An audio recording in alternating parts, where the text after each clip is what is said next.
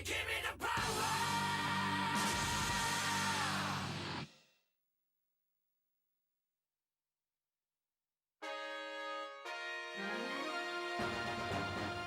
ロたる資格なき犯罪者が監獄へ戻るといい。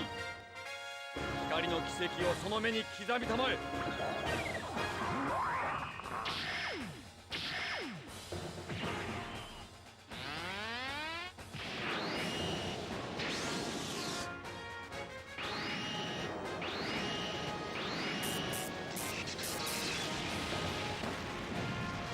くそー、カラス野郎め、やってくれるぜ。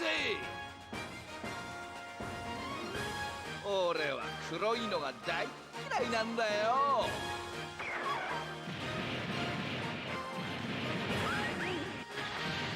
そんな攻撃で私を止められると思わないことだ。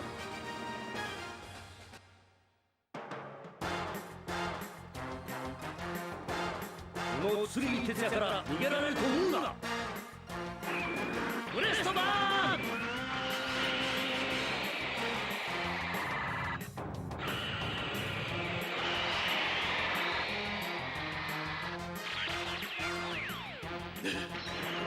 何としてもマジンガーの息止めを止めねば。マジンガー、ここが貴様の仲間となるのだ。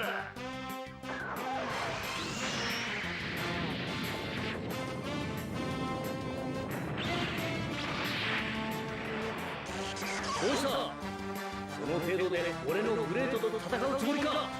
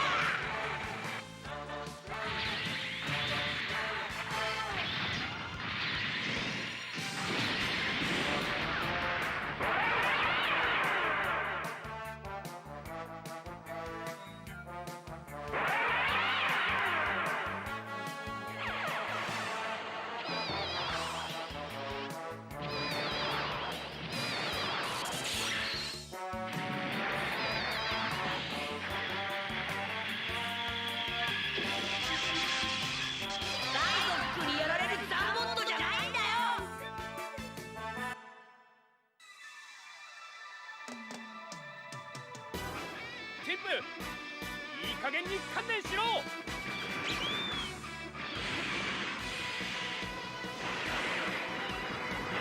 クセル全開だ。この野郎、どうだ。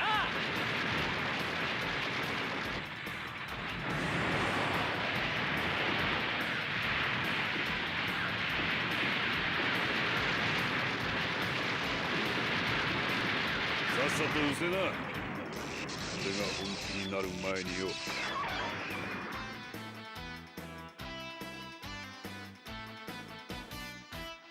3日の掟を破ってまで俺を追いかけるか、見上げた根性だぜ。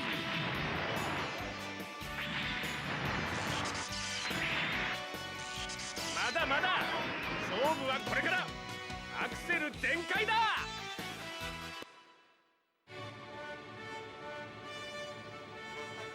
ティターンズには借りもある。遠慮はしない。当ててみせる。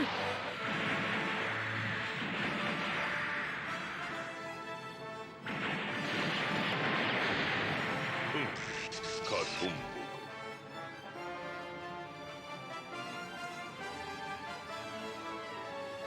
四方一斉発射。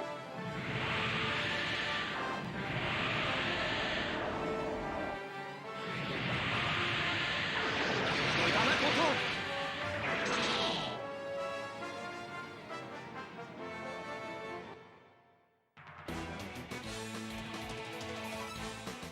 殺したくはないけど弾は少ない。慎重に使う。オーバーフリーズバレット。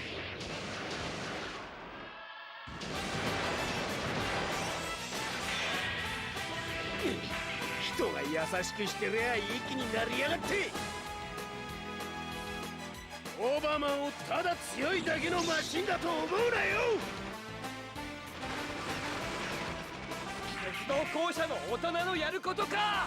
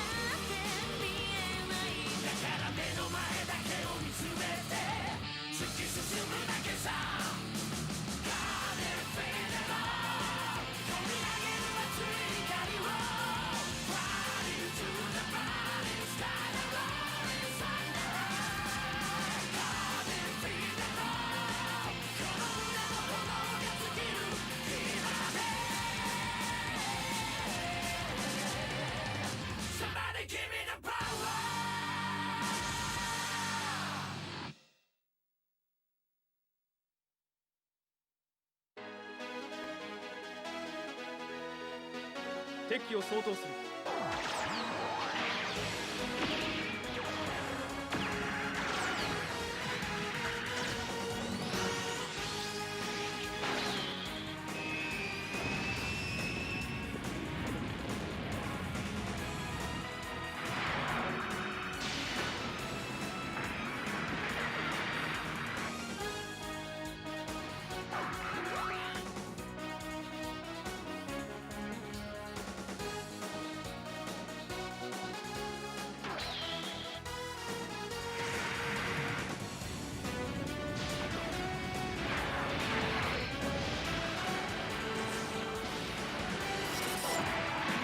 こちらの動きについてきてる。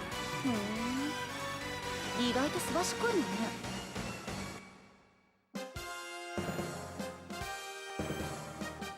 これ以上はさせんぞ。くらえ波重力ストーム。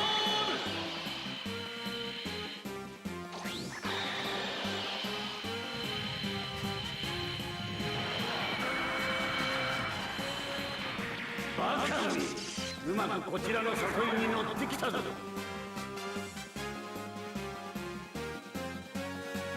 攻めろ、攻めまくるのだ。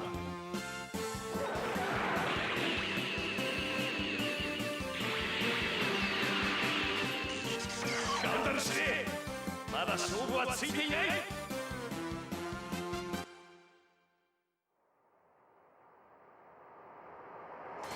俺のガンダムが強いか、そのガンダムが強いか、勝負だぜ。こうなったらやるっきゃない。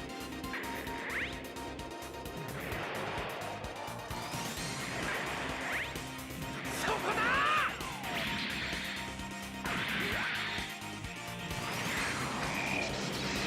さすがだな GX。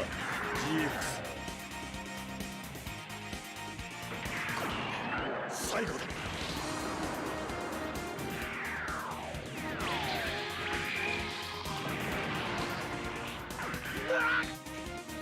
そ、どこだ敵は。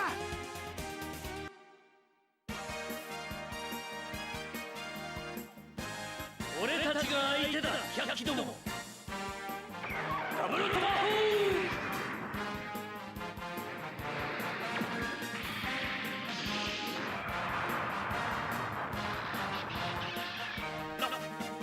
なんだこれは。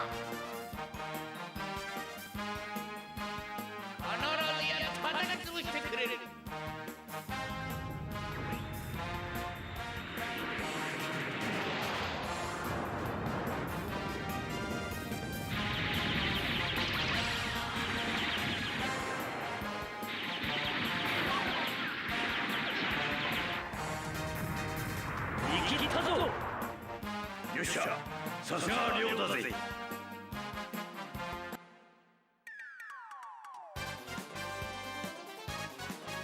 らいやがれ。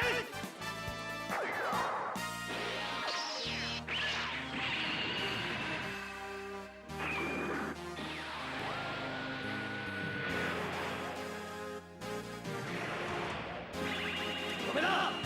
無双剣。空だけ割り。とりゃ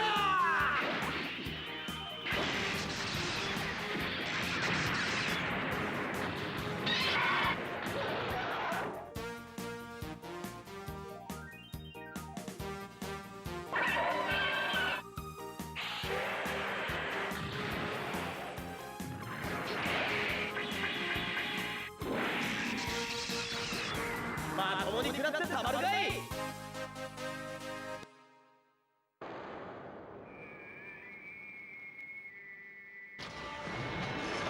ホワイトドールなら止められる。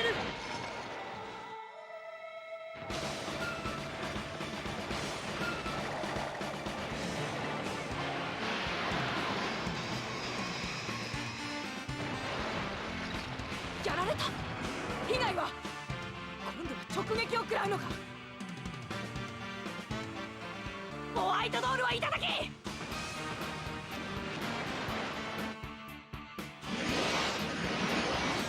う僕の前には現れないでください。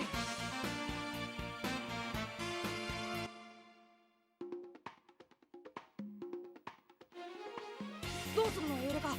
相手は軍だ。邪魔をするのなら戦うしかない。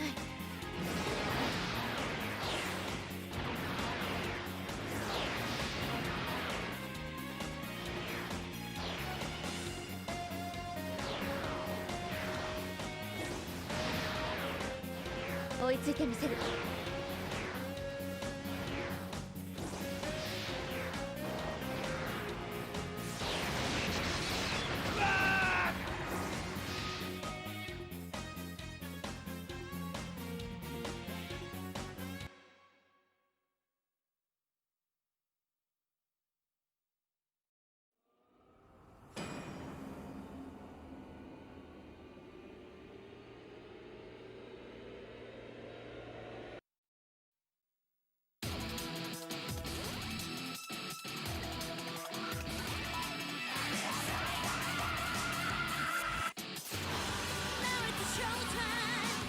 Alrighty.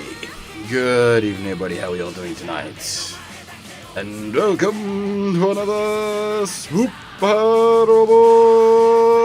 Sunday.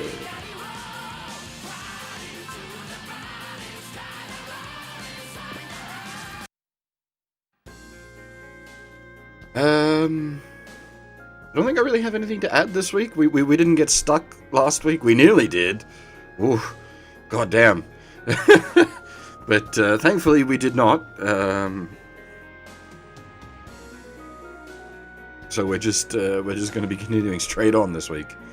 We are going into the next route split. This one's not a choice for us because it's based on your player character, so it's a Rand Setsuko split. And we obviously are on the Rand route. Unfortunately, a bunch of our boys go the other way here. Not all of them, but some of them. So we lose access to the Gravion, God Sigmar, the Zambot crew, the Majinga crew, and the Turn A crew, which that hurts. But we have access to the E7 crew, the Baldios crew, the Aquarion,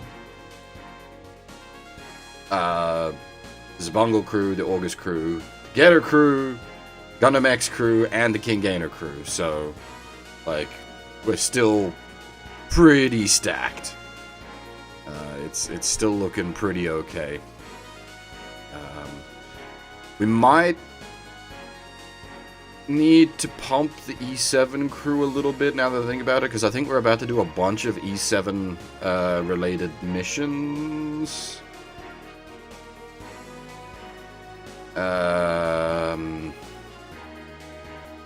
Yeah. think we're about to run headfirst into the E7 plot.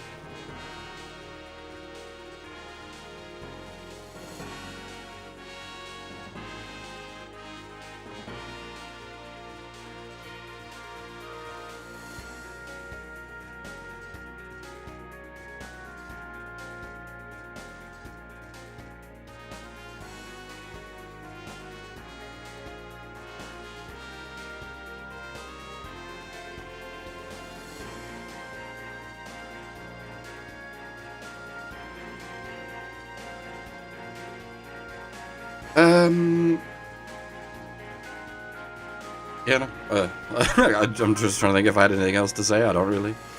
Have we fixed up all of our stacks after the split?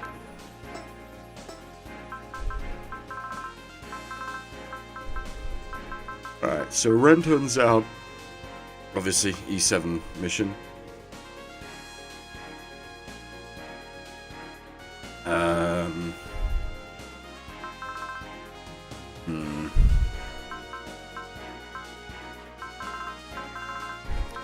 I'm tempted to make that, just for sort of story reasons, make that the proper Holland stack, Holland and the Gecko State boys.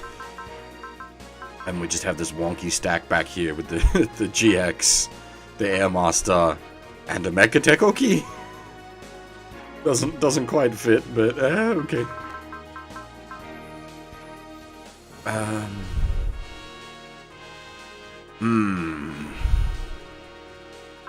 Not sure if I want Getter playing solo ops or Aquarion.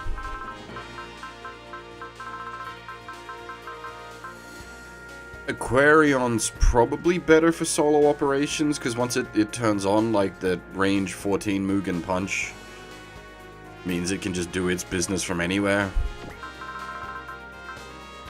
Whereas probably more useful to have Getter hanging out in a stack.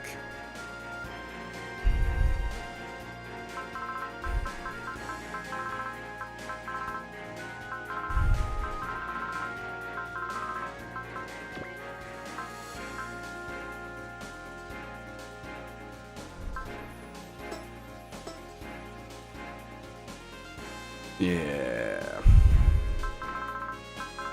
Looks decent. As I said, a bit lacking in power compared to what we're used to, but that's such is the route splits.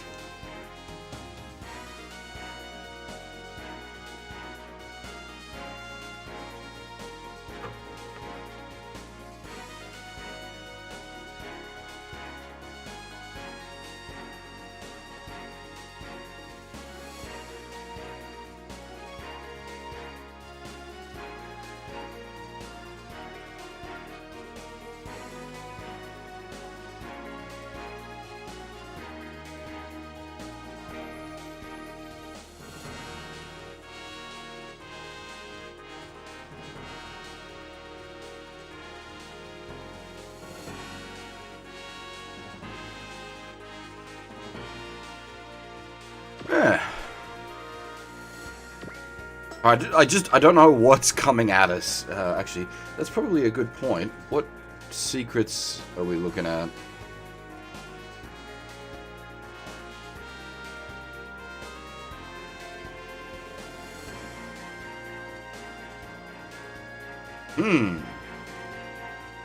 Whom to this refer?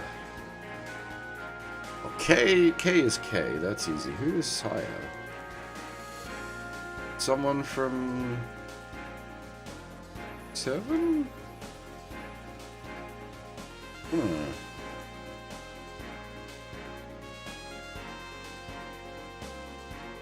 Shia? Okay, that's why, because it's translated really. As in August?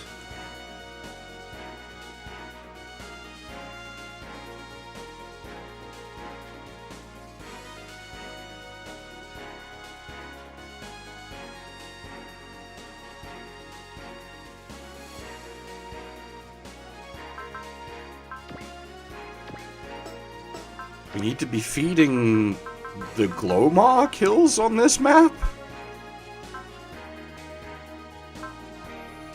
I mean, I'm fine with that. I already used the Glomar offensively.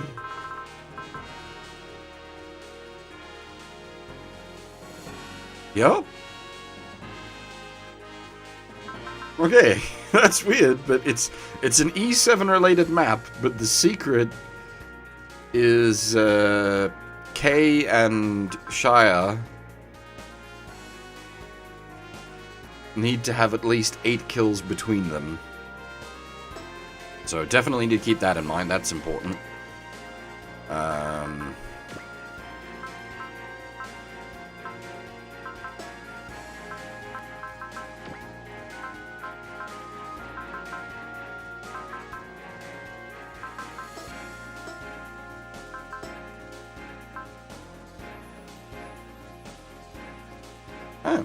I mean, that shouldn't be too hard to arrange. Kay's real good, so long as he doesn't die.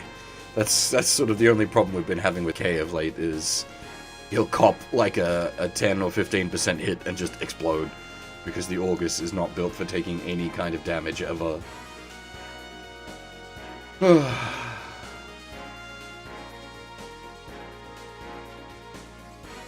Alright, where is story notes? E7 plot time. Seriously, E7 plot time. I think we haven't met an enemy yet, as far as, like, we're concerned. I believe she showed up on the Setsuko route, but we haven't bumped into her yet on the Rand route. So this this will be our first encounter with this mad woman.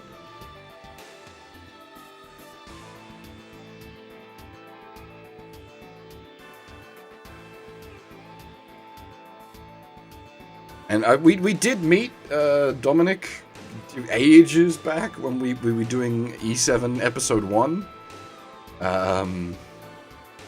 But he was acting as an information officer? I can't remember specifically what his role was back then, but he's slightly more important now. He's essentially an enemy's handler.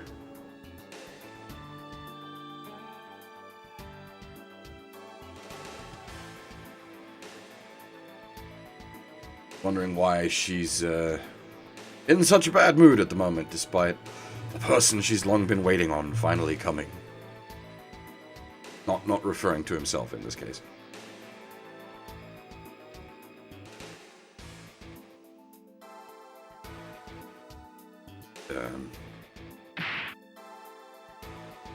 As I said, she's a bit of a mad biddy, this one.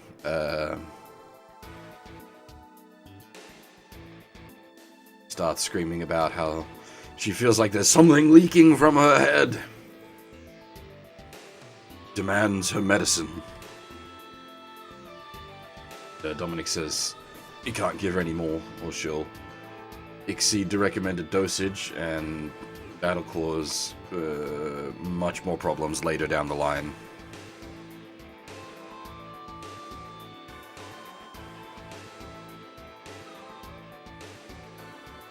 Is her IQ leaking out of her head?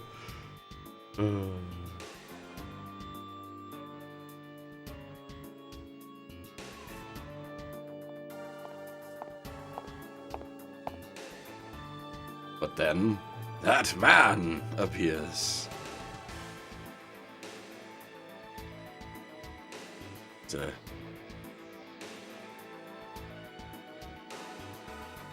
Happy to see an enemy. Been 3 years since they last met. Yes, the psycho pink-haired girl. Very, if you've seen E7, you are familiar with this girl. She's, just mildly important.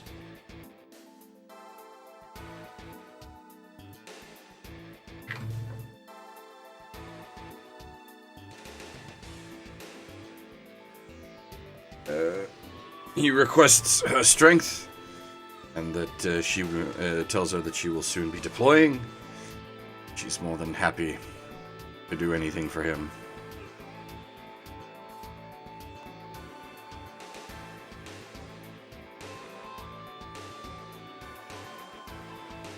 Also asks if she can bring her sheep. Well, sheep? I don't actually know what it is. The pet Gulliver.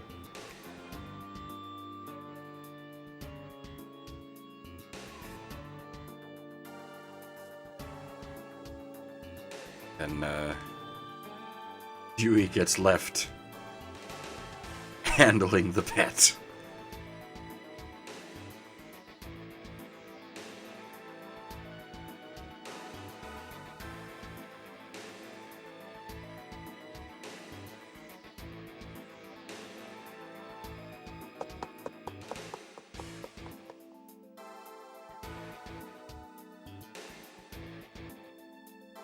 And we got here. Yuri sort of asks about what's going on with the Gecko State, and Dominic gives him a rundown of prior events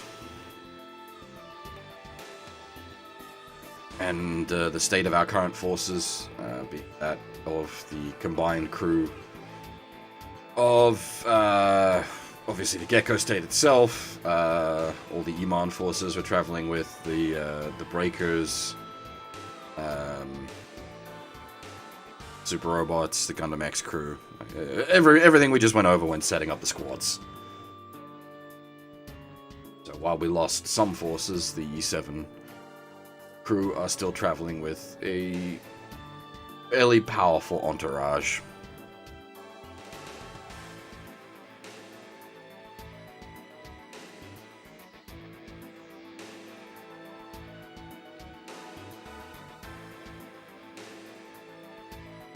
Oddly, Dewey is somewhat thankful for the existence of the Gecko State and their allies, but because of their actions, he was released and set to task.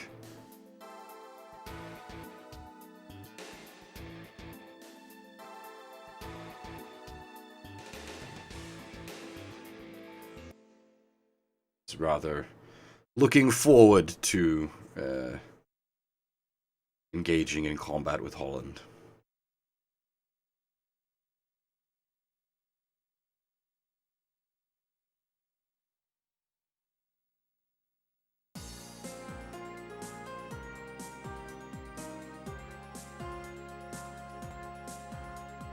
And now we have Renton, sort of similar things, just going over the force split, and then wondering about why Holland hates the military so much.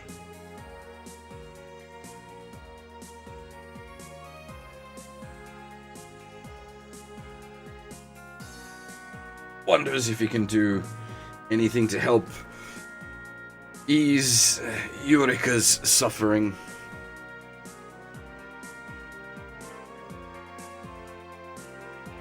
Well, suffering in a haunted by the ghosts of her past sense, rather than a direct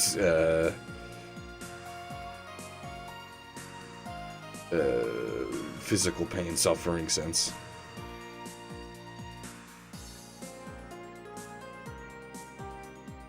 Where are we?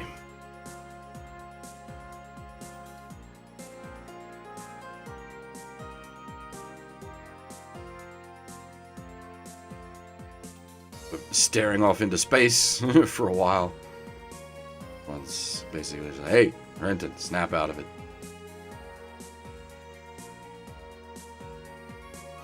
And then Gidget accuses him of fantasizing about Eureka, which causes him to flip. But technically was true, just not in the way that she was implying.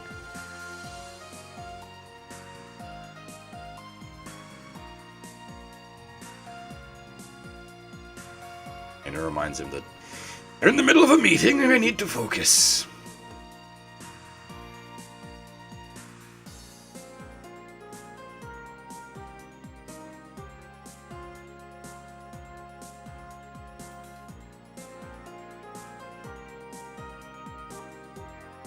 Well, that's kind of the idea of this format, Kuro.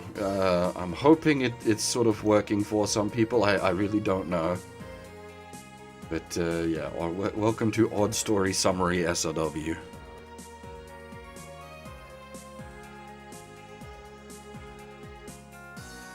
The meeting's about essentially raising funds. Having left the Zaft, AUG, etc. forces, we are no longer being supplied with we're no longer being resupplied from the military supply lines.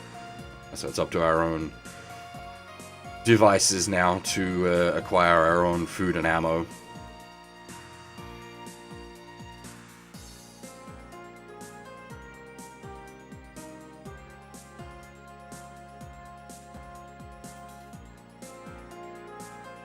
There's some talk of maybe asking Lowen for help, but there's a lot of pushback against that because they don't want to be in debt to the Earth Federation either.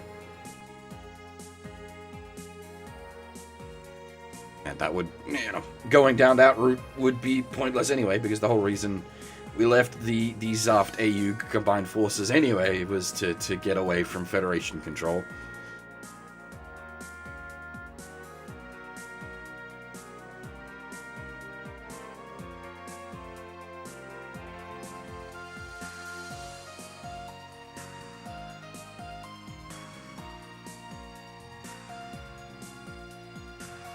Kay brings up sort of the idea that money travels all over the world. It's all money. We'll be able to make some somehow.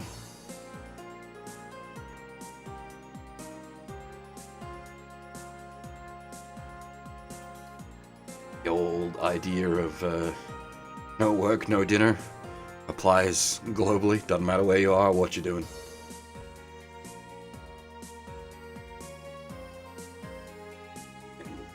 Ryoma points out, though, we technically do have a sort of higher calling to be aware of. We are actually here to stop the aliens invading and hold off the fallen angels and demons as well.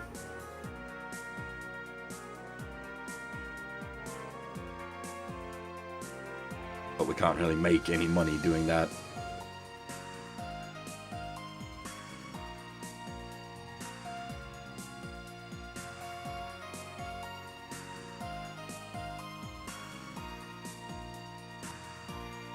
Sort of pointing out that while the Aquarion's with us, the fallen angels will pretty much come to us, and while Marin is with us, the aliens will also likely come to us as a result.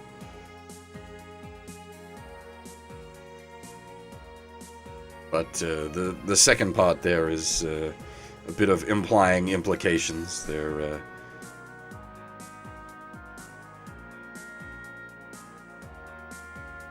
implying that maybe he's a spy for the aliens.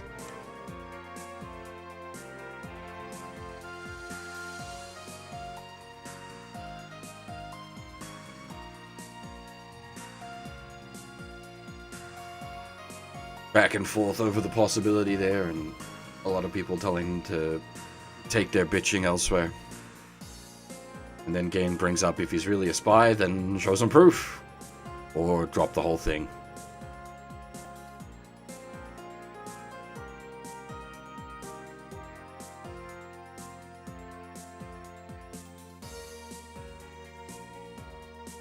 Benkei finds the whole suspicion of Marin to be a bit silly.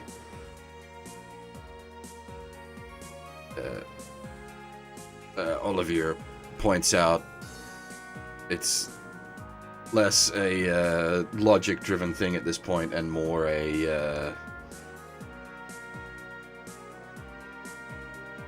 point of pride. He's like been stuck to this idea for so long now, he just doesn't want to give it up. How very human.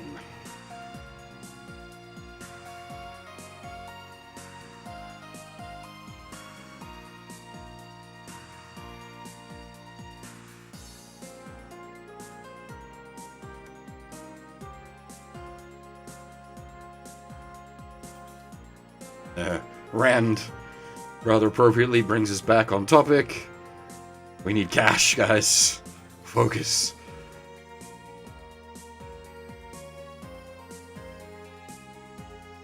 And Giron, ever practical, coming from the Zabongo world, brings up, we've got all these big-ass battleships. Why not do some delivery runs?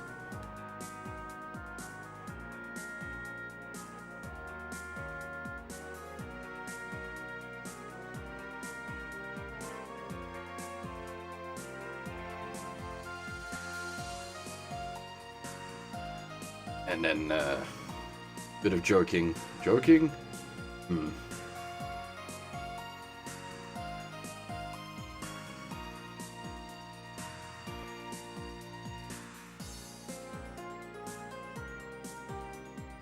That Elshi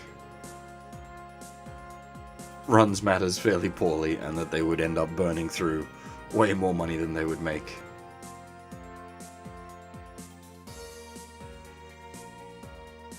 And then Rand proposes that everyone joins the beater services, and we start a giant repairman company. Mel as the CEO.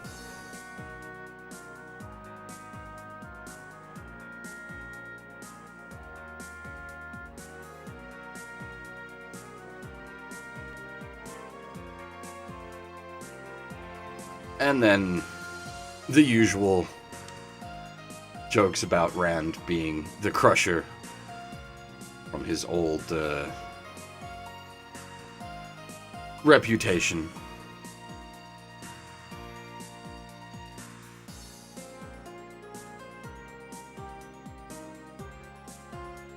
Sure, as always, Rand not particularly happy about being reminded of his destructive past.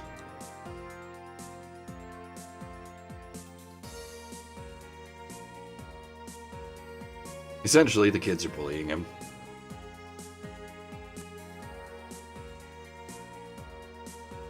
That was sort of the implication, like, that Elshi cannot run a delivery service at all.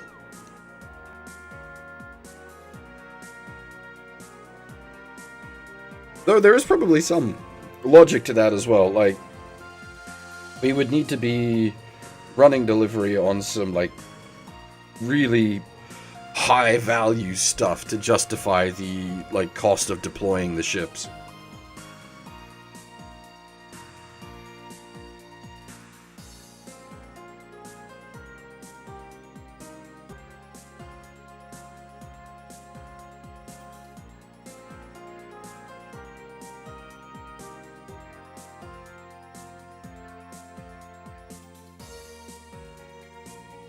Bit of lamenting over the fact that the other crew is not likely to be having such issues since they have the Zaft funding behind them.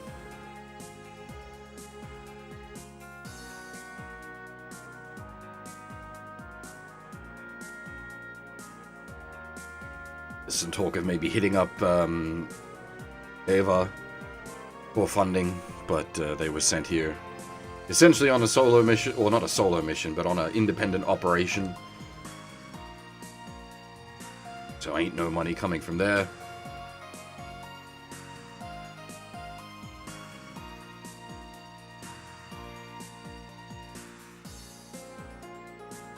And Tekoki breaks out a very demon solution to the problem. Just take what we need.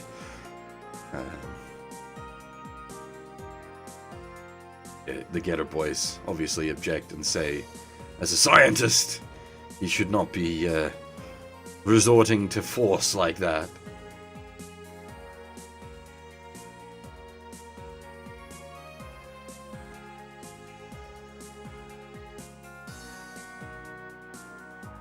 He actually agrees with. He's trying to become better than his demon background.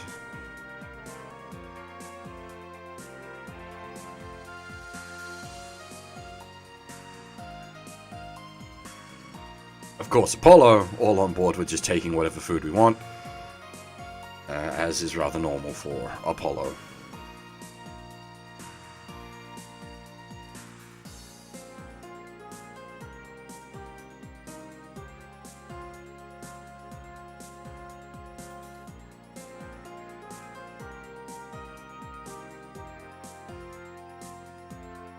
And Pierre suggests using their element powers to put on a circus show.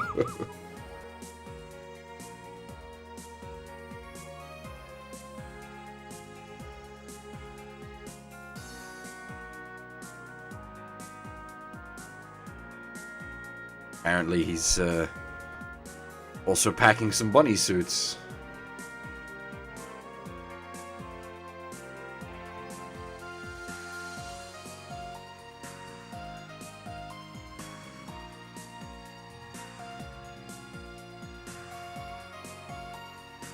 Of course, most of the blokes are pretty on board with the idea of getting all the girls into bunny suits.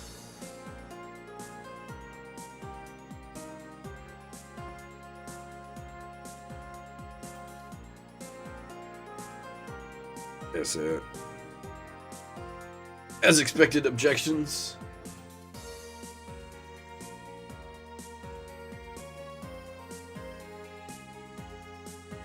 They bring up, maybe there is something to this circus idea with the amount of ridiculousness we've got going on with our crew. Tifa could become a fortune teller with her new type powers. Garrod is not down with that plan. And then Rand rolls back around to the idea of everybody being Repairman.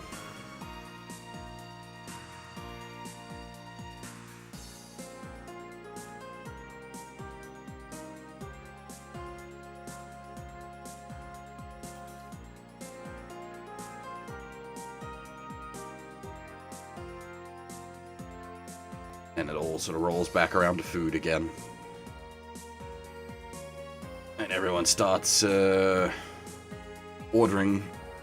placing orders from Renton, who is running the cafe. Cafe? What's the cafeteria? I think that's the right word. On board the Gecko, the Gecko Go at the moment.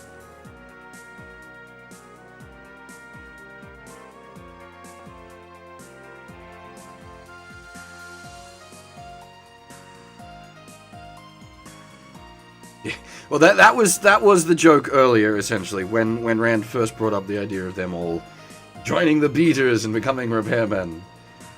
The kids were all like, yeah, it'll be more like a destruction company than a construction company.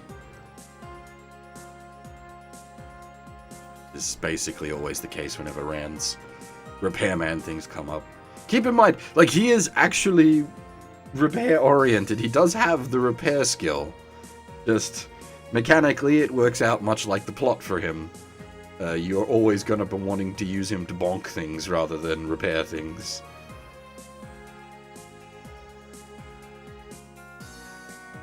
A well-done integration of mechanics and plot.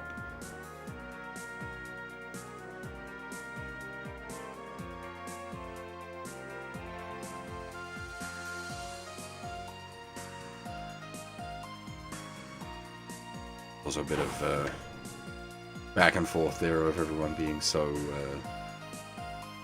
liberal with their orders after having spent so long talking about, how we're short on food supplies. Could maybe take rationing a bit more seriously.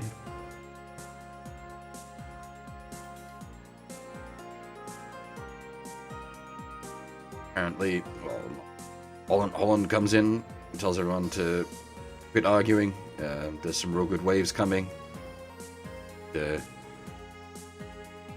Get out there for some tubular lifting.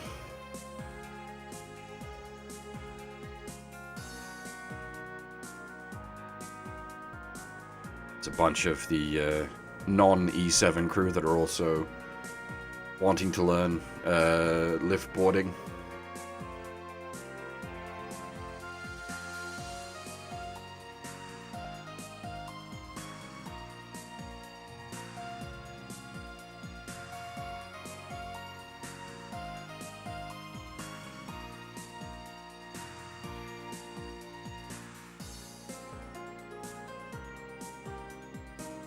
some talk of, well, Holland talking to Rand like, go grab some lifting gear. Nothing beats having a beer on top of a trapper wave.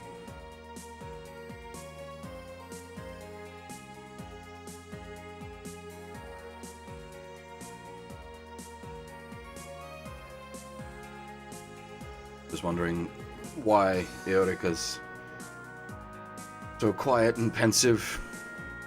She's got a bit of a headache. But then Tifa says she knows she'll still that Yuriko will still go because the gate is waiting for her.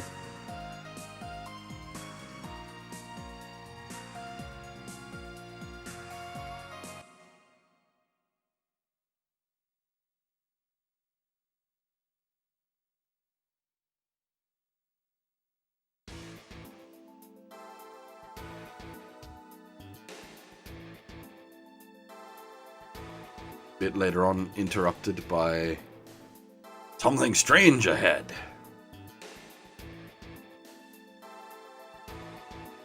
What looks like a white egg amidst a whole bunch of cloud.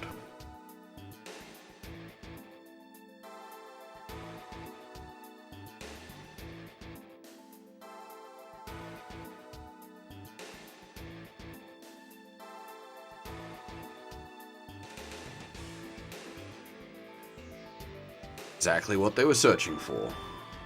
Sort of surprised that they found it. Need a... how do you... I can't even remember how to pronounce that. Corallian? Yeah, Corallian. I'm pretty sure that's the correct pronunciation.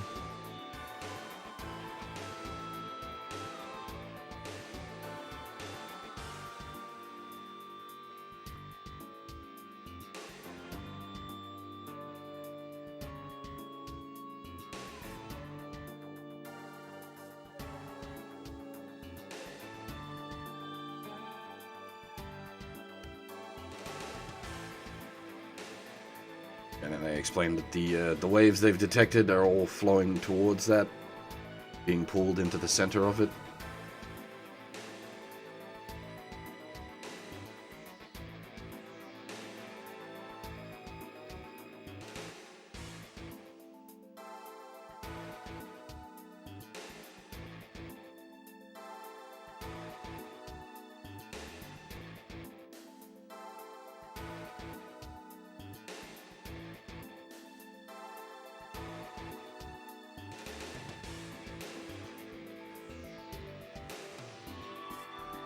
They're sort of talking about whether they're going to go ahead with their plan.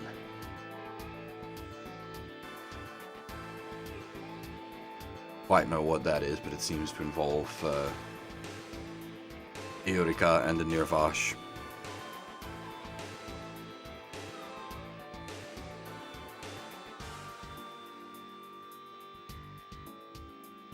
Rather, somewhat surprisingly, Alho points out that Eorika doesn't seem to be doing well. Doctor points out that at least physically she's fine, but there may be something wrong with her psychologically.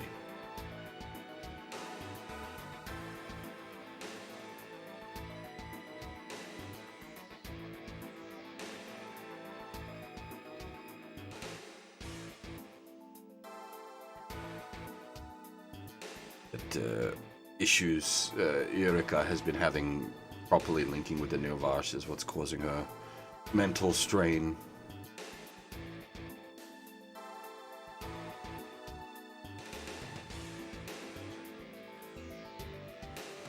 We're gonna send Renton along with her.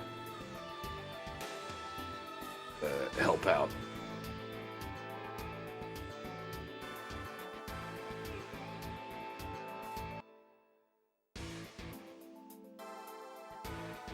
And over on board the Frieden,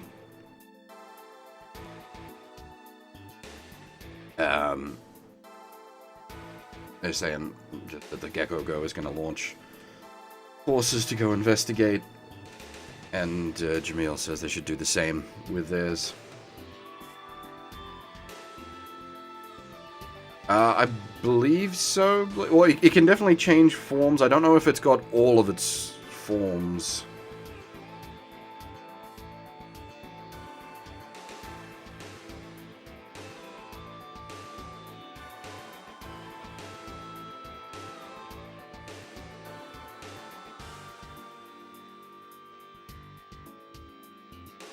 And somewhat they ask Tifa if she's sensed anything about the huge cloud. And rather, Tifa says the butterfly will spread its wings. Jamil remembers that previously she had said the butterfly would fly towards the future. Clouds have something to do with that, but she's not exactly sure what it all means.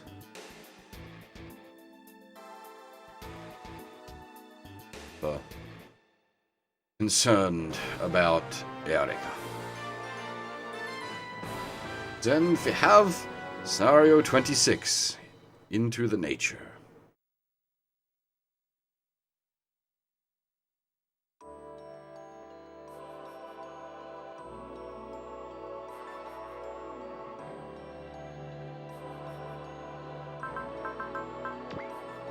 Alright, so we've got 8 slots. Need to leave some stuff behind.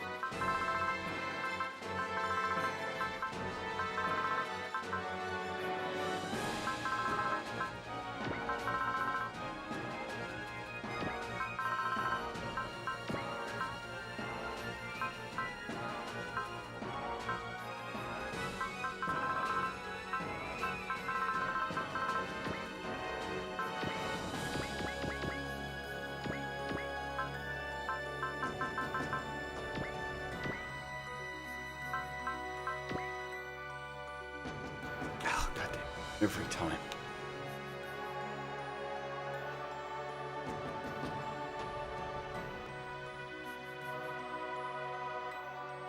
Once again, Z1 just having some really cool maps.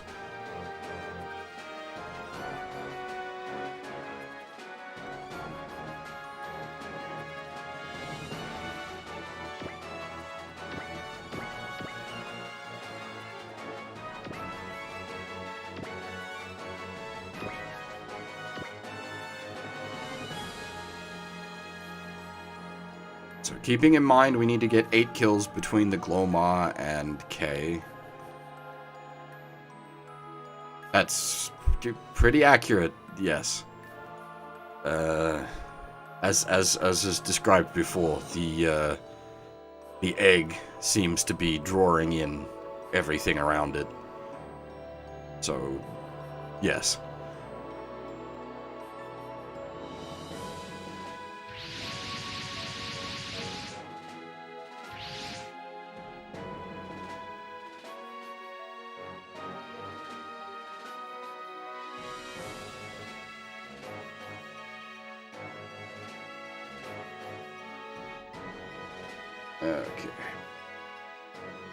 Okay.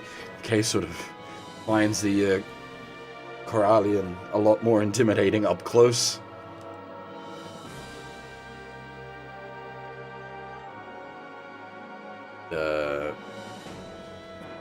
Stoner and Mel are both working on taking as many photos of it as possible.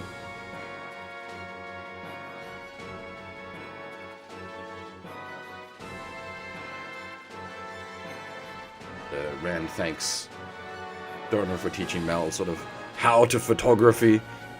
Those that haven't been following along quite closely, Mel's had a camera since literally the start of the game. It was like the first plot point of the game was Mel buying a camera from some breakers at the market, and it has come up a bunch of times since then. And Stoner is the designated photographer for the Gecko Go. Those of you that haven't seen E7, Gecko State puts out a magazine. It covers a lot of their sort of like liftboarding activities as well as like fashion shenanigans and whatnot. So he's quite a good photographer, to say the least.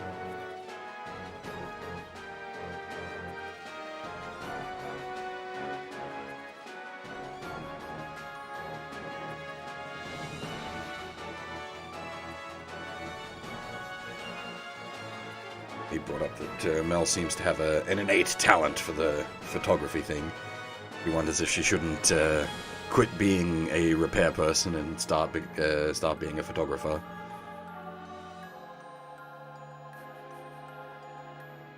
Essentially, yeah, they put out a sports magazine, but one focus like it's a skateboard magazine, except for surfing in the sky, which. I don't know, sounds much more exciting and appealing to me, personally. Liftboarding is pretty baller. One day, I'll stream the, and legitimately I do actually plan to do this, we'll stream the 2 Eureka 7 PS2 games. Oh shoot, what are they called? New Wave and... oh, something else. They're not very good games, but they do have some cool stuff in them.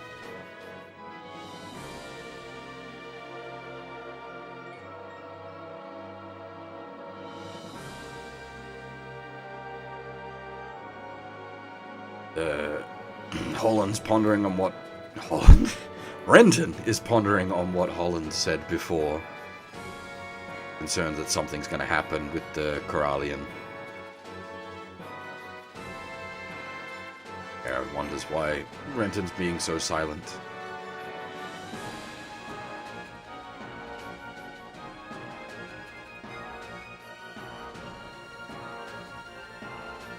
Yeah, it's liftboarding as a sport, just like BMX and etc. But it's, I'd say it's more like skydiving, that sort of thing, rather than like, it's a bit more intense.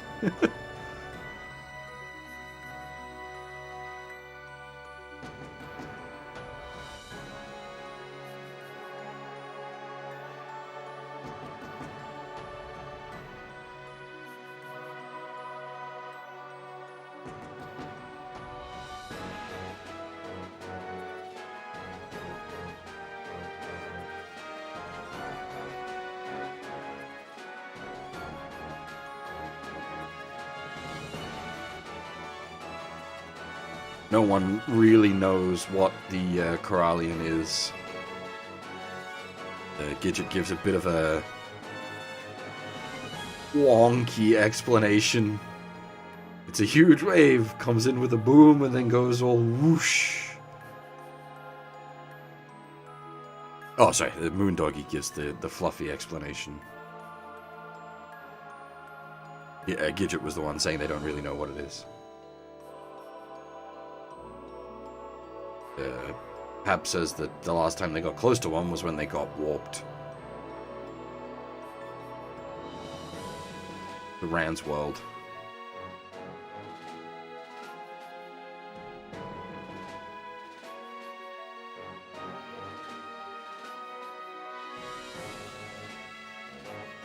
Stoner refers to it as the seat of God. Next step in the evolution of human consciousness. Sort of confuses them more.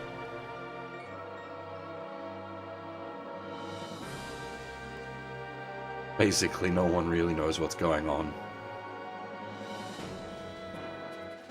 Well, not quite no one knows.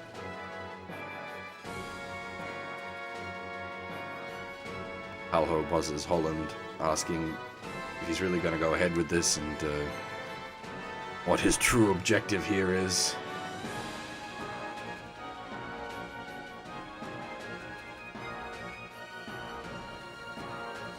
Holland is not particularly happy with it. In fact, he would like to be anywhere else but here. Even after the world ended, the world break scenario, that thing is still around.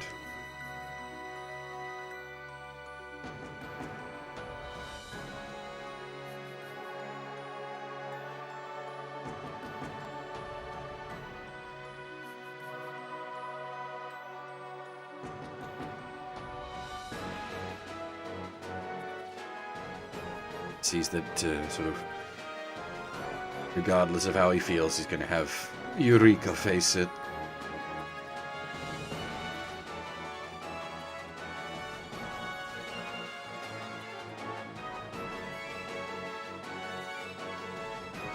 Eureka and Renton start their approach.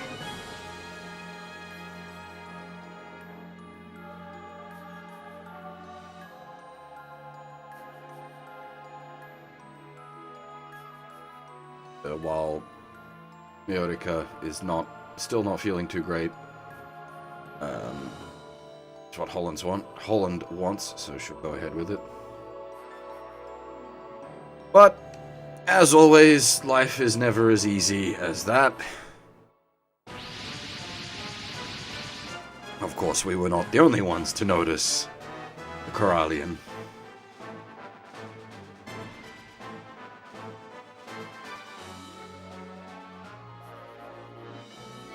Eureka gets orders to head on in, and everyone else will hold off the enemy while she charges forward.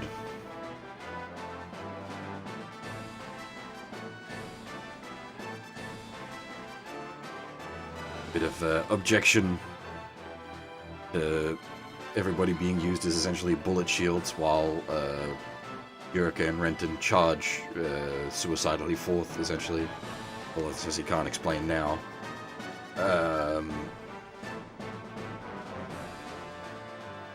But still asks for everyone's help. And in like a actual proper like head bowed, please help me sort of way, which puts everyone like, wow, wait, what?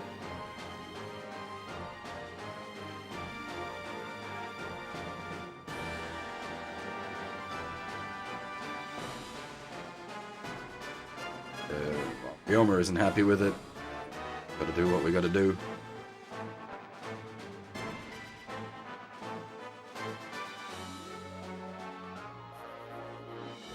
Apollo rather intelligently for Apollo points out that with the feds being here, they aren't just gonna let us walk away anyway, so we're gonna have to deal with them regardless.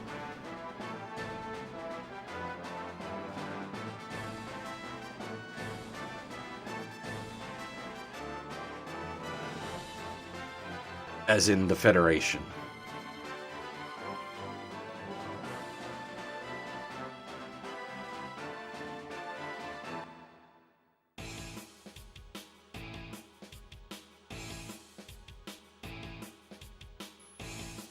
I've actually got a bit of text for this. Here we go, everybody. Time to ride the wave. What the Nirvash, everyone? We can do this. Renton. Destination is over there.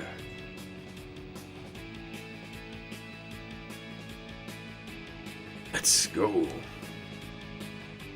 Hey, kid. What is it? Keep your eyes open. The subspace sensors detected that the dimensional walls around this area are unstable. Dimensional walls? Should hurry is what I'm getting at. We don't know what'll happen if we take this slow. Right. Dimensional walls are distorted? I think that's got something to do with the Corallian?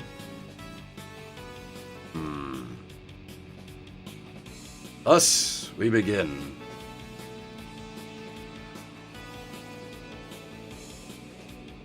And I'm just, actually, I know what the secrets are. I've just realized I don't know what the SR is. Give me a moment. Where's my SR listing? Here we go. Oh, yuck. Really? Okay. Destroy all other enemies, and then destroy Giendo within 6 turns. Oh, one of these. Long turn count, destroy everything, and then the boss last. Hold on to your butts, ladies and gentlemen. We're in for a bumpy ride.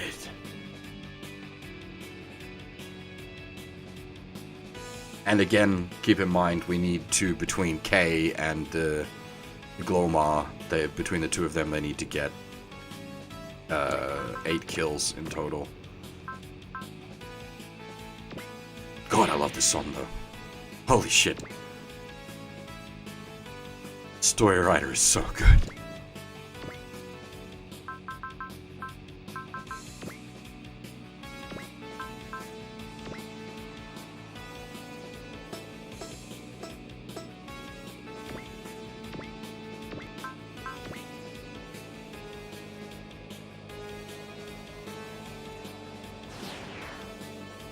This background is great.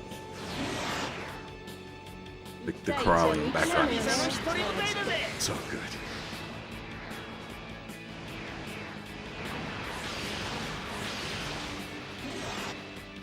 Damn, double crits. Nice. Jesus, that was a bit of a plot dump, though. We did basically an hour of plot.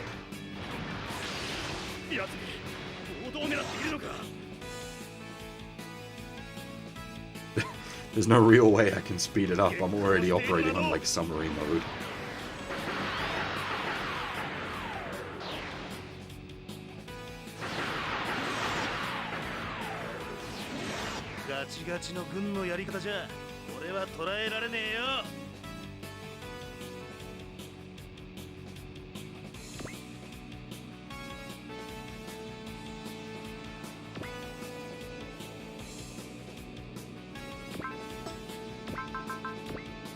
Well, depends on what you're interested in, Phil.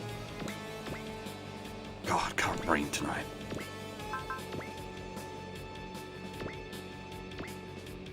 If you're interested in the plot, then possibly you did oversleep. If you're interested in just seeing the combat, then you're right on time.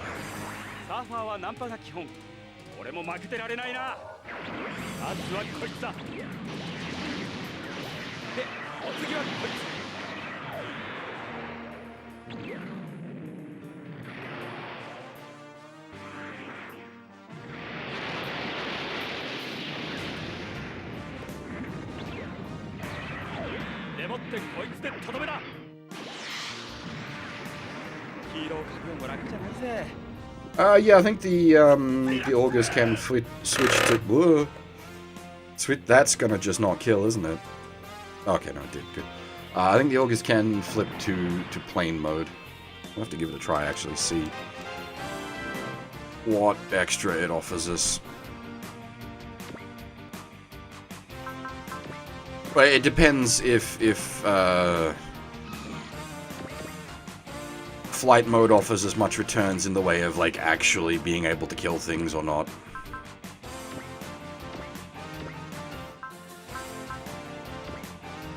As I have said many times, this is a great song. It's just not really, like, SOW combat song.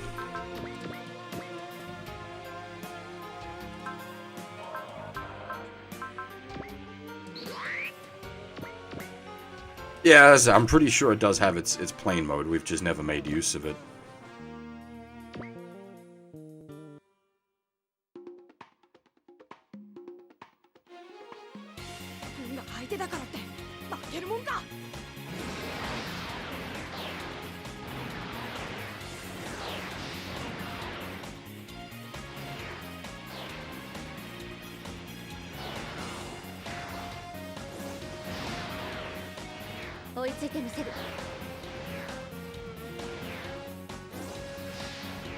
This, by the way, is why we give the +5 will medal to the Nirvash, so that it can use cutback drop turn on the first action.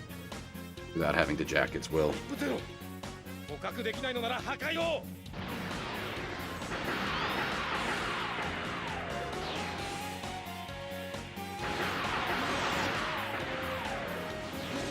よく頑張ったね、イルバーシュ。俺は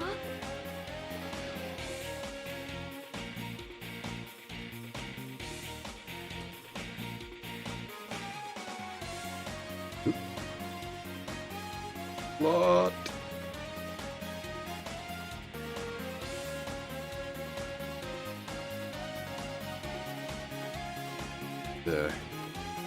More enemy reinforcements on the way. So the other Aquarion forms didn't have much in the way of attacks until the last map. On the previous map, we got the other forms' big attacks.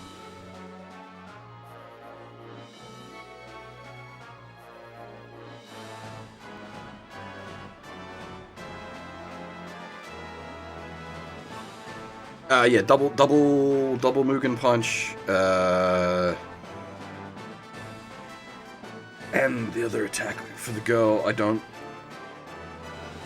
No, sorry, it gets double Mugen Punch for Apollo, the sword attack for Blondie, and I don't remember what the girl gets.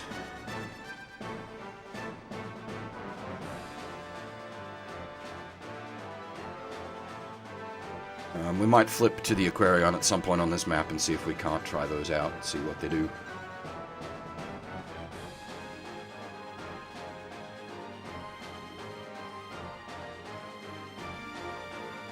Right, so enemy reinforcements here. The Agha squad led by the Jurgens,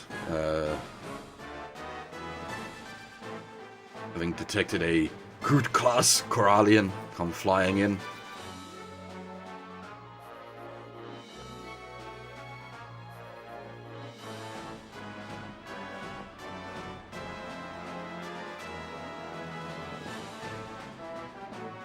Dominic wants them to immediately engage. Dominic orders them to immediately engage, and Jurgens protests. I am the captain of this vessel, I will give the orders. Just the standard back and forth between these two.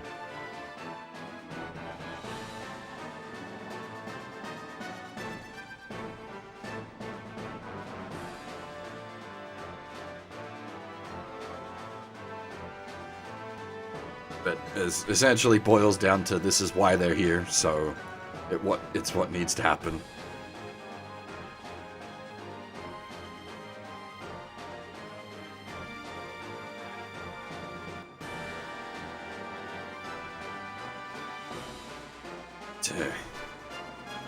Kengo's a little taken back by the combination of the UNE and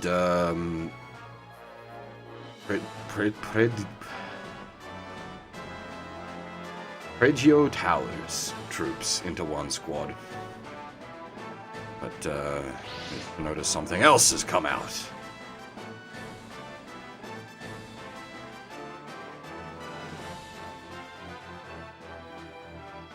Dominic starts to give her orders, just like, shut up, I don't want anything to do.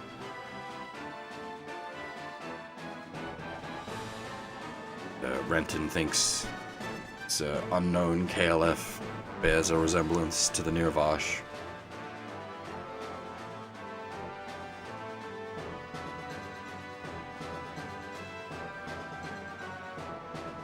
Dominic was worried that he over-medicated an enemy. Basically just all the plot tying together that we went over previously. Mel has scanned.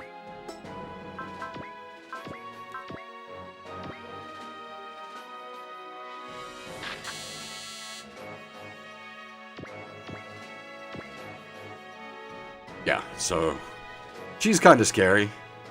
Lots of dodge. Lots and lots of dodge. Gonna need to be giving her a good bonking.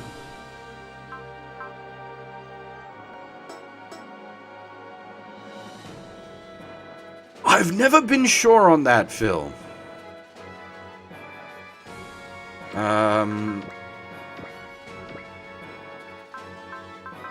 I've never gotten around to looking into exactly how that works, mechanically.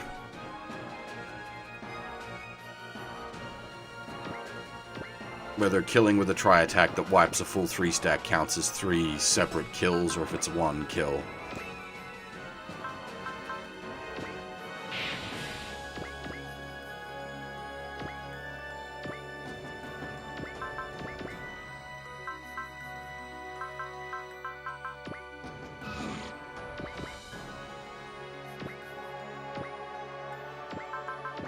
Yeah, if you're not familiar with the end, it's a pretty great design. You'll get to see more of it as the map goes on.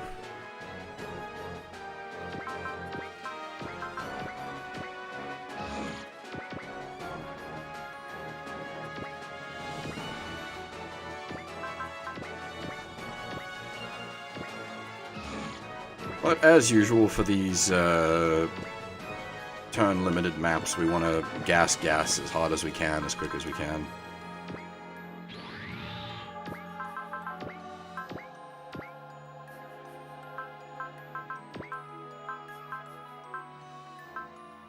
Oh, none of you have will boot. No, okay. Oh, god damn it. You carry both the speed up and the will boost. That's harsh.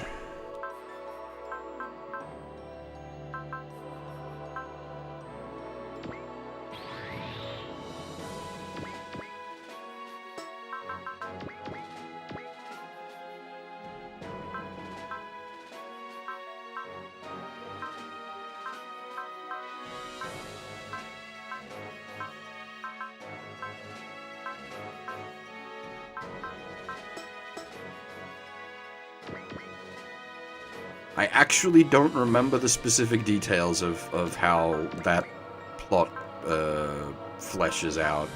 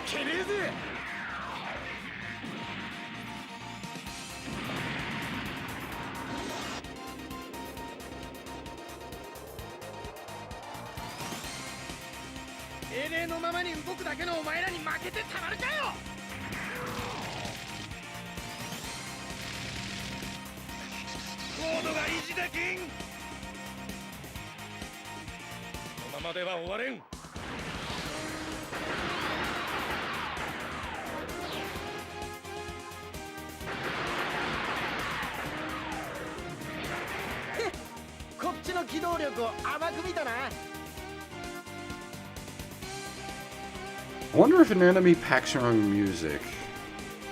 Probably not. Yeah, that's what I was saying earlier, Phil. Like, we've got good forces, but we did also take quite the hit. A lot of our big boys are on the other route, so the Gravion, the God Sigma, the entire Majinga crew all went the other way.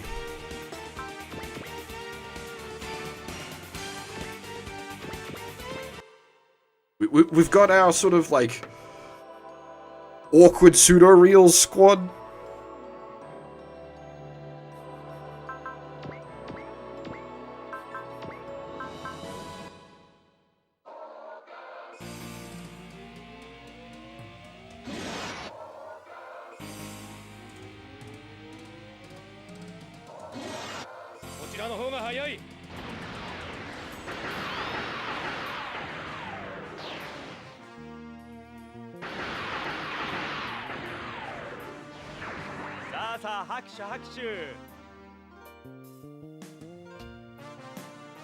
So we're on, I think, 1 kill for K so far. This will be, should be his 2nd kill. Roger completely ran off. He's not with either crew.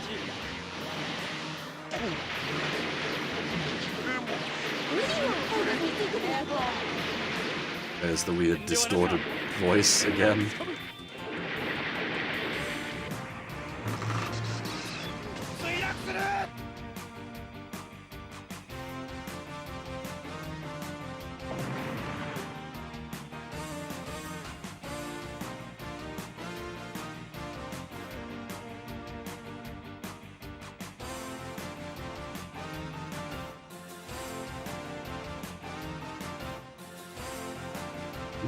Roger is he's, as I said, off doing his own business.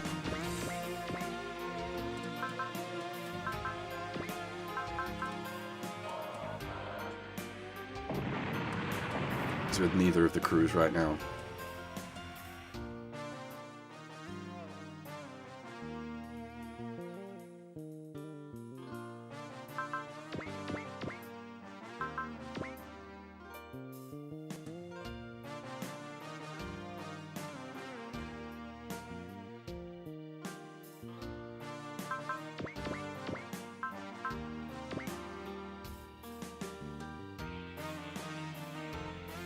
Literally, yes, he's finding the truth that lies between, but that's not a metaphor in this case. He went sort of down the middle road. He went with neither crew. He took his own path.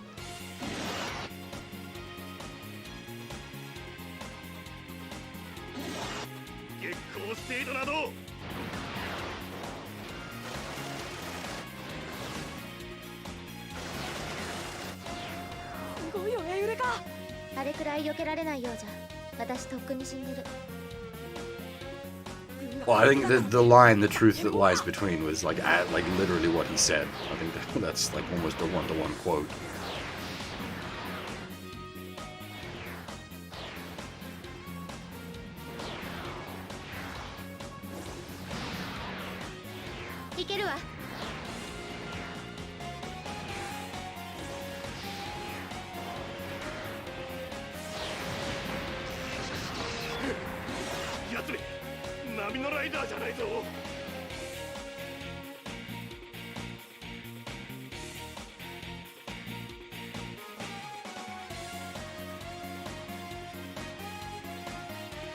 Yeah, that came up a few times as well, Phil. There's a lot of talk of, like, surprising to see so many Mega Juices and Mega Juice pilots out and about in the actual world and outside of Paradigm City.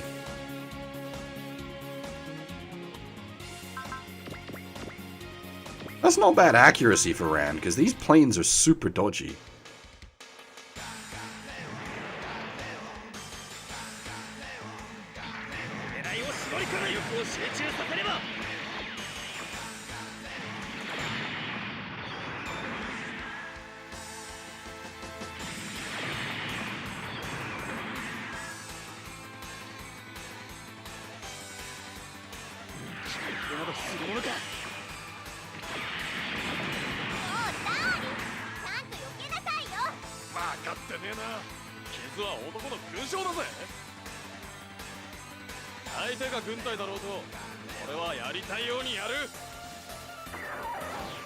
It feels like Getter and Majin are only getting content in mobile games these days.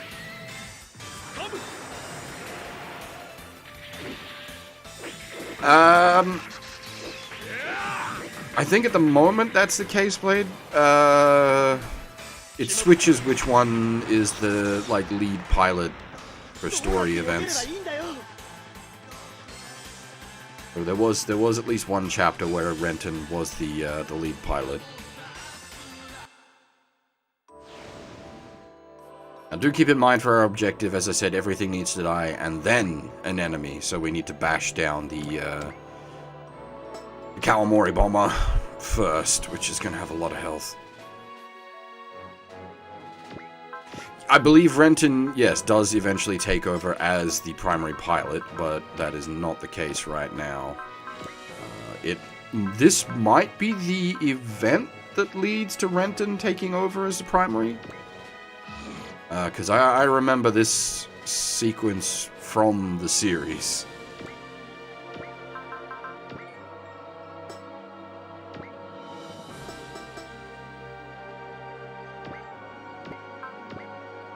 Yeah, see, this is going to be the problem with an enemy, is, as I said, she is a very, very dodgy girl.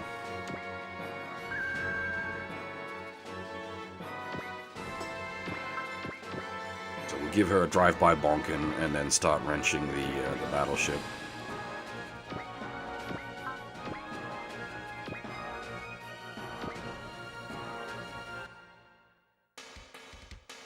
Thankfully, much like the rest of the KLFs, LFOs, they're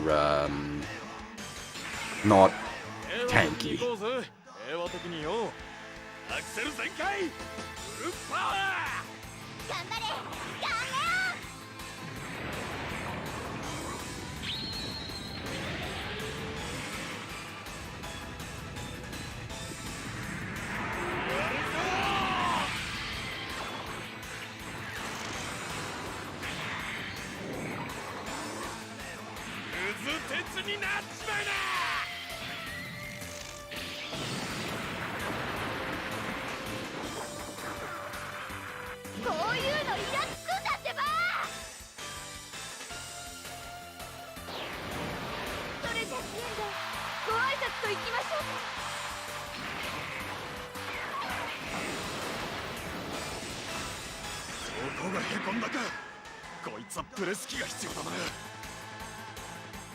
Give me a minute, I might actually have that dialogue.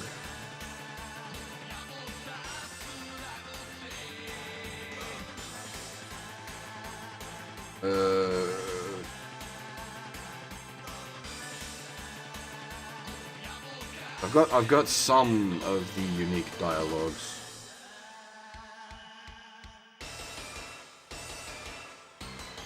Alright, so the conversation between Rand and an enemy. An enemy said, what a joke, you're going up against the End with that clumsy machine? Rand's, the girl doesn't see it. Gunleon here is bulky, not clumsy.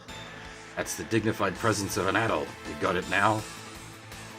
Like, can't even see his face and I already know that guy's too much.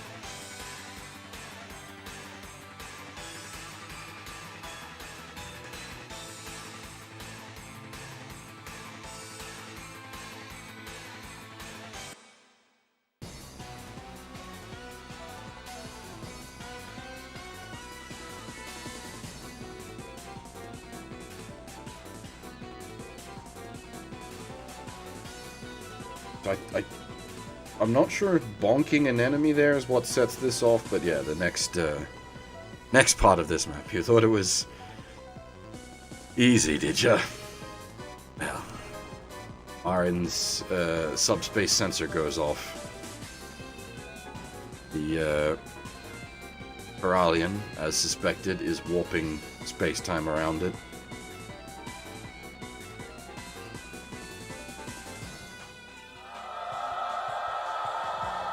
But this time, it's not a regular warp, it is our old friend, the Fallen Angels.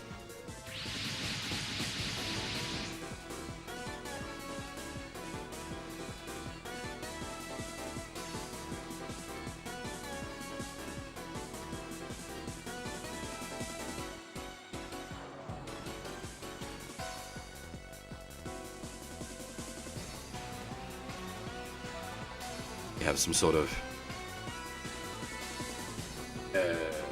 plot from our old enigmatic friend Toma here, who observes that the gate, the Corallian, opened a rift into their everlasting prison, what allowed the cherubims to get through.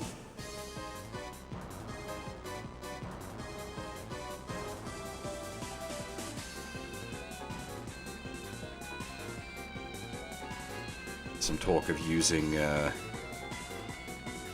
using it themselves to escape the prison. But Thomas says that the gate exists for them to travel through it, and thus they, the rightful owners, must be the first to use it. When that happens, we shall see if the world can even still support life. And an enemy being the psycho bitch that she is pissed off about even more shit appearing on the battlefield. And as usual, it turns into a three-way conflict.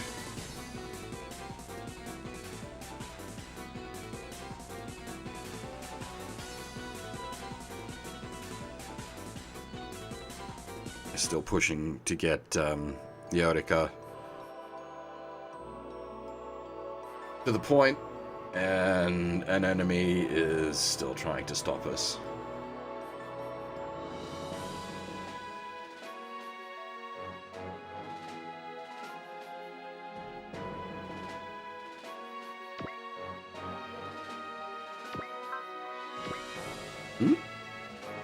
No, the angels and the feds fight. Yeah, no, it's a three-way fight. The fallen angels don't give a fuck about nobody. They're gonna wreck everything.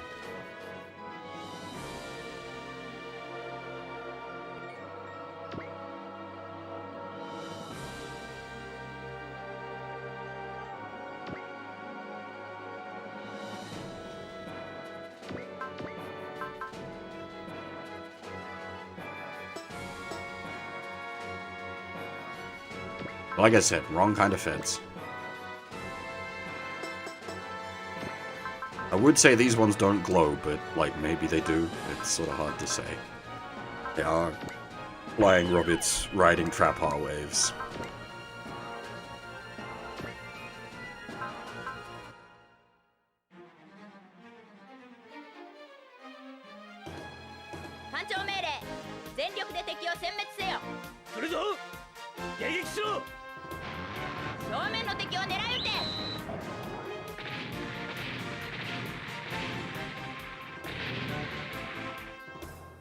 Rest in pepperonis.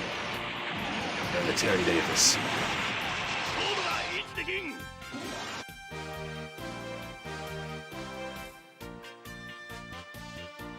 このままでは終われん。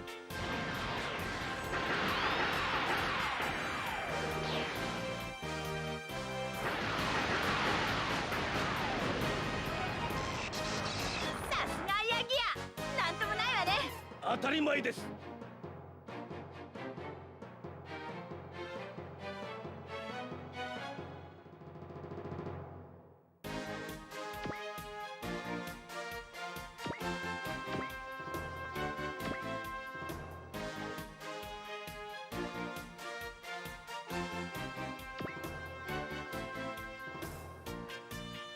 We do something like an all shot with the Glomar. That should pick up the first, and then we have K clean up the other two with his all for a bunch of extra kills.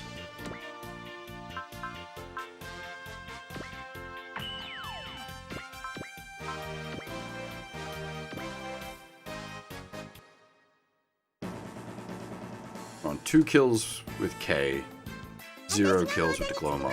よろしくお願いね、モーム。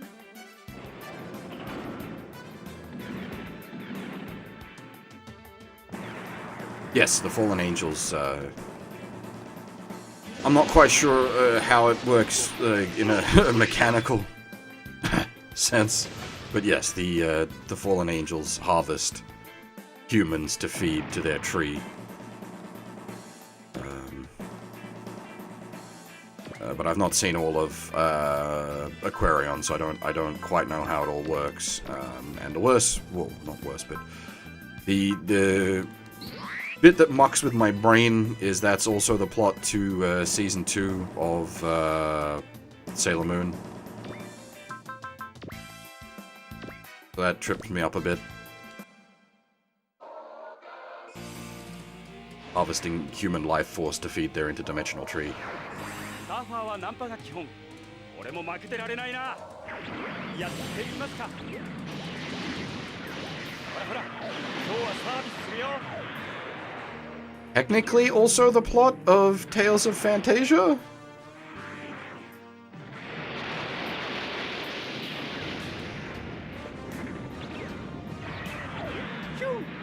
今日の俺絶好調。へへ、まあこんなもんさ。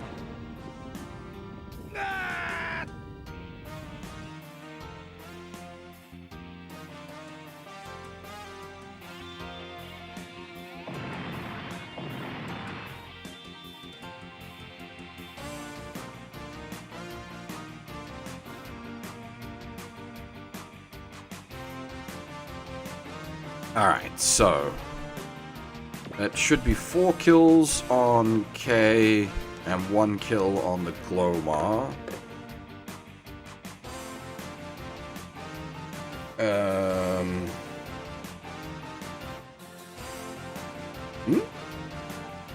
Yep, 43, what? It's only... Yeah, I was gonna say, only 37. That was... You're a little late on that. Anyway.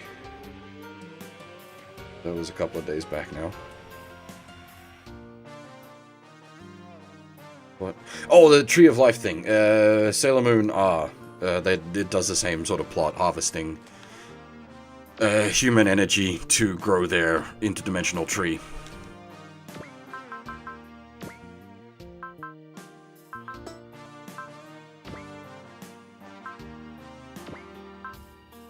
But yeah, so we can use the 3 different Aquarions. And of course, 3 different Getters.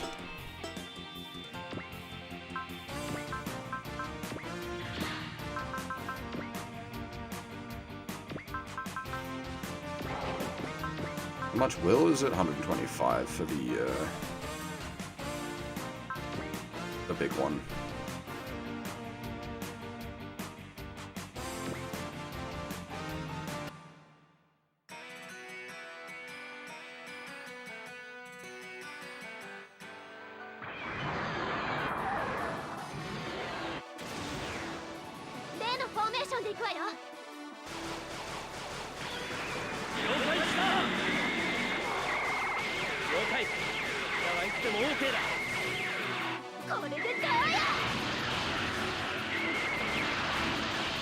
You could at least contribute beams to our beam span there, Baldios. You have beams.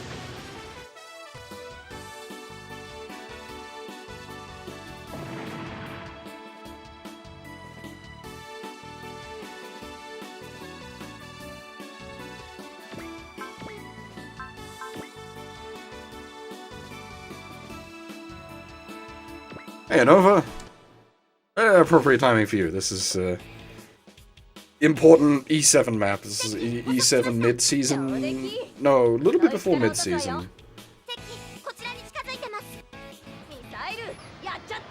This is sort of the first big E7 plot. The raid on the, Corallian.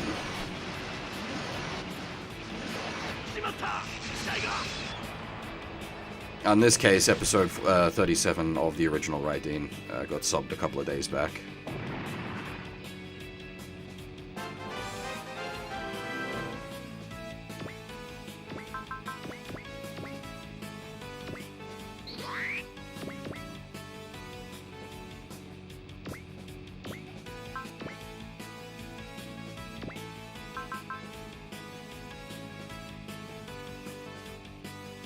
No, that's much later.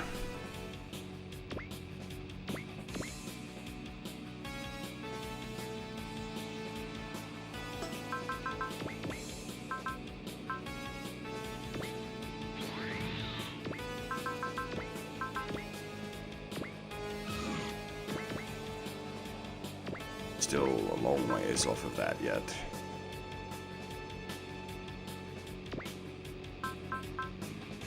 They don't even have, soul.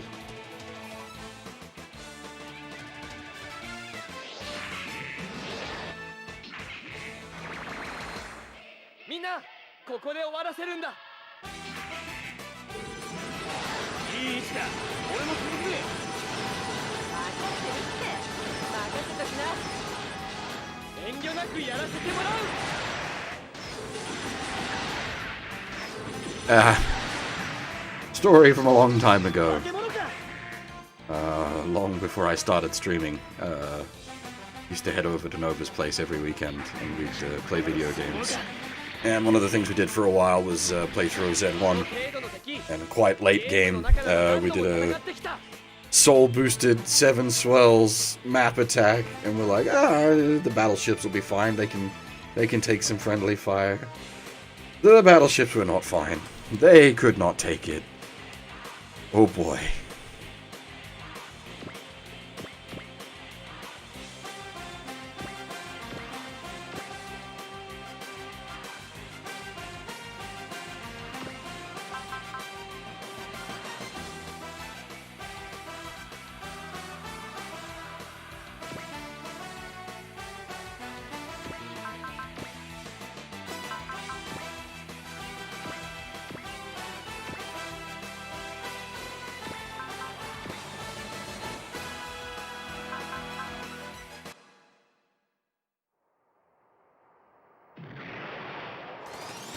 OD?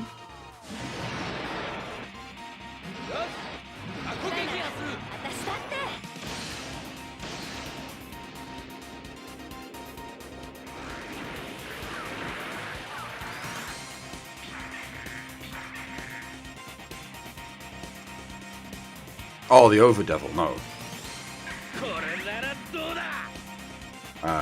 We barely even engaged with the Dominator yet. I think we've only fought the Dominator once.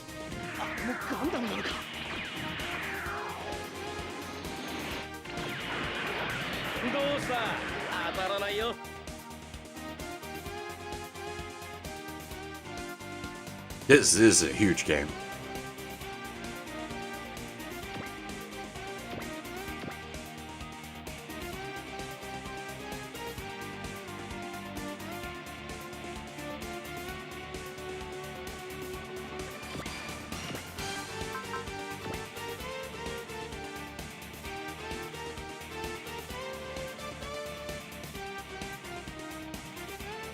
They don't believe it, they're paid to believe what they believe.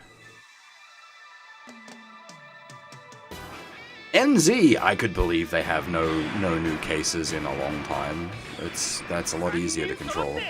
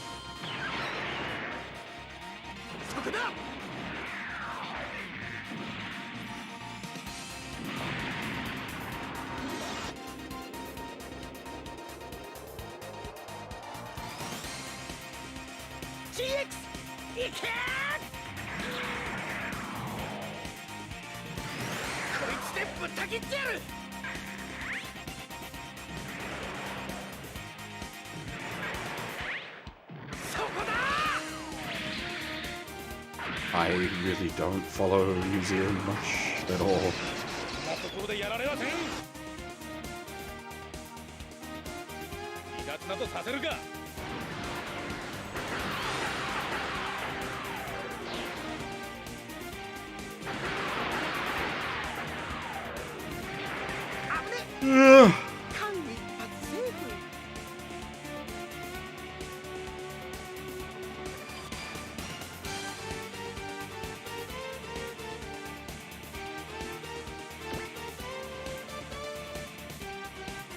Hey, Ultraman Gundam, how's it going?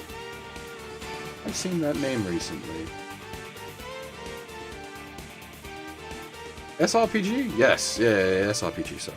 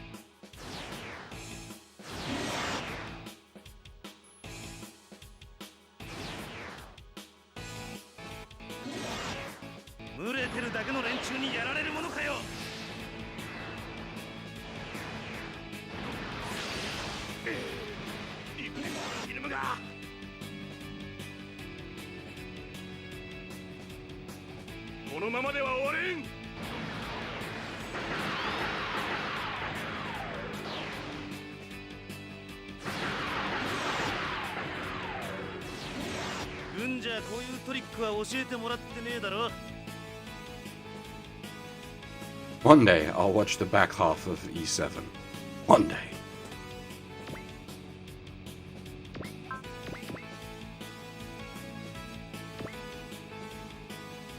Alright, so we're on... Does it list kills for the map? Or kills overall on them somewhere? I don't remember. Excuse me.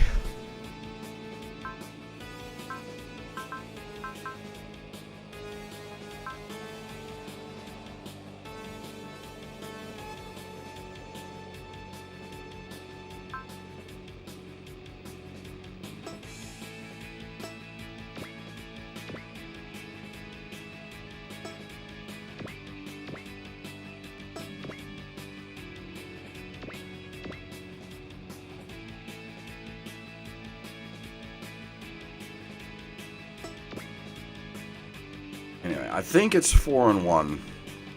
Yeah, I'm just after K. I think he's on 4 and Glomar's on 1.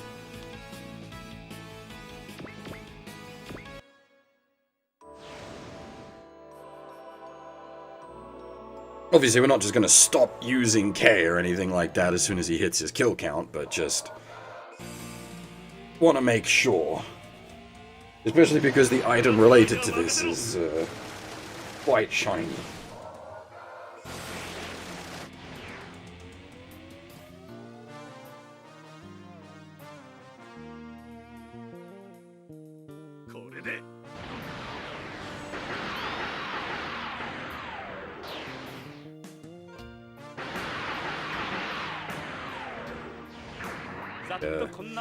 Secret we're pushing for here is a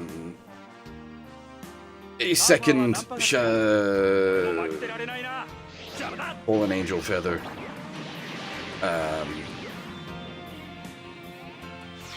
Fallen Angel Feather being an equipped item that gives you SP regen.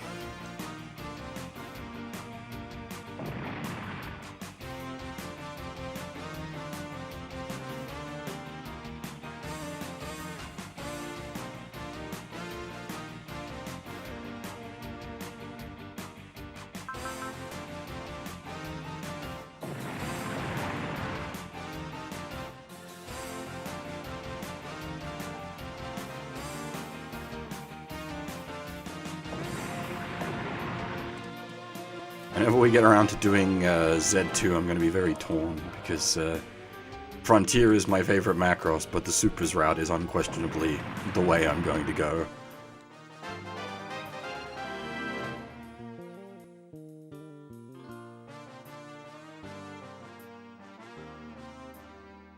The Supers route is just too good in Z2. Daiguard, TTGL, Shin Machinga, God Mars. Like, it's just too good.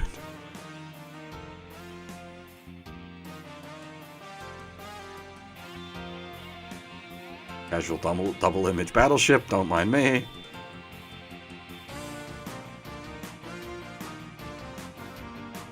Z2 as a whole, like, its roster is just unbeatable. You got Mac Frontier, you got Gundam 00, I mean, you've got the reels route as well. The Votom's crew, the Gias boys, fucking Wing boys, hang out with them as well.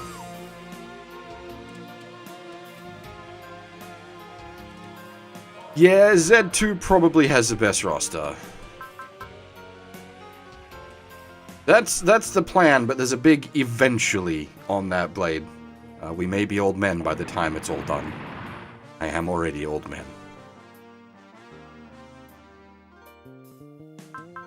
Because there is other stuff I want to do as well. Like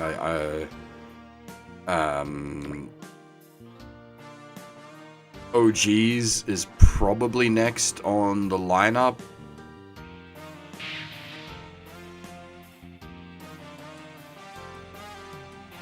Since this sort of playthrough of Zed has shown me that the idea of doing a script-based story recap of what's going on can sort of work. At least it seems to be working okay.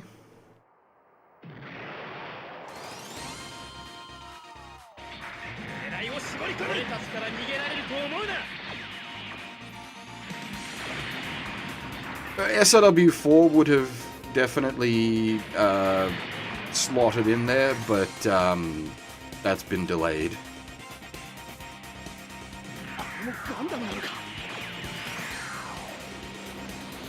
Arguably, SLW4 would take priority, but yeah, it's been backburnered, unfortunately, due to issues.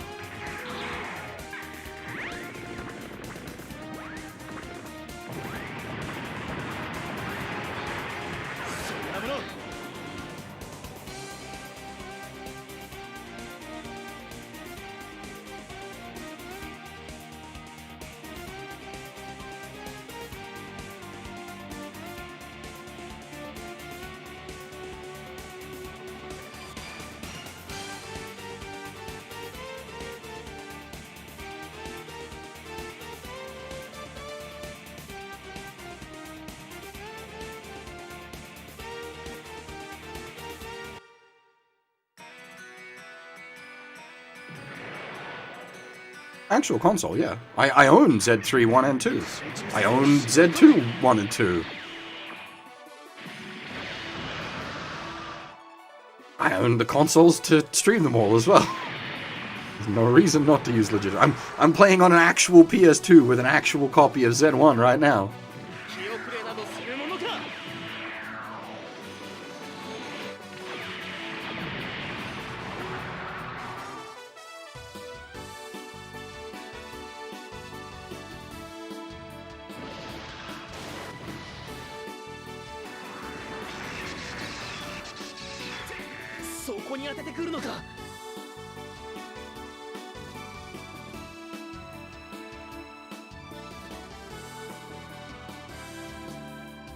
This is where things get a little dicey.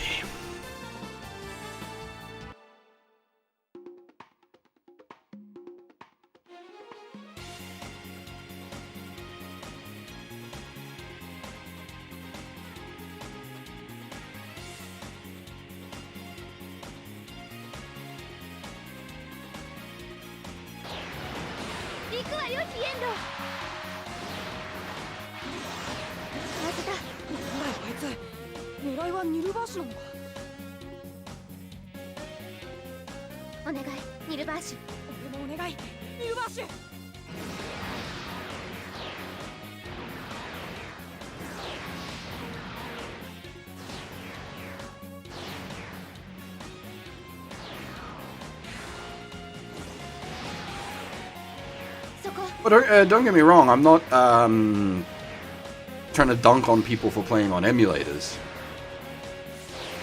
That's not what I'm about. What I'm about is playing on actual hardware myself. I did all this story recap, Phil. You ain't paying attention here, man. It's the fucking Corallian.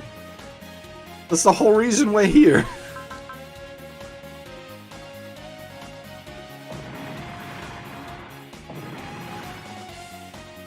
Currently, pretty much everyone except Holland doesn't know what the fuck it is. Big floating egg that's sucking everything in. Not in like a super vacuum sense, but like it's sucking in like the clouds and the trapar waves in the area. And then the implication from Toma, the big bad Shadow Angel, was that the cherubims, the Shadow Angels, grunts, the things that are fighting right now, were somehow able to use the space warping effect of the Corallian to escape the eternal prison that the Shadow Angels are in. Not quite, Phil. It is not. Yeah, no, not the seed of resurrection / destruction. Similar looking, I'll give you. Much like what was Chrono Cross, with it having the big black time stop void from Dod 1 as well.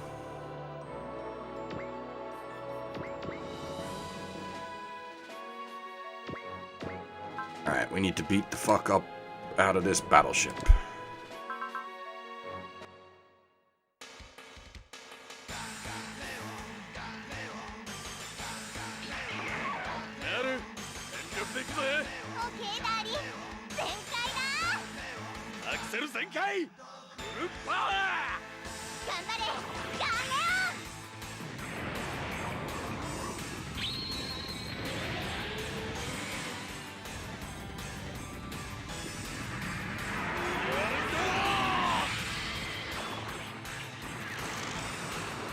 Yes, we've put our one Minovsky craft on the gun, Leon, because you gotta.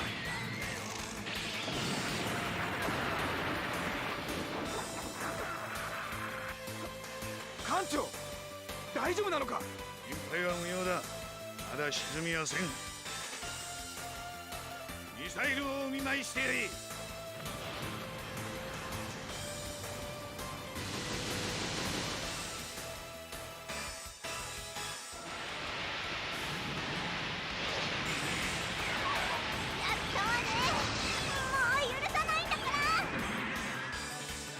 Skyline. I mean, Skylion is Armor Lion. Barrel Lion. It's all the lions. It's Sky by fucking Barrel Lion. But, as for Lion, we have an actual Lion that's one of the other OG mechs. Not in an OG Lion sense, but in a, like, Lion, Gowl, Lion sense. This is confusing statements.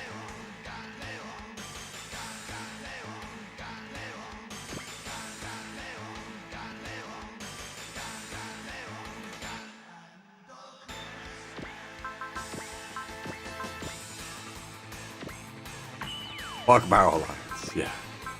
Pretty much. That has got to be the most efficient map attack we have pulled off to date. We'll get to Barrel Lions, don't you worry. OG's is coming.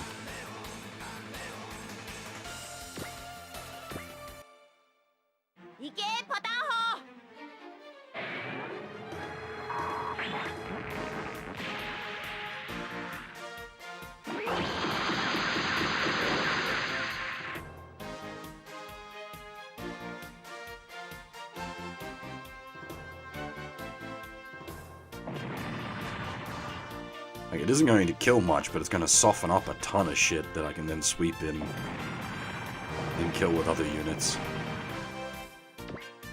Also, this thing has Hidden Away, because Hidden Away. This is why Hidden Away is so useful.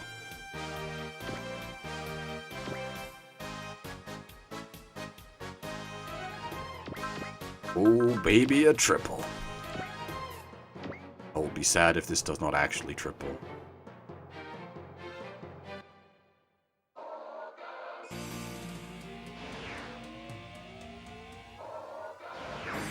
Surfer はナンパが基本。俺も負けてられないな。面倒だ。一気に決めさせてもらう。全開バリバリの大放出だ。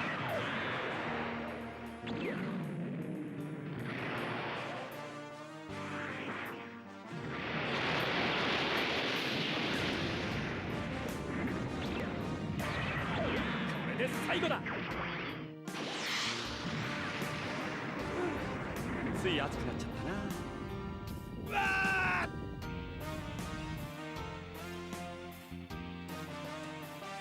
God damn it.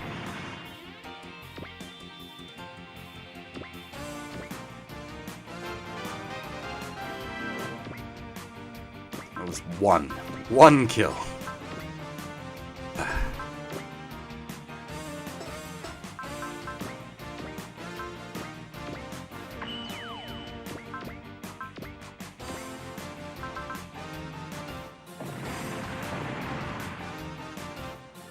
We're on five kills on Faye and K, right, and 2 kills on the Glomar.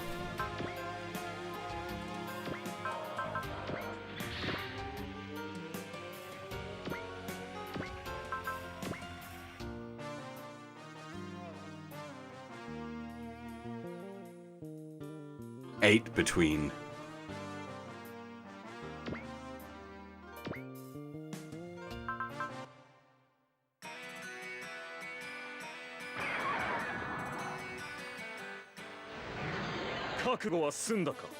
We also need to clear the map within 6 turns, and the clear conditions are kill everything, then kill GM.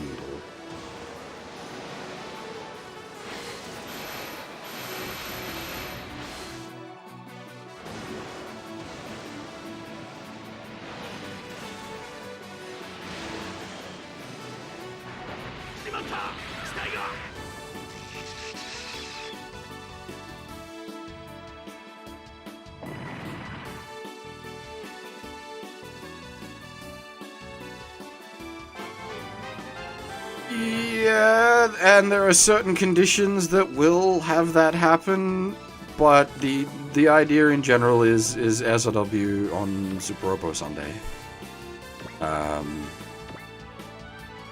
And I have there are several conditions which will cause SRWs to be not on Sundays. So, VTX were done not on Sundays, and likely the next actual release will be done not on Sundays. But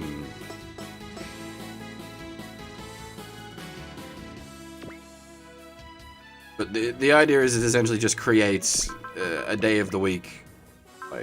This is the Robbits day. This is the day the Robbits will happen. There's been a couple of Mecha Mondays where I've been sick on the Sunday and had to shift what day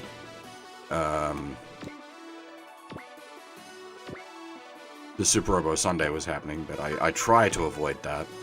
It basically only happens if I'm unwell.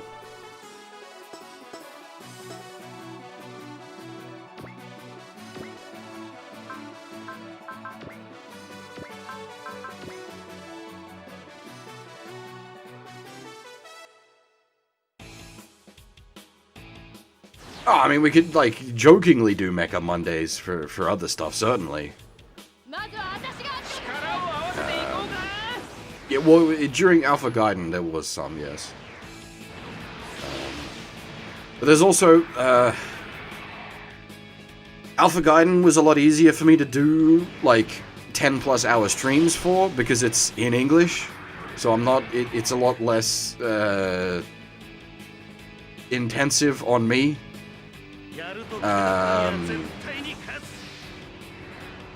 Whereas Zed, because I'm constantly having to go over the story as well, it's as silly as it sounds and makes me sound like a little whiny bitch. It is much more tiring to be doing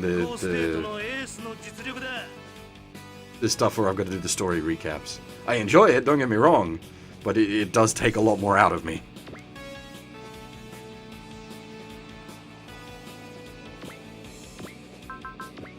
Yeah, the main problem with the Ace Combat... The main problem with the Armored Core? Same developer, different series. The main problem with the Another Century's episode games is the copyright stuff, the music.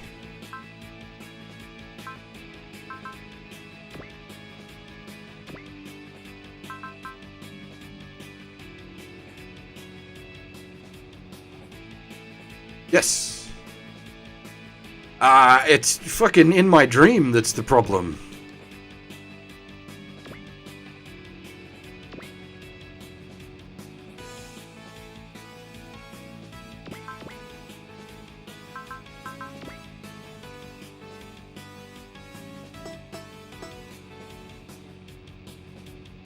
The brains aren't plot related, but they are real good.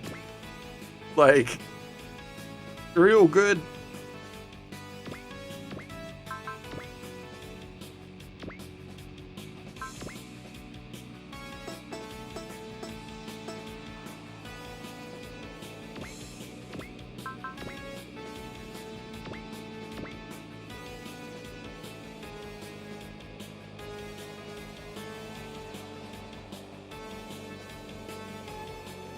I don't need to dream about getting copyrights. I just open my phone and check my emails for the last stream I did.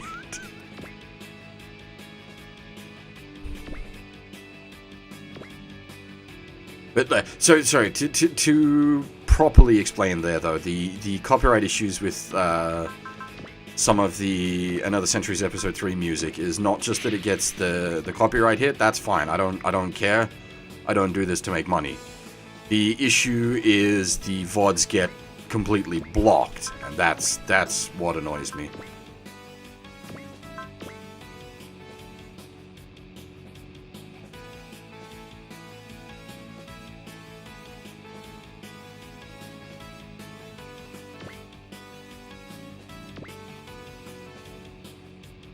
And, like, depending on, I've either got to put in, like, a whole bunch of time to try to get something unblocked, which I will do in cases, like, a lot of the Macross stuff also gets blocked, but I'll go out of my way to make sure I can get that free.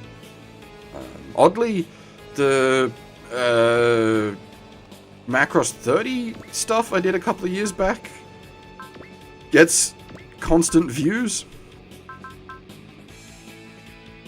And that took some work to get out of copyright hell. Basically, any time there was Cheryl music.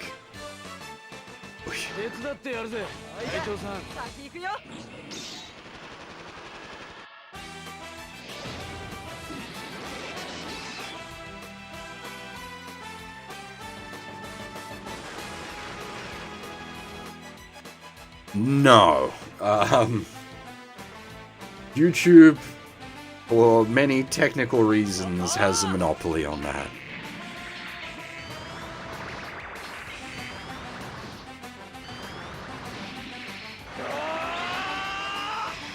There are other services out there, but they're nowhere near as good. And, like, there's like BitChute, but that like costs thousands of dollars a year if you want to host your stuff there. The VOD system on Twitch isn't bad. Its way of handling music is a bit different, but that can lead to other problems as well. When Twitch turns around and suddenly like, oh, all this stuff isn't allowed. Now your channel has a whole pile of copyright strikes that you never saw coming, and good luck, you can't stream now.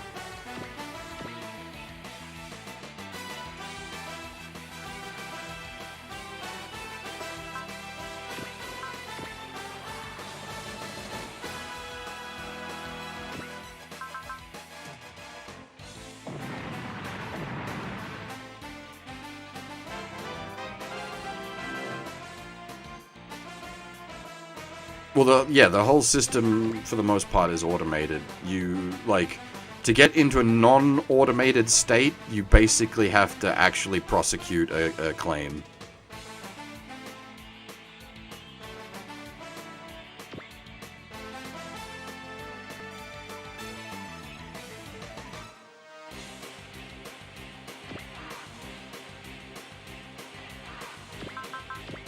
Like, you actually have to take a claim to court to get it out of an automated state. And even then, YouTube is essentially not involved. That's the way they've set the system up, is just so they can go, nope.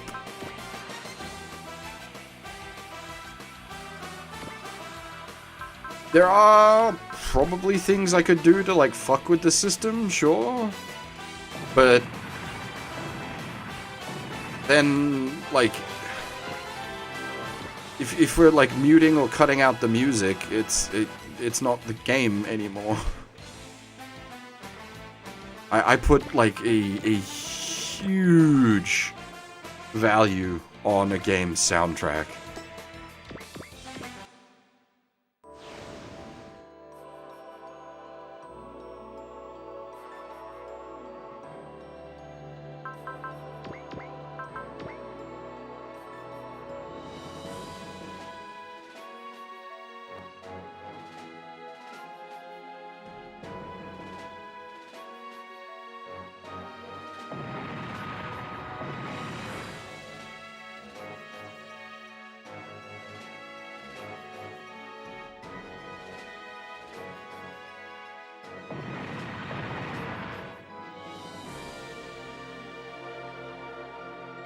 I suspect COVID has caused a few industries to sort of freak the fuck out.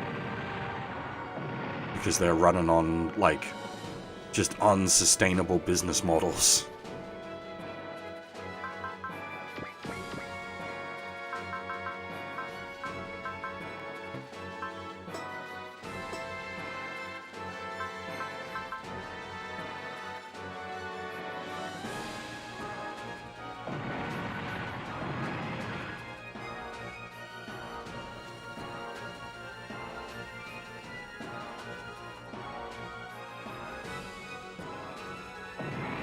Yeah, basically.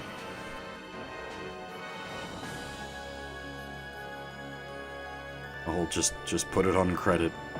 No, do not do that. There's, like, entire fucking businesses built around that. Like, essentially not credit cards. Like, Afterpay and whatnot.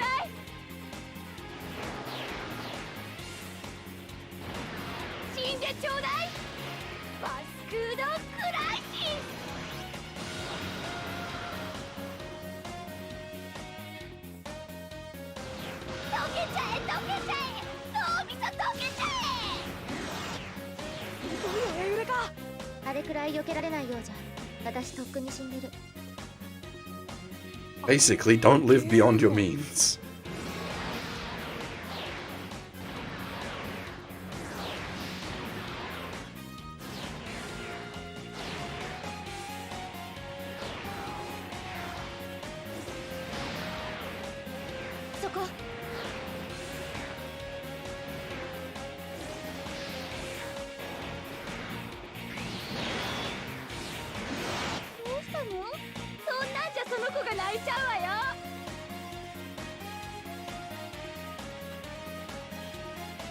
Yeah, that could possibly work, but it would be interrupting the game. You'll, like, I'm quite particular about certain things. You'll note I don't, like, put shit on top of the game visually here or anything like that. The one concession to not interrupting the game I make is having myself talk.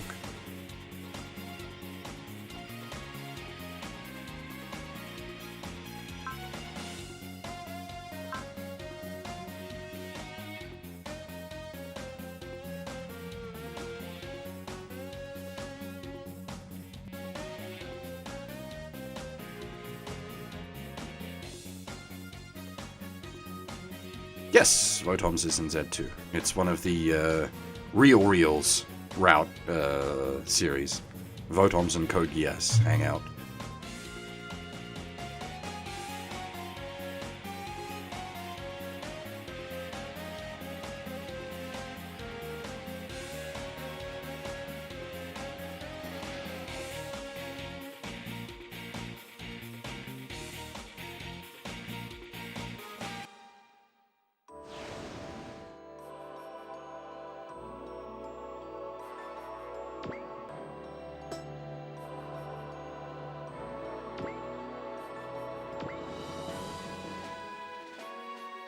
Ugh, the problem with these fuckers, they're so tanky.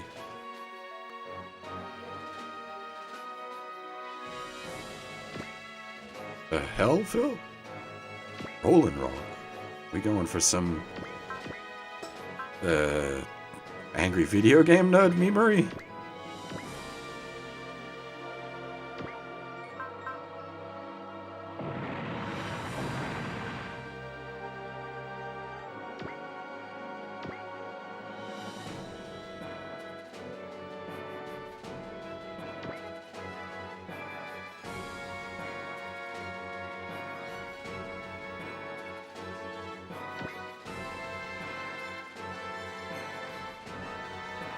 Yeah, and that's why the splits in Z2 are so harsh for me, because both the reals and the super splits are so good.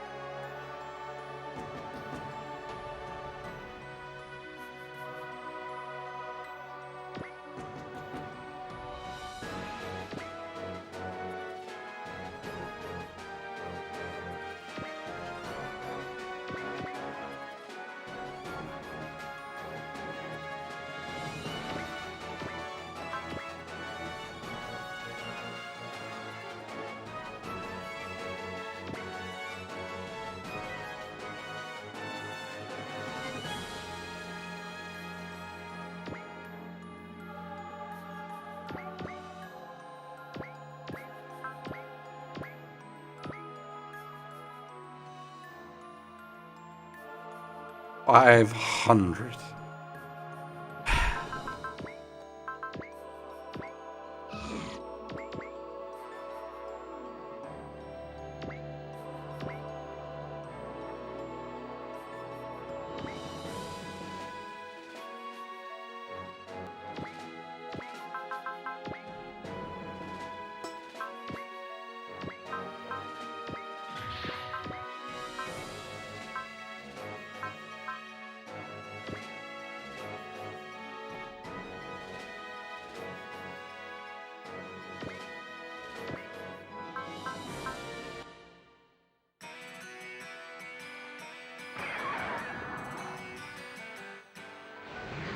「神話10名叩き潰してやるぜ!」「無限パンチ!」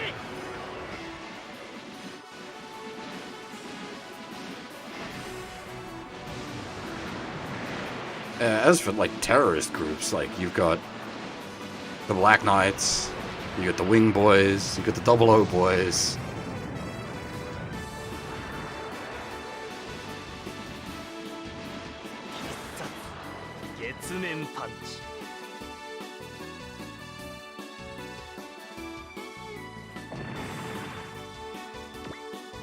Hidden away on a unit with a range 14 melee.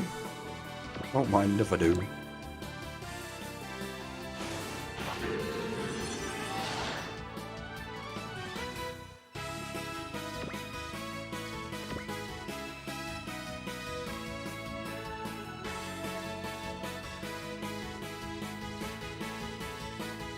I honestly don't remember.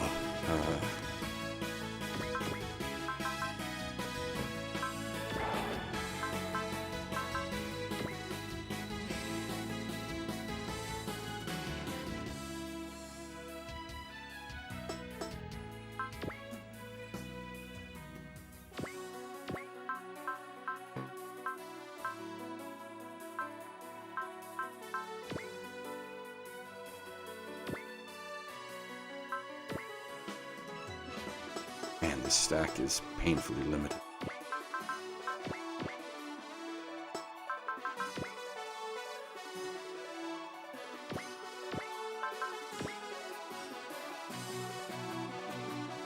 Not the best for dealing with big boys.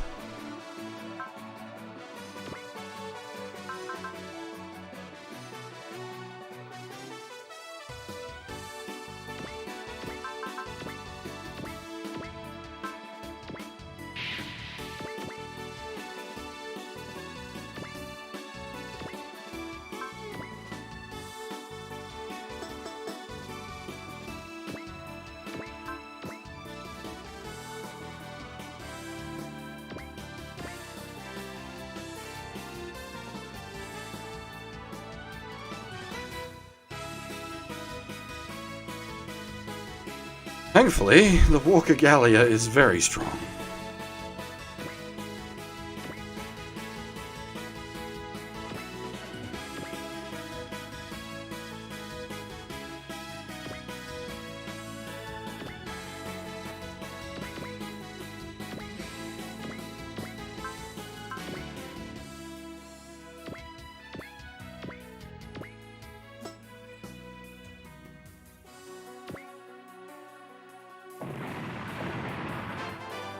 And the Freeton's nothing to be sneezed at either. We're on turn 4 out of 6, but the tricky bit is this, the Giendo needs to die last, so we need to dig through these fuckers. And Shadow Angels are a bitch. They don't take damage properly.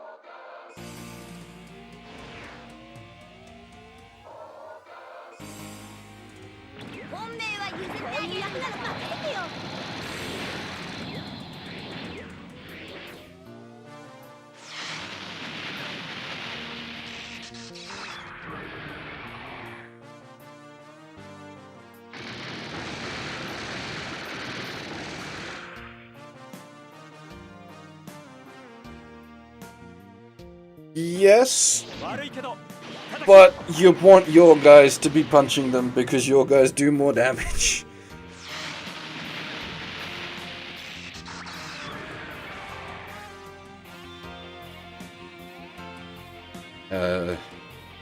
Pseudo infighting is cool, but not great for achieving the goal. 一応プロなんでね。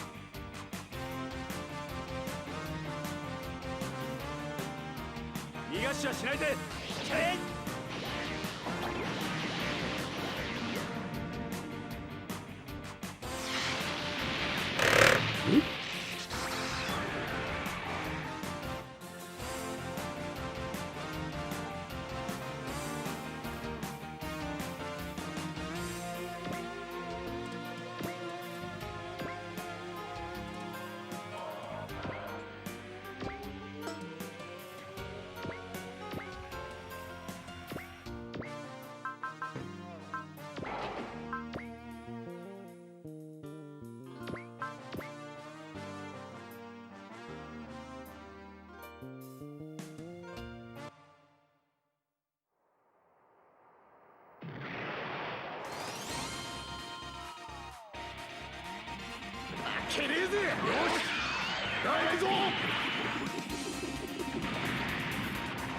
Yeah, it's not a barrier, it's just some bullshit built into them.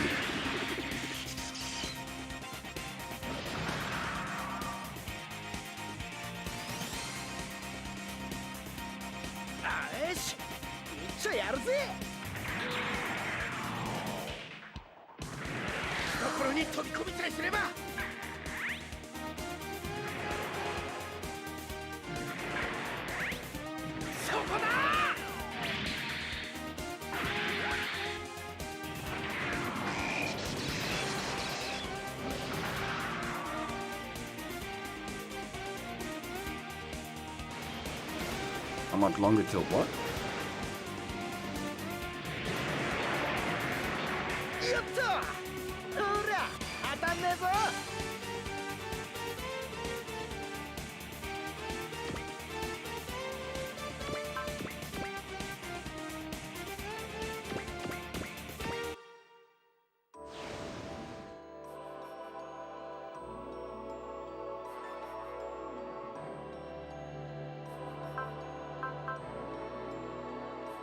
Oh, moon. Yeah, no, there's no moon this map. Daytime.「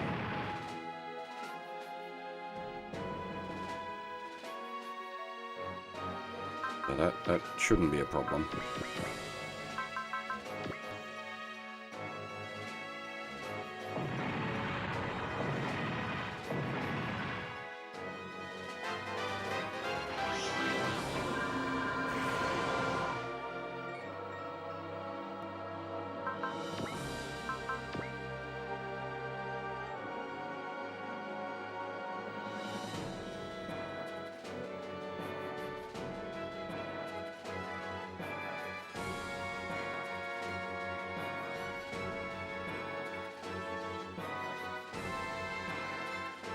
Don't think about it too hard.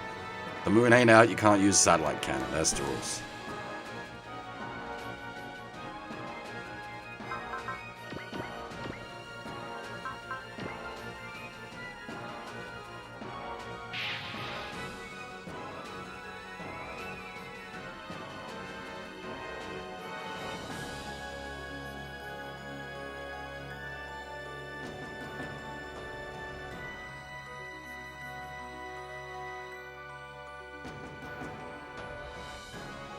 Don't worry about the fact that the moon race is up there and yet that microwave center on the moon still operates.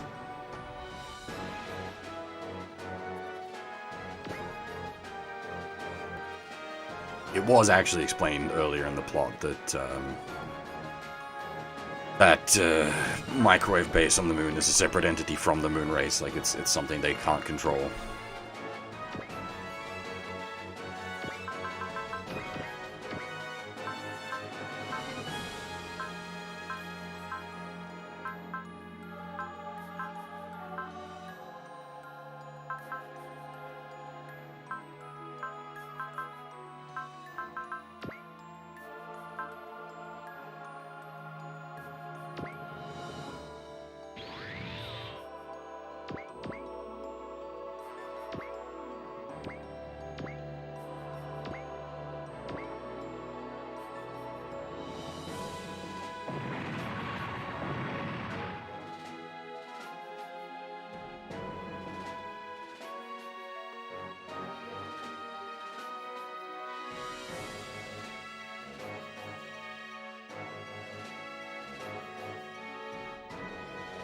I don't know if I actually have the scripting for this.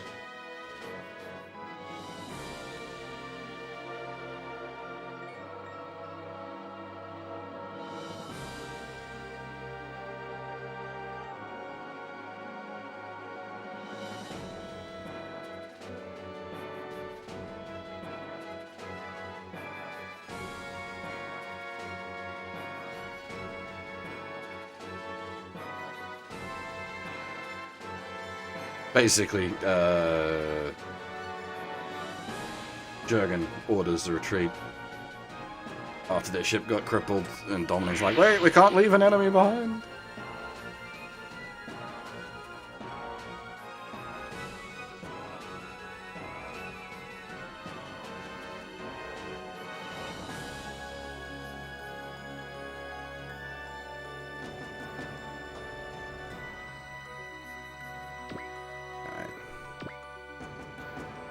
Now we gotta try to clean sweep the Shadow Angels.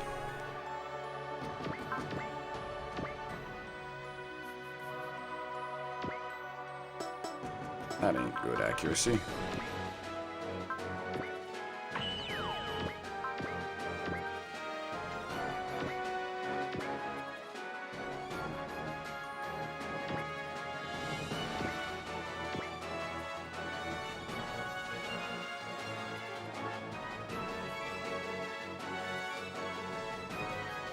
Yeah, but we only had so many deploy slots, man. They weren't originally in the same stack.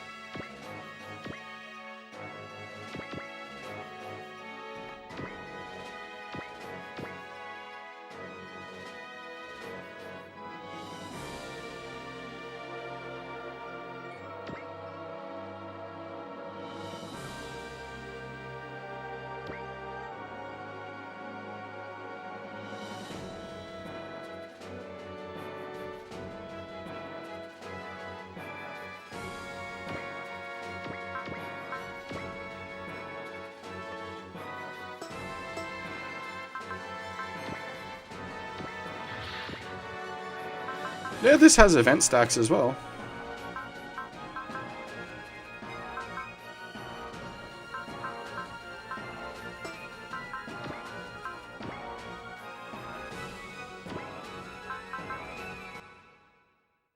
I didn't realize Elshi has will up now. That's super good. 果たしてどう相なりますやなんだ。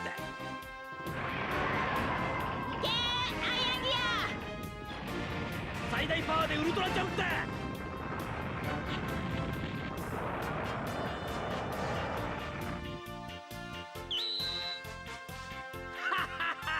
アニメだからね。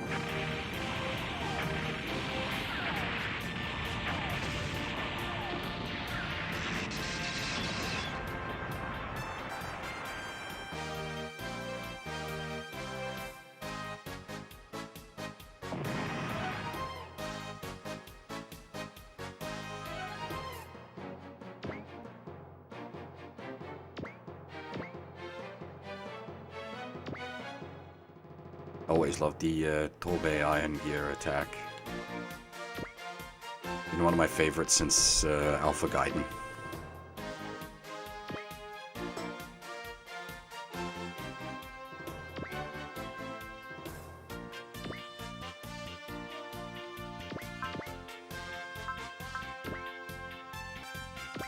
Yeah.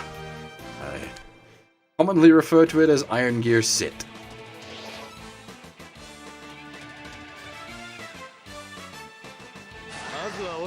This is why it's so good that the King Gainer gets the ammo-based freeze bullets instead of having to just use his overfreeze.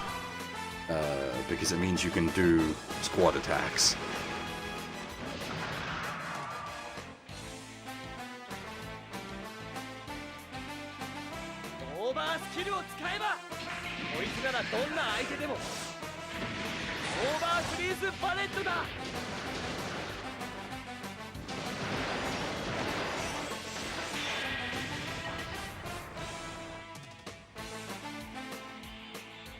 Can You Feel My Soul is real good, but so is the King Gainer. Oh, they're both great. Which is why we have units that carry both songs.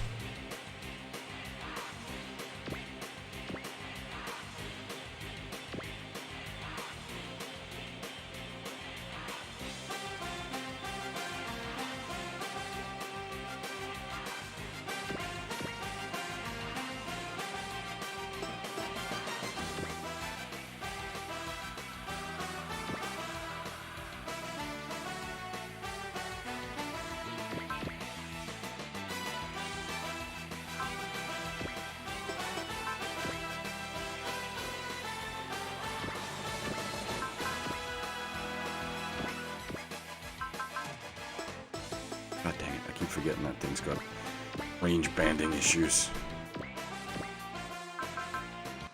Oh, I didn't mean to...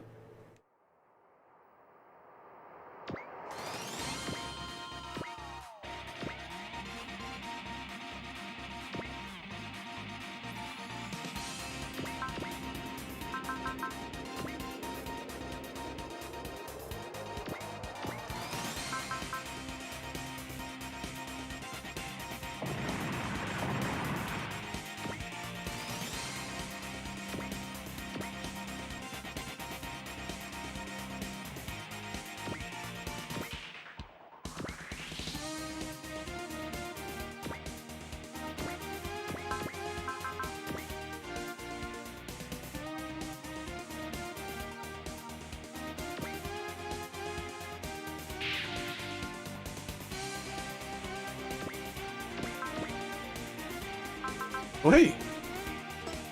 Actually used that big attack. It's rare that we get that charged on them.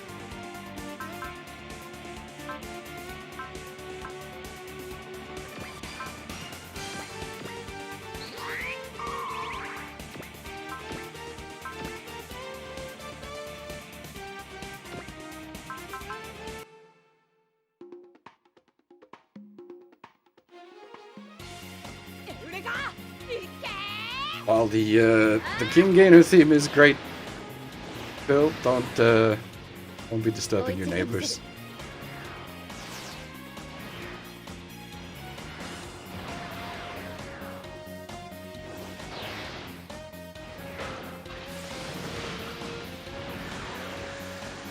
逃がさない。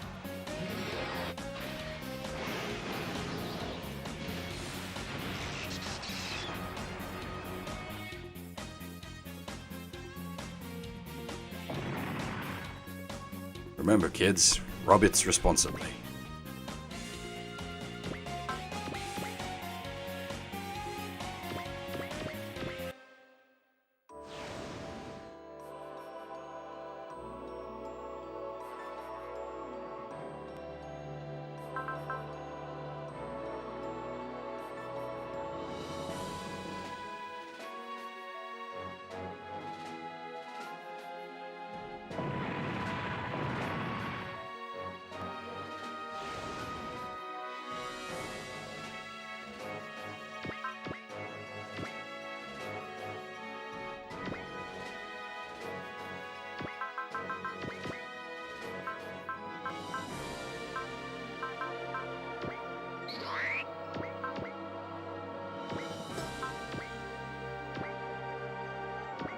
That's some bad accuracy.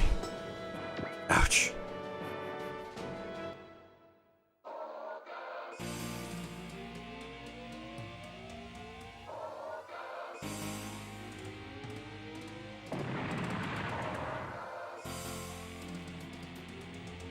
Huh. Didn't get his... Oh, I was sort of counting on his self-support, but I didn't think, of course, an enemy's gonna have way too much skill for him to get self-support.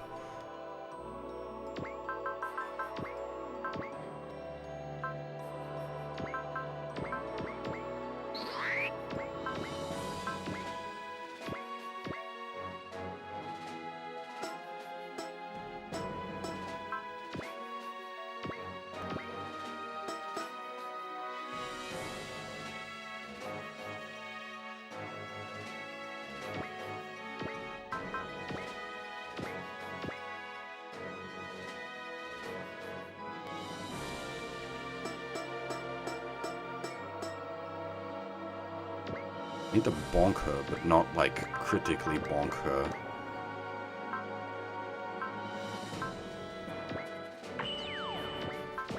But clearly, battleship cannons is the answer. Much.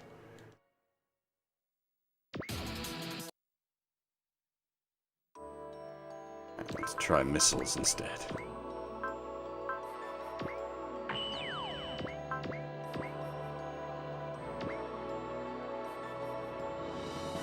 That did the trick.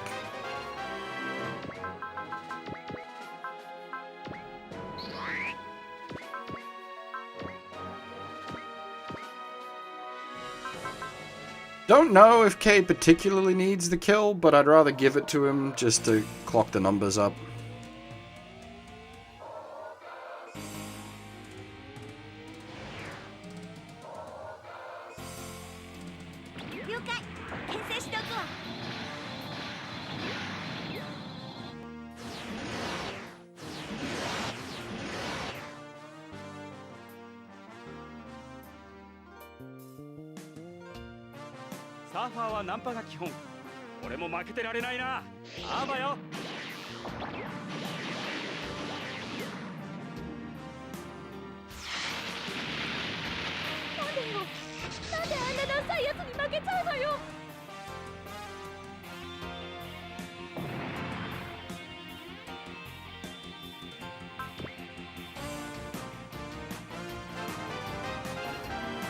There we are.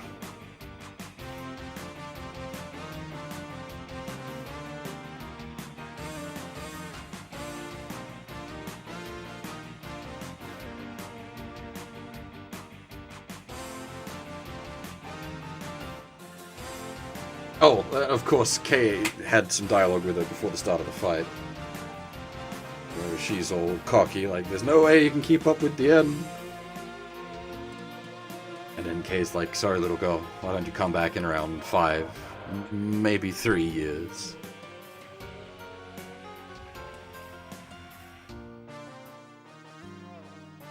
Alright, we're out. Actual plot.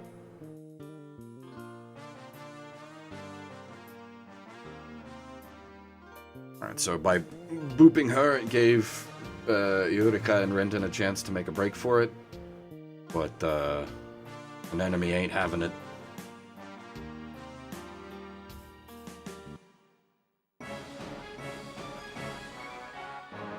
Holland tries to stop her, because this shit ain't gonna end well for anybody involved.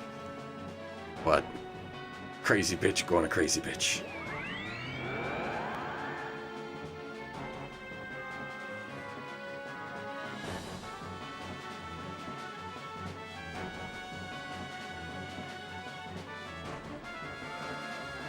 And someone we haven't heard from in a while, Javi, smells a space-time warp occurring.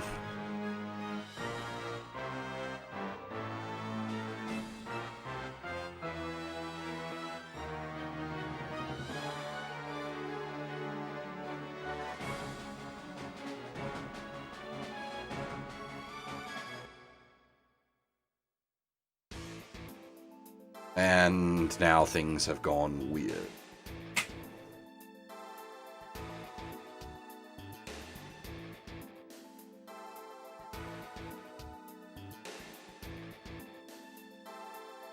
Well, in this particular case, I needed extra kills for K. Well, I don't know whether I needed extra kills for K, but wanted to be safe.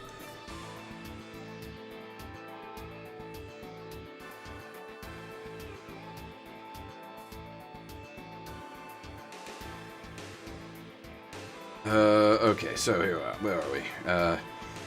Mysterious stranger brings up the Ageha butterfly. The fact that it can see UV rays that humans cannot.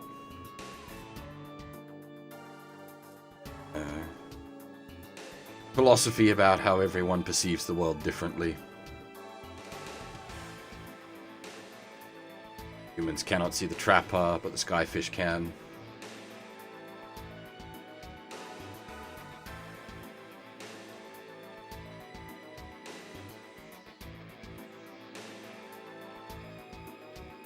It's the philosophy of everyone perceives reality differently, basically.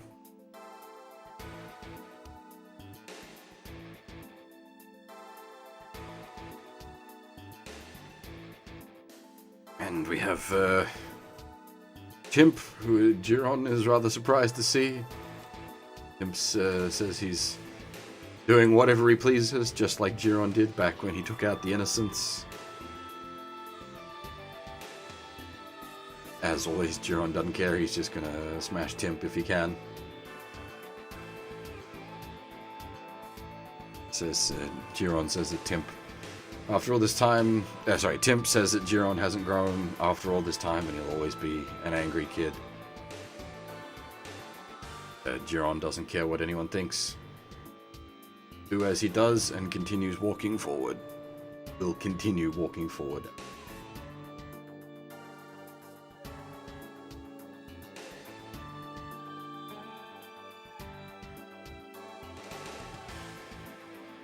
Oma bumps into Hayato and Benkei, who are laughing weirdly and then turn into demons.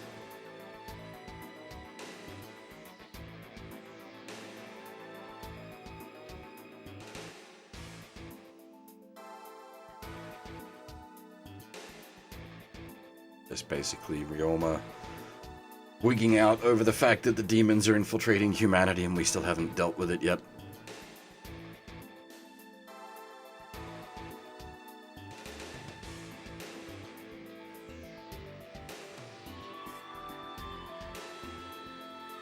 Or Marin, just the standard, everyone's accusing him of being an alien enemy, the standard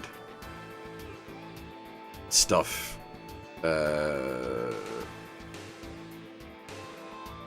That concerns him, basically.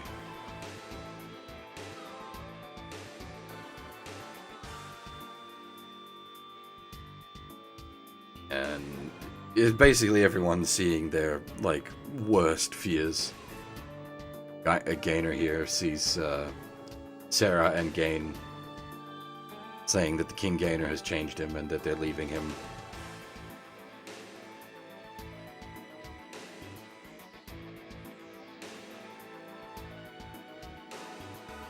with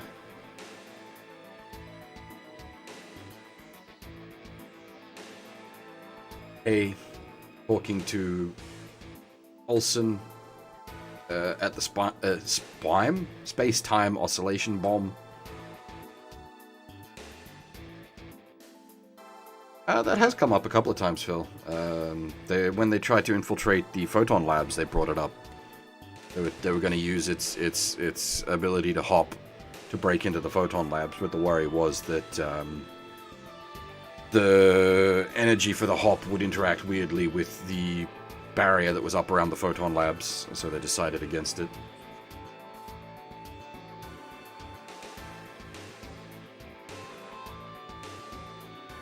And you've got Kay telling himself not to be deceived by what's going on.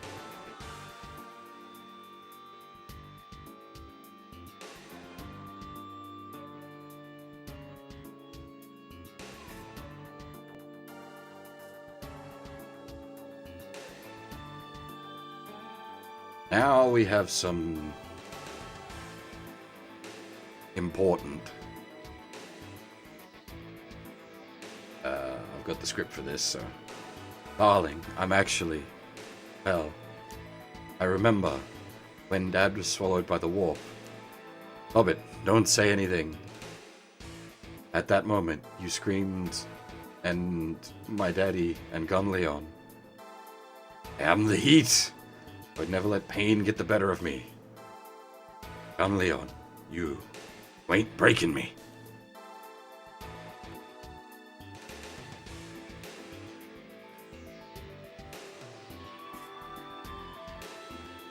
Then we've got some Apollonius. Yeah. Always struggled to pronounce his name.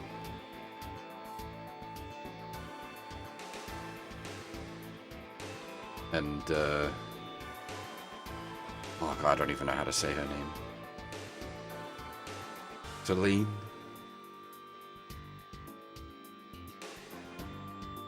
Quickly fade into Apollo and Sylvia. The whole reincarnation thing that Aquarion's running.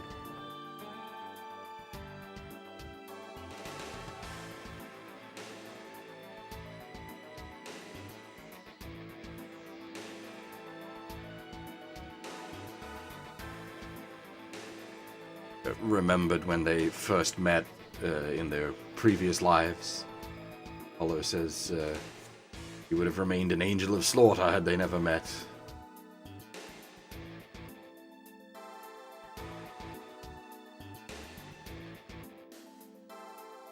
Despite everything, a human and a fallen angel had fallen in love.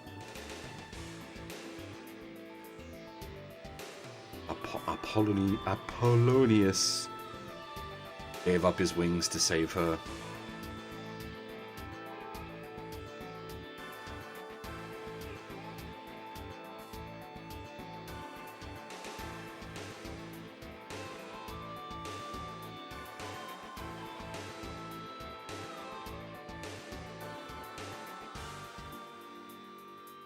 Garrod, trapped by the darkness, fleeing from an unknown.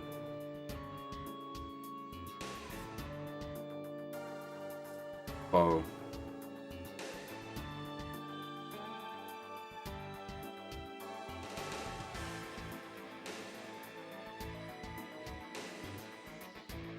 Hearing Tifa's voice calling out to him brings him back to his senses.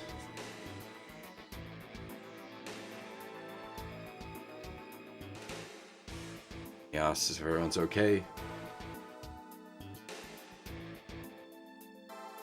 She says they are, but there's something odd about Biotica.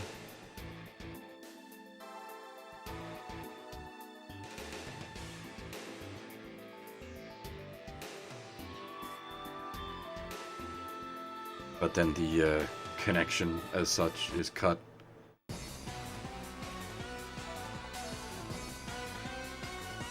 Here we have the crazy bitch chasing down Renton. Why do you run? Why? Because you're chasing me.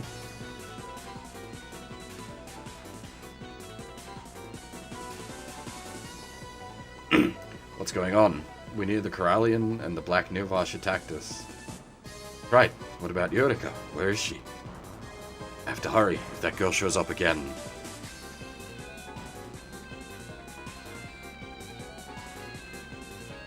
I already did. Already did. I'm already here. I'm here.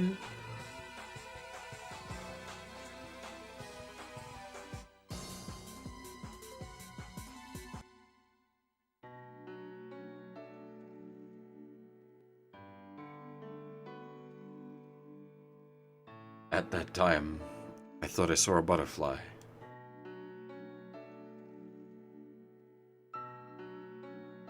Erika calling out for Renton.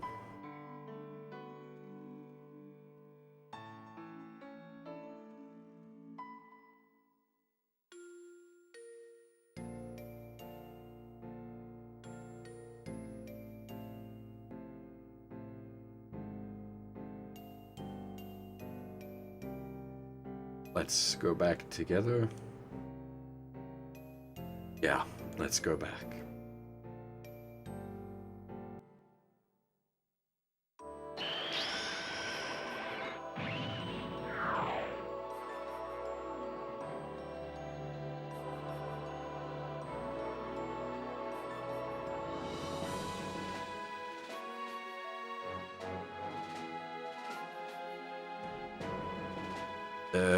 Then everybody was actually okay?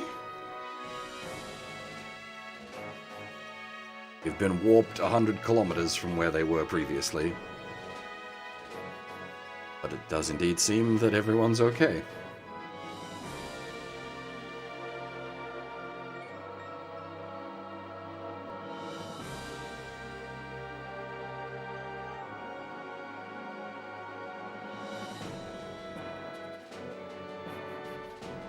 Text muses on the, what they saw.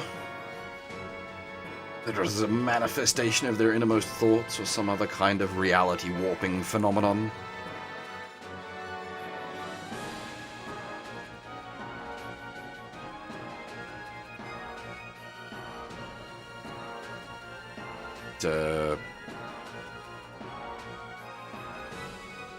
Jamil's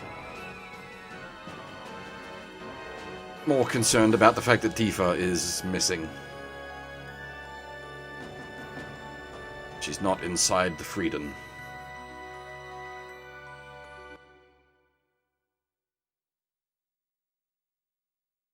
Hey, Stratos. How's it going?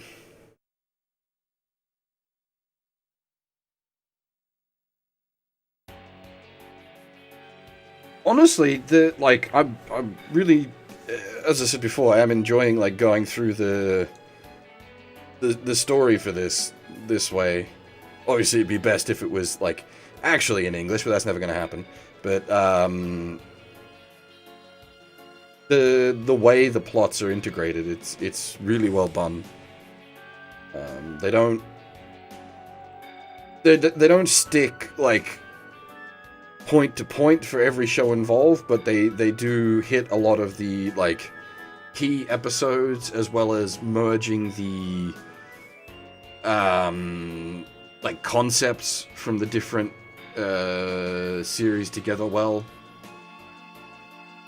like bringing in the void zones from August, the August dimension bomb, but then also mixing that in with the Corallian stuff and the Fallen Angel shenanigans as well. It actually links together pretty well.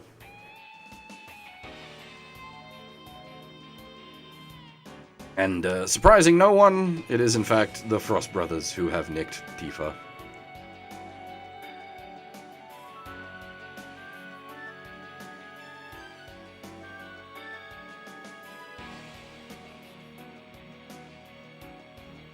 Apparently, Giendo, the use of Vien's Vascudo crisis, is what caused the Corallian to freak out.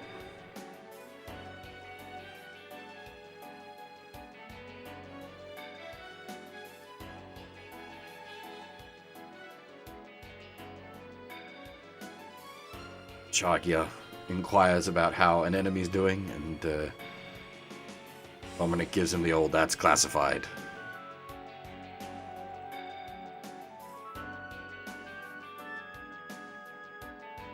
Dominic is quite impressed with the Frost Brothers being able to carry out their mission despite the ridiculous conditions.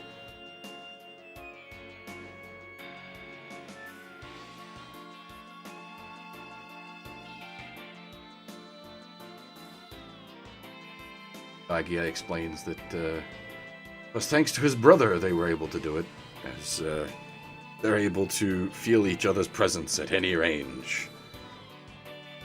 With them being like bodgy new types. I can't remember quite how it works in X because they're not real new types. They're like failed cyber new types, I think.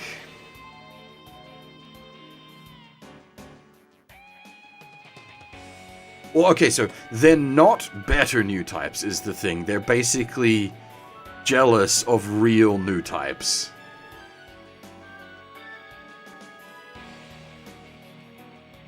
If I'm remembering that correctly.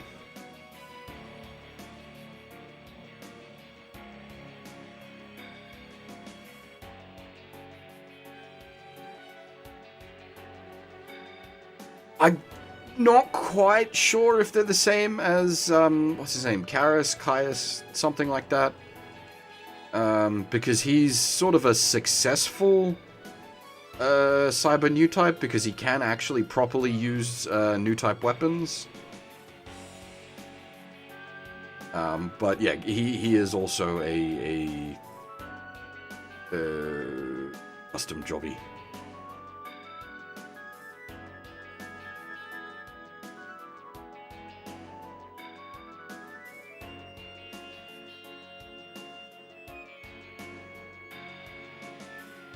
Okay, they aren't cybers, they're just some sort of weirdness. Pseudo new type-ish.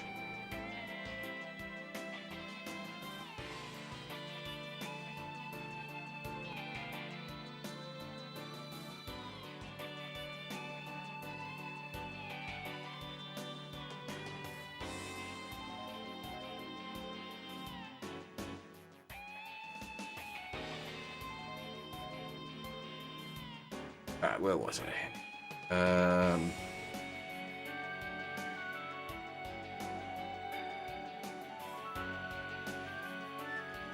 The next place they're off to will be Zonda Epta. That name sounds bloody familiar, but I don't actually remember what's it from. Is that it is a GX location, right? It's the... Oh, wait, is that where the DX is kept?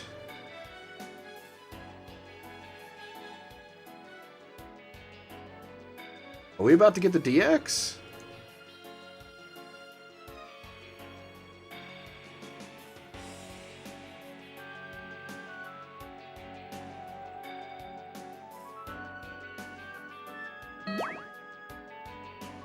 We're off to the ocean. Or we've probably already been warped to the ocean thanks to the shenanigans that just happened.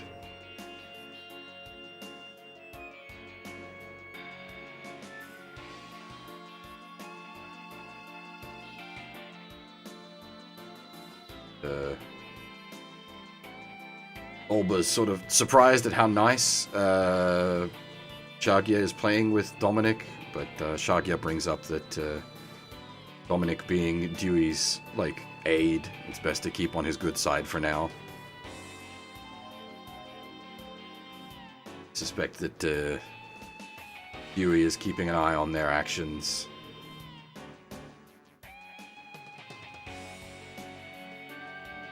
And that at least in this case it was indeed thanks to Dominic's assistance that they were able to nab Tifa, so all good.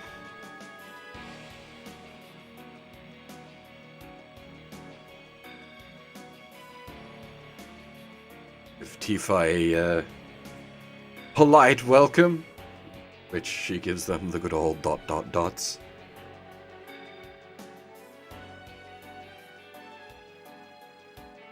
Ah, yeah, here we go.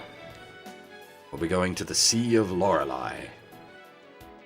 Ghost from 15 years ago is awaiting them there. Some of this is starting to come back to me now. Yeah, we are definitely about to get the DX. Jamil's about to have a bad day. He's gonna have a chat with his dead waifu.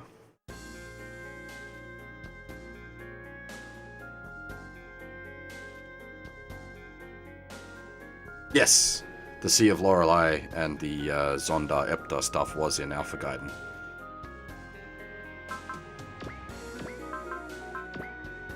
Hopefully, okay, good. It looks like we did indeed meet the requirements.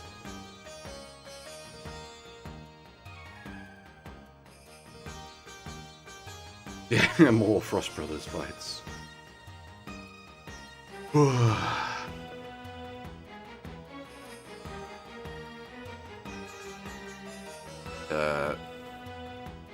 Kay and Mimsy not being familiar with the Frost Brothers, Rand gives them a rundown of who they are, I should say. They've bumped heads a few times.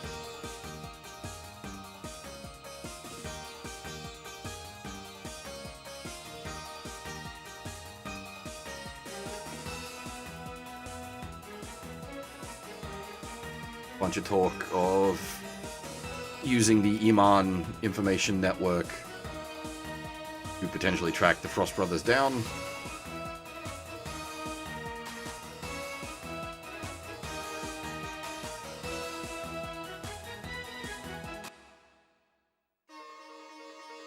And now we have... It's called the Hong Kong souvenir video. I don't understand why, but there we go.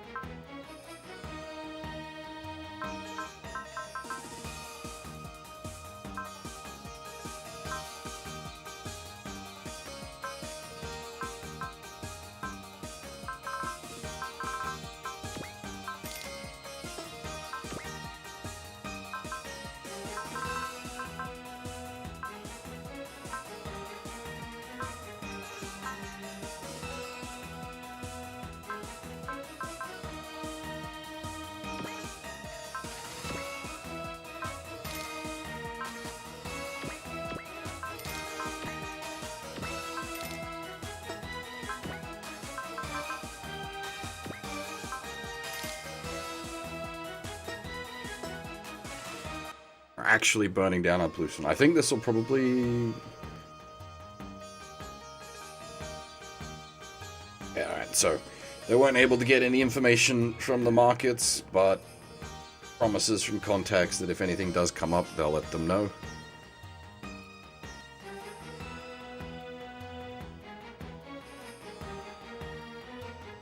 Oh dear. Okay, so Slay inquires about the video disc.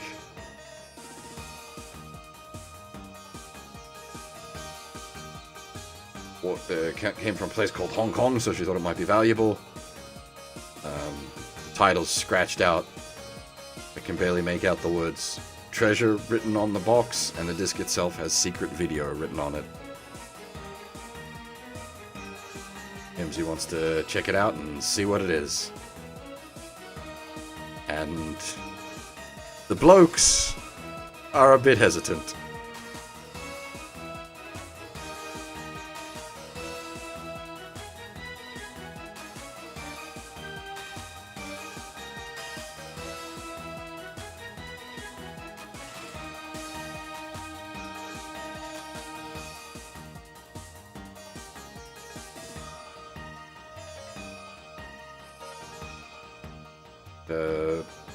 Gainer says that since it's so valuable, they should keep it sealed.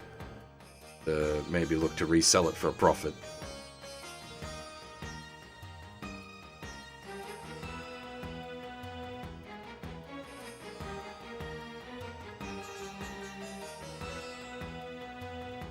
Kay volunteers to hold on to it for now for safekeeping. Rand agrees to leave it with him. But for right now, they must focus on finding Tifa.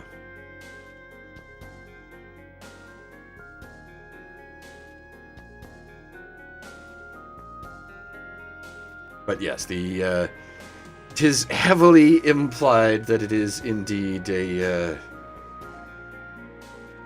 video of the adult variety.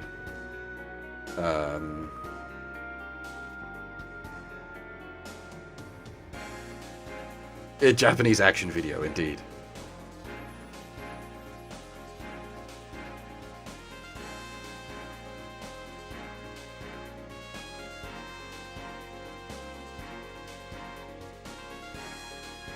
Alright.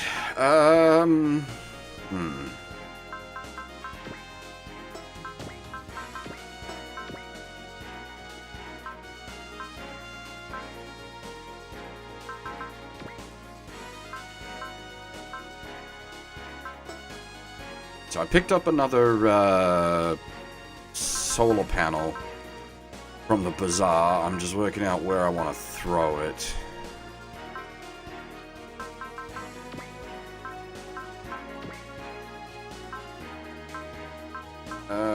Yeah. Had a bunch of EN issues with the DX, or the GX, sorry, not the DX. The GX once it starts to get powered up. So it having more EN would be nice.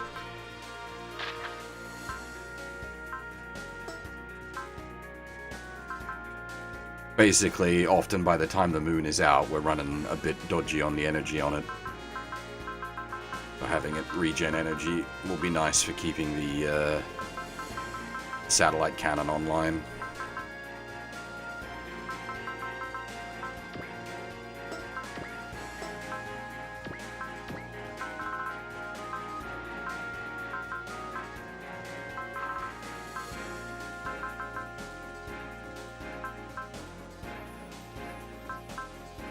Ground S adapter? Alright, that actually might be useful somewhere. Another stack filler boost. Okay, ground S adapter.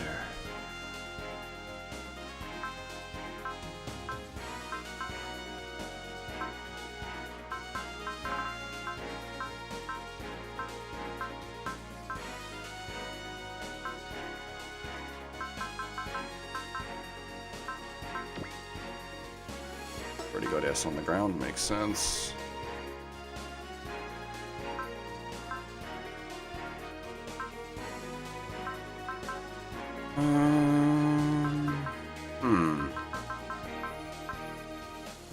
You've already got S on the ground, again, makes sense.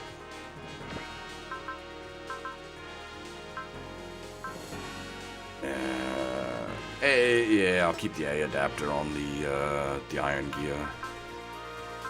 As odd as that may sound, it does actually shoot the air a lot.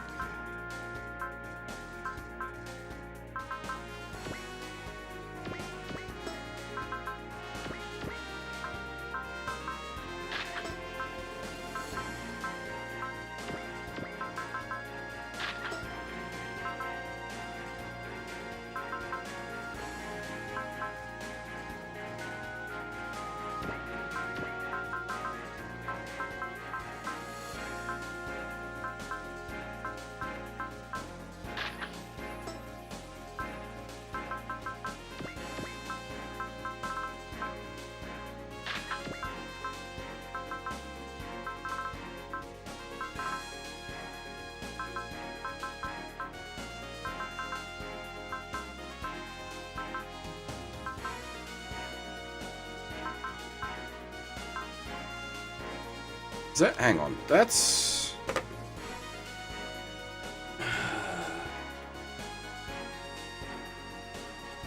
Where's the parts list?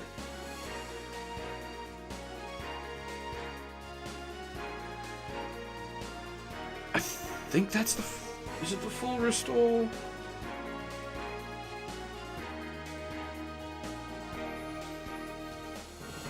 Yeah, that's the Poncha Fruit. That's the full restore. Who currently has that? The TFO! Okay. That is the right place for it. You don't need it right now. Who on the active crew wants SP regen? Lots of people, but particularly who has a slot that we can actually take it off.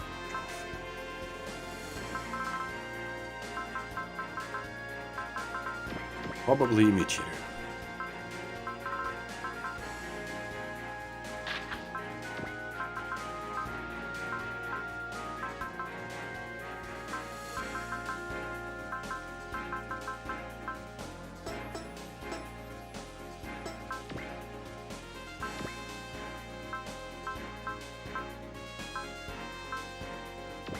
Ah, now. Do we get hidden away on... Okay, so definitely on Ryoma. The backline pilots for some of, like, the multi-pilot mechs is where it gets like, it's like, I want hidden away on Erika, but we're also going to need hidden away on Renton for when it forces him into the front.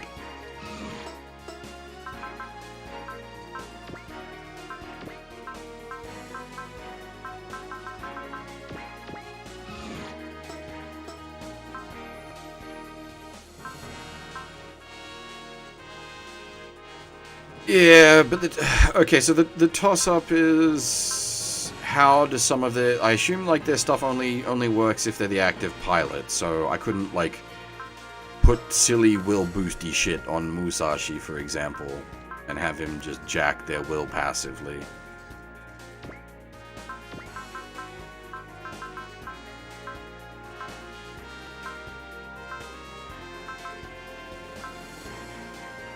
That's the right one, right? Plus 20% for squad attack.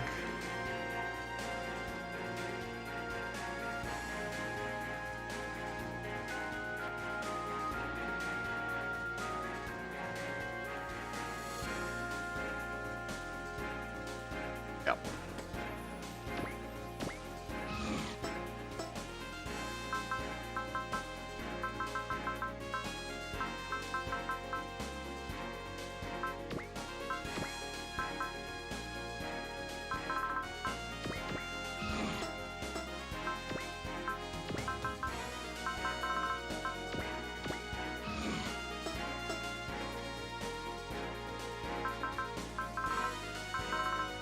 I'm not sure what to do with the backing crew for the Aquarion. Again, we could also give them hidden away.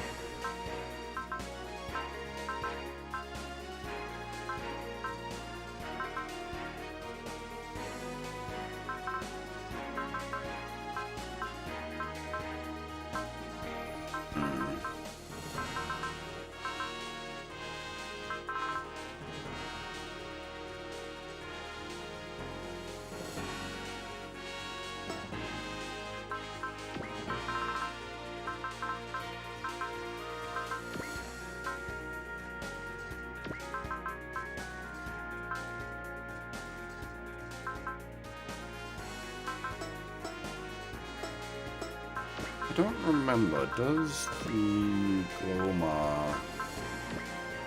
It has EN and... I might get post-move resupply for the Gloma. That could potentially be very useful.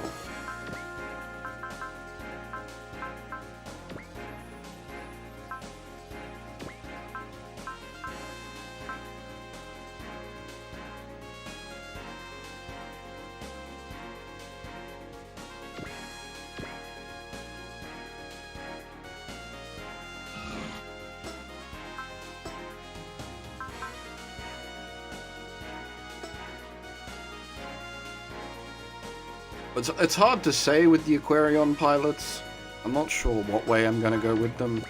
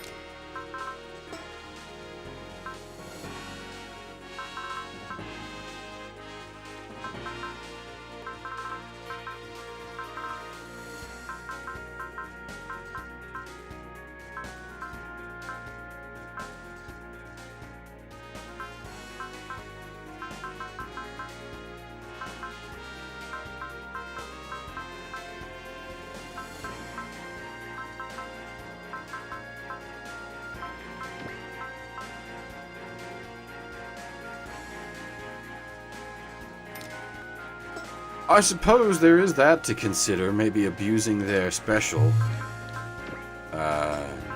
Jacking their stats. Making them, like, obscene that way.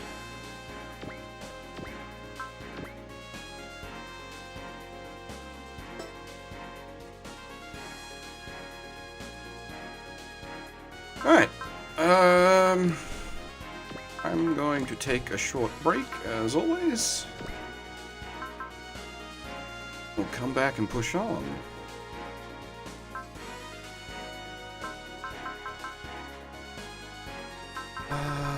What music do I leave you with?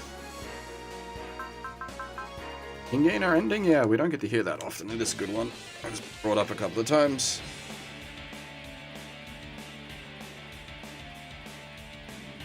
Alright, I will be back in a couple of minutes.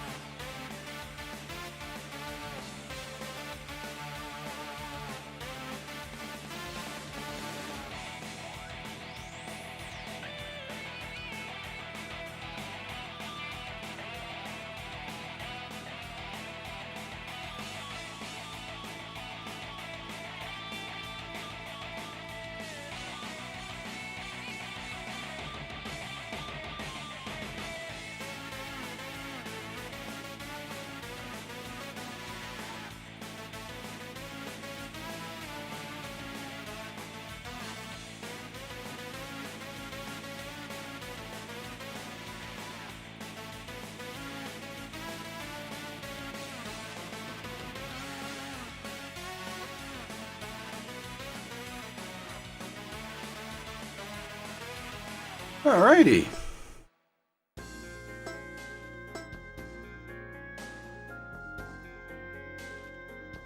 Okay, let's see here.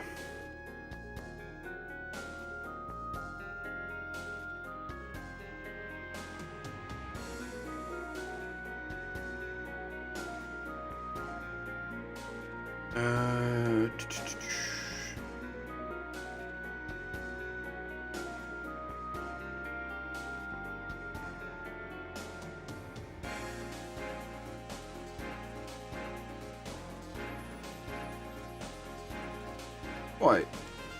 We're going into scenario 27?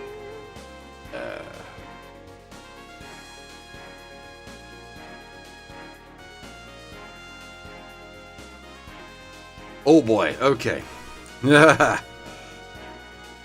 We have secrets to do on this map. Important secrets.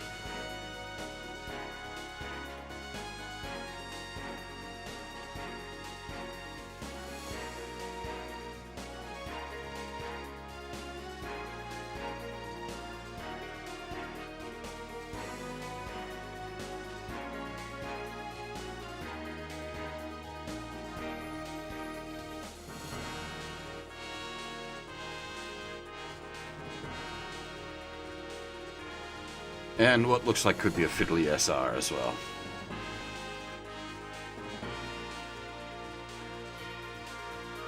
Holy gods!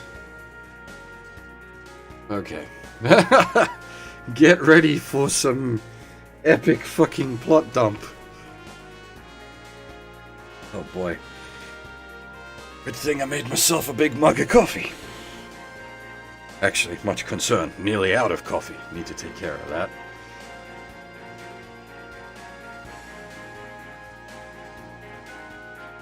What? Really?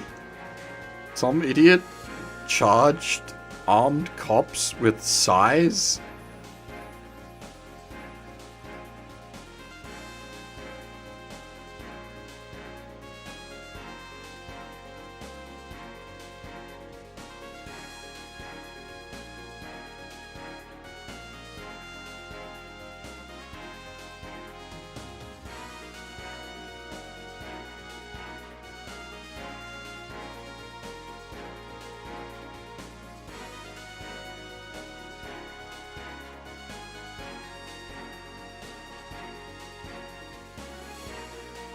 Yeah, I'm not, don't click on video links while streaming. That does not end well.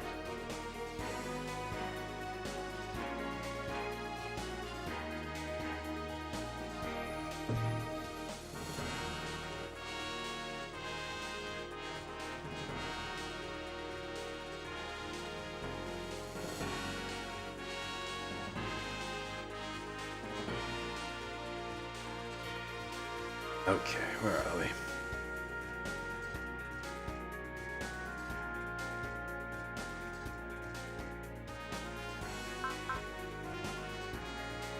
Oh, actually, we haven't had changes. We have had changes to the stacks. Good thing I was like, wait a minute.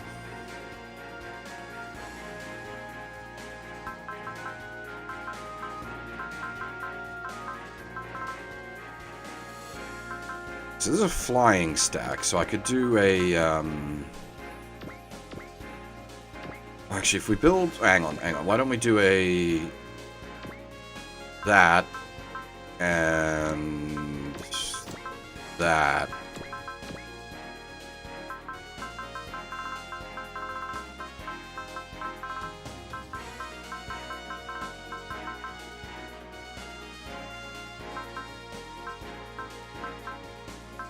You can still stab someone in the face with a sai. That's not gonna be pleasant.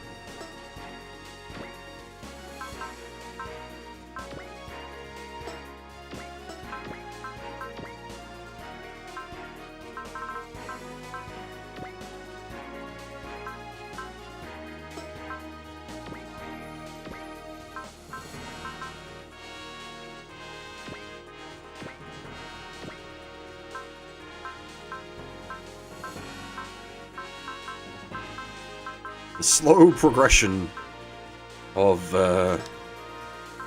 walker machines.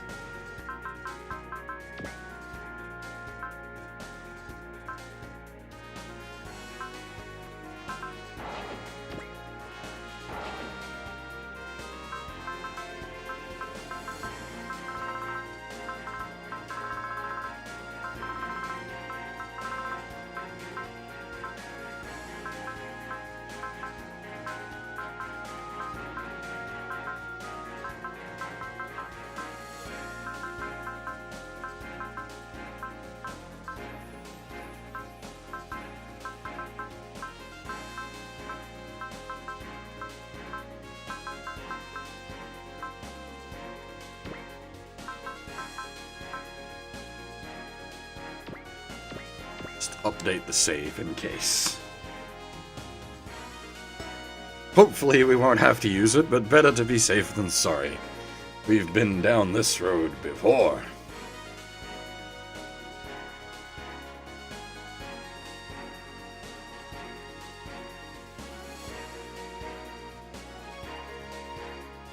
Okay. That's a lot of text.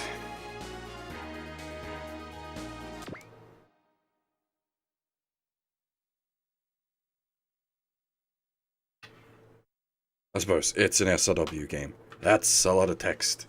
Is just par for the course.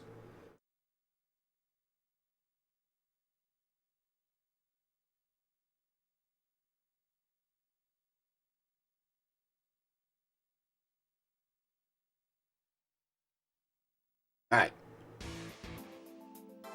Off in some random town in Eastern Gallia.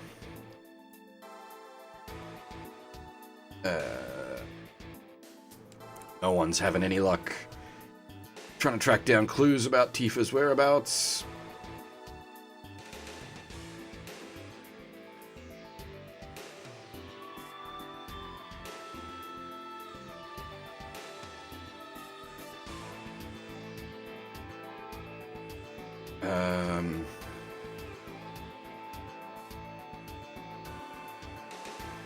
Some concern that maybe because of the warp that occurred, that it might be a bit tricky to find the kidnappers. Since obviously, like, thanks to warp shenanigans, they're not going to have followed a logical path out of here.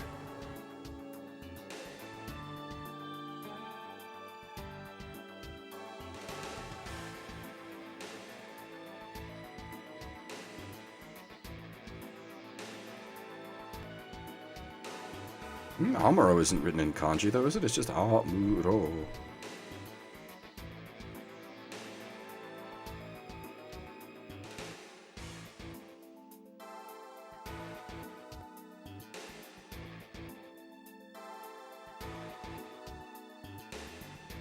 But yeah, there's some talk of new type shenanigans going on. Wondering why they've kidnapped Tifa.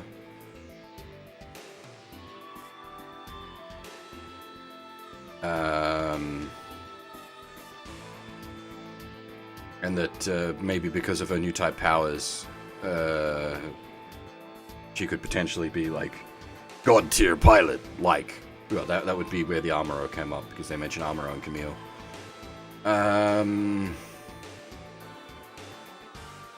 But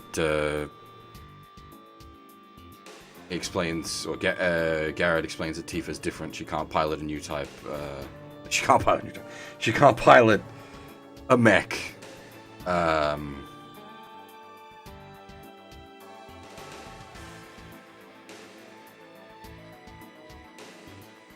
While digging around on the UN, they found some other new type information as well. And they came across stuff to do with Jamil having once been a new type, but his powers broke, question mark. He was originally an ace pilot of the UNE, but stopped piloting mobile suits.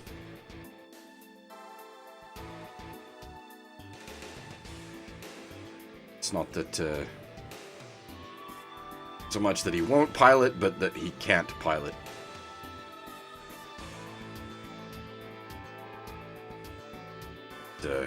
It's not Garod's place to tell that story.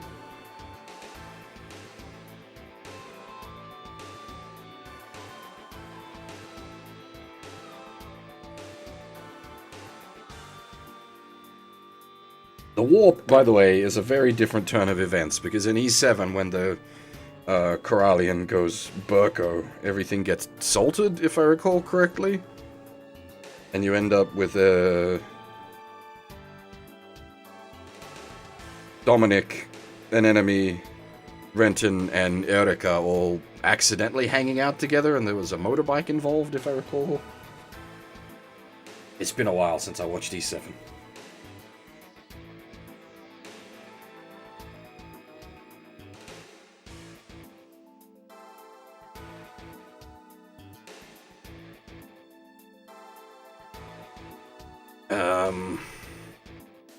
Yeah, after the discussion, they're just like, alright, back to information hunting.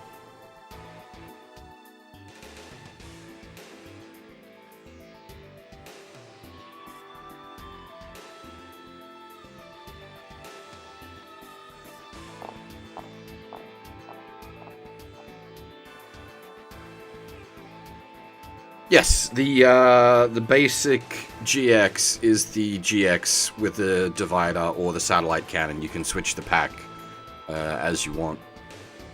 We have it in satellite cannon mode, which, now that I think about it, we should probably switch it to divider mode, because this is a daytime map and we aren't going to get to use the satellite cannon.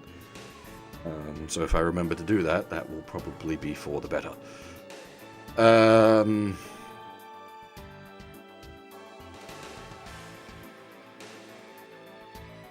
Hey, Silver, and robots in general rather than just Gundam, but we are running, well, we're running a mix of Gundam X and Eureka 7 plot at the moment.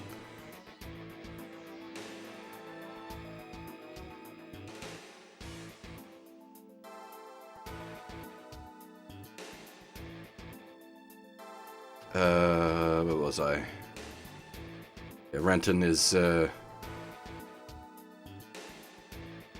still concerned about Eureka's condition. Thinks it's related to the Neovash somehow, but doesn't know what he can do to help.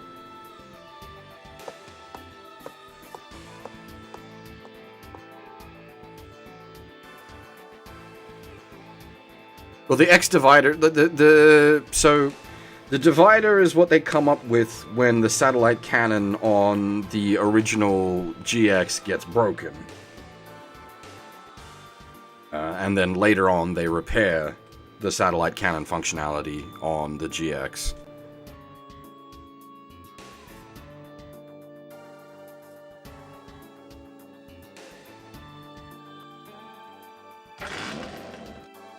Ah, the motorbike I mentioned.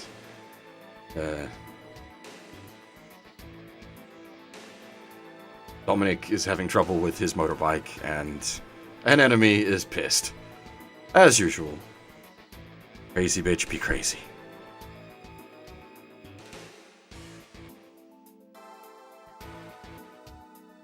She's apparently not fond of the sea breeze, as it's the sea salt is sticking to her skin. Dominic brings up that she was the one initially who suggested the trip out here, because she thought the breeze would feel better.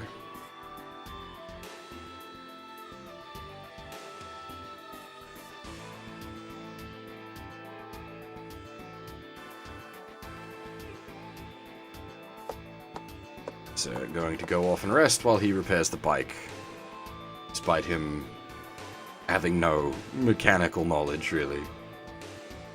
Renton, however, is a mechanic, and comes over to offer some help. Keep in mind, these guys don't know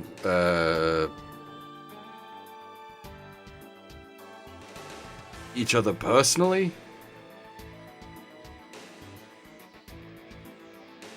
think this is... I'm pretty sure this is their first time actually... Yeah, this is their first time meeting in person. Dominic recognizes Renton as the son of Adrock Thurston.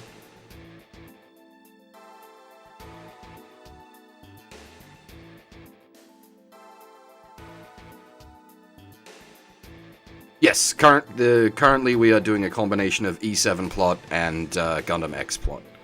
Correct.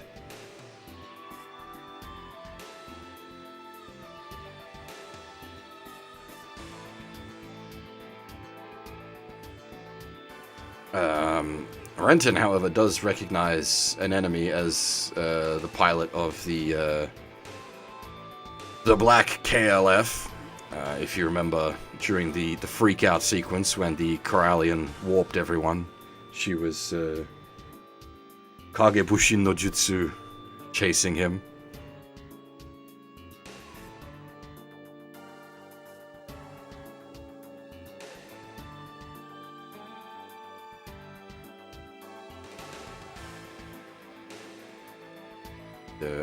Sort of Renton keeps pushing the point of what's up with that black KLF? Why does it look like the Nirvash?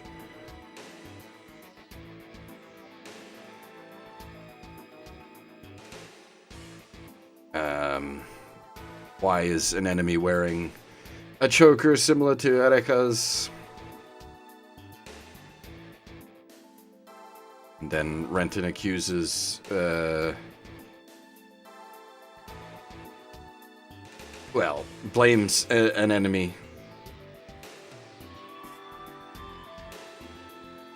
For what happened, and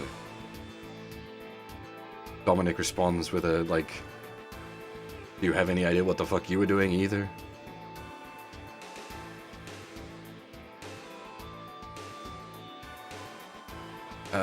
Is this game everyone from the same world? Multi-world. Okay, so this is a little weird as to how this is handling its multi-world scenario. Some people are from the same worlds. It's weird. We've the Dimension Bomb plot from August essentially combined a whole bunch of worlds together.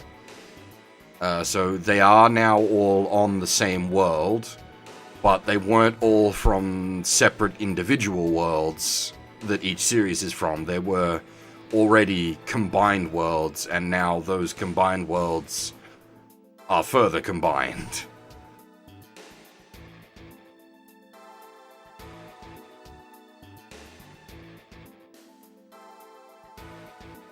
Just to make matters as confusing as possible.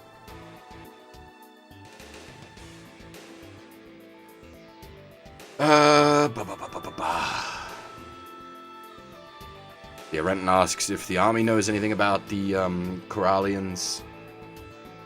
Dominic's like, how have you heard that name?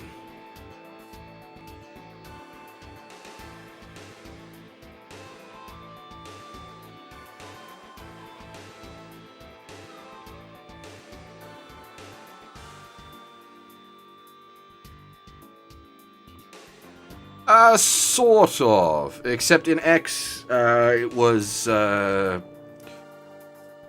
Ende, the god was, like, pulling in people from other worlds to eat them. Whereas this is, well, not only that, but, in X they were all from separate worlds, if I recall,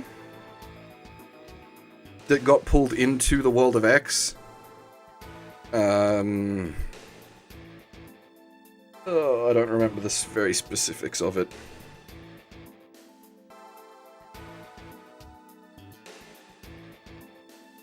But yeah, because the bike Dominic's using is one from the world they are from, Renton will actually be able to fix it for them.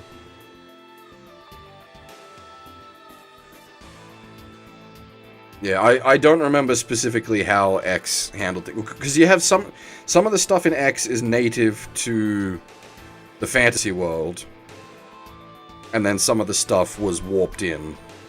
And then you have the Wataru stuff, which essentially runs the actual Wataru plotline, which sort of isekais Wataru to a fantasy world. Alwath, that's it, thank you. I can't remember names well.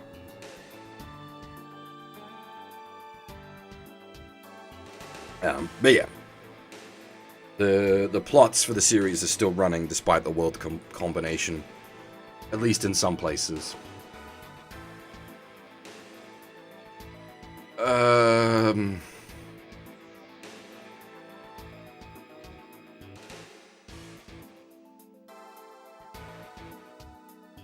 But yeah, Renton, Dominic sort of demands that Renton fixes their bike, and Renton gives him a bit of sass, saying, you know, this is how you ask for a favor, shove your gun in people's faces.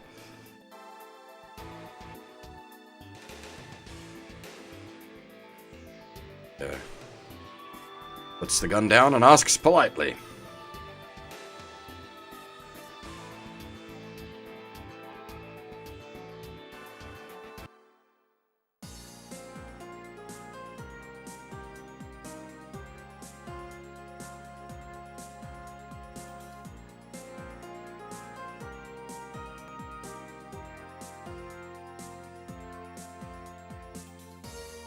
Argument going on between Witz and Tonya. Witz wants to head down to the dock to search for information. Tonya says there's already a bunch of their people there. Better for them to head downtown and go seeking information that way. But he thinks she just wants to go shopping.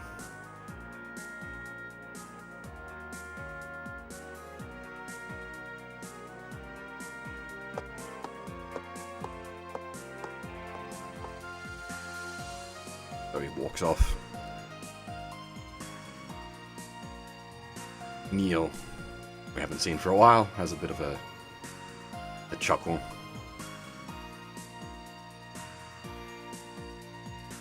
I actually prefer SW stories where they're all from the same world. I enjoy the fully integrated stuff more rather than the mixed dimension shenanigans sort of cop out. Zed does it well, credit to it. VXT, I'm less fond of their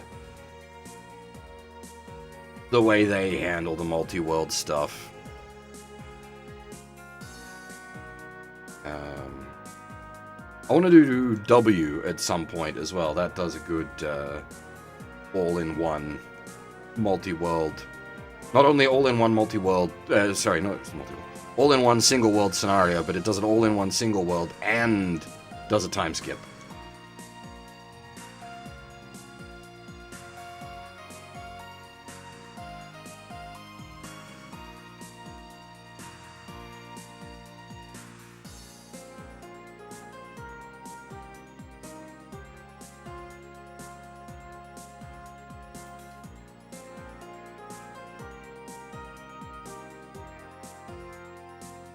Bit of back and forth sort of introductions. They've never properly met before.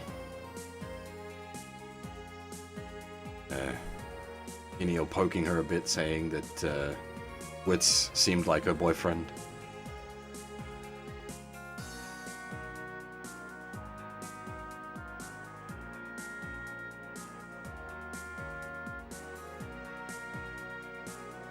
Neil agrees to help Tonya on her search for information.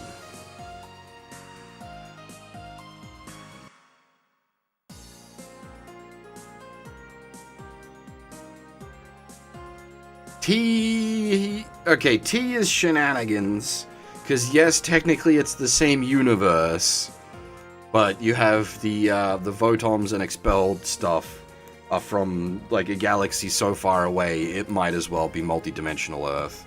And then you also have the Isekai stuff, which again, technically, same world. With your Aura Battlers and your Mage Knights.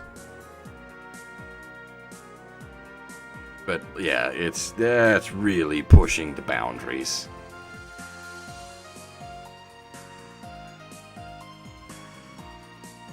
And then doesn't actual dimensional shit happen in the DLC? Like the MC mechs from BNX show up in T's like post-game DLC, don't they?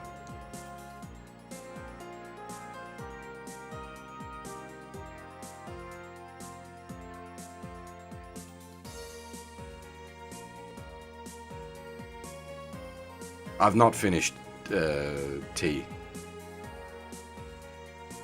Right, anyway, where were we?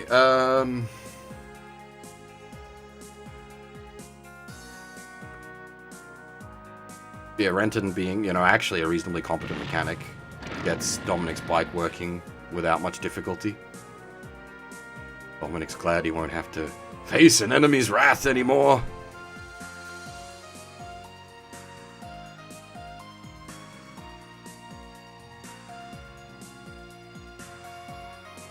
Renton's still digging for information on what the Corallian is, but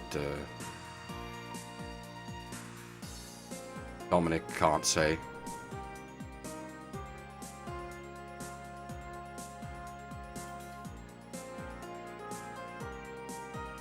And then Renton sort of goes off a bit how in the Corallian, he sort of in the dream state, he met an enemy.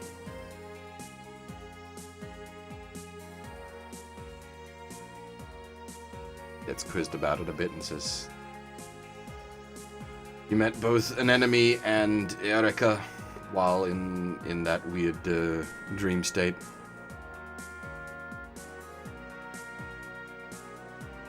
Of the VXT trilogy, X is probably my favorite, but also my least favorite for its OG's plot. So I'm sort of torn. I really like the Wataru stuff in X, and it is such a core part of it that it works really well for me. But the OG's stuff for X, I wasn't a big fan.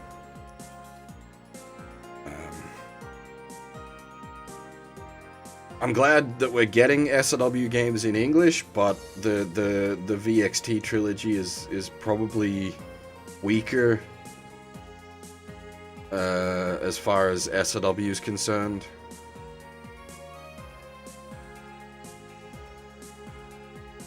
At least, obviously, as opinions, etc.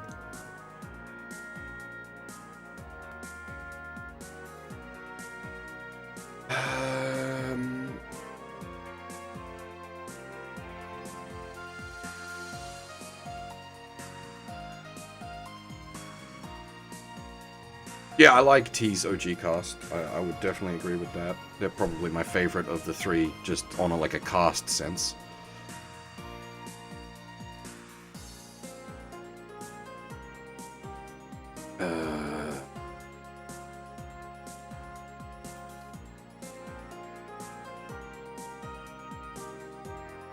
It's a bit of sort of joking about how they've both fallen for troublesome girls. And that while he can't tell him about the Corallian, he can say that the girl they're looking for is on the island of Zonder Epta.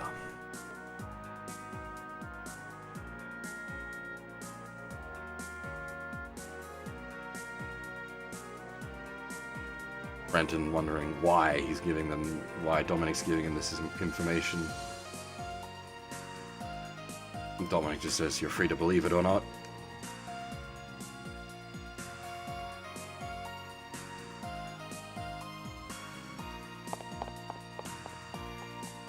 It's off to tell the others.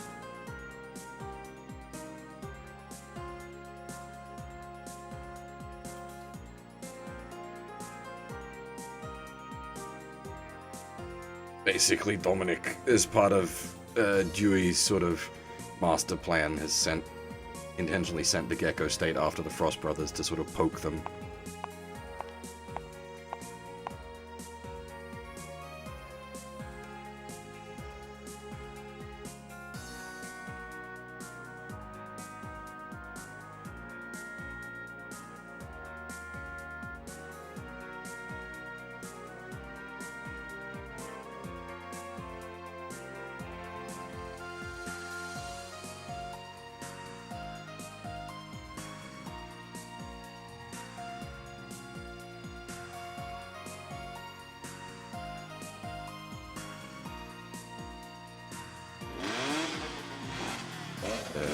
Dominic finds out... Way! Big vibration! Dominic finds out that not only did Renton fix up his bike, but he overtuned it, and the bike is now performing way better than expected.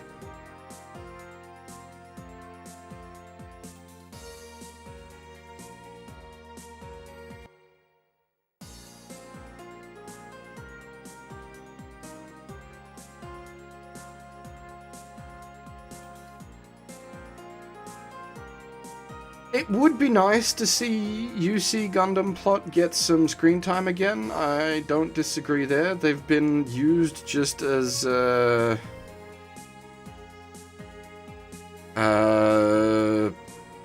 like background noise for such a long time. They're just filler.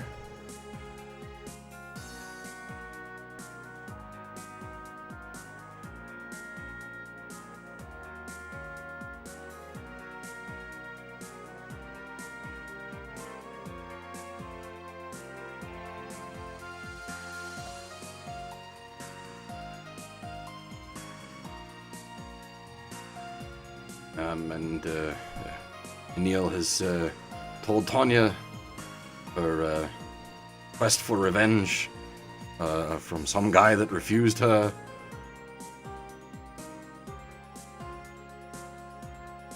I won't go so far as to call it actual revenge, but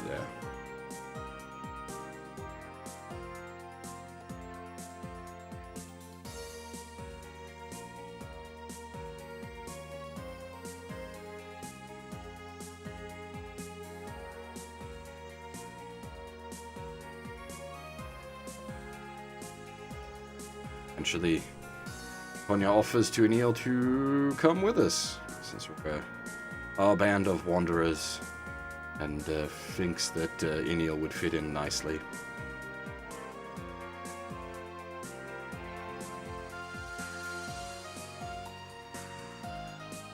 And reveals that the person she was searching for is Aoife. And then Enil clues on to the fact that this is one of the Frieden's crew.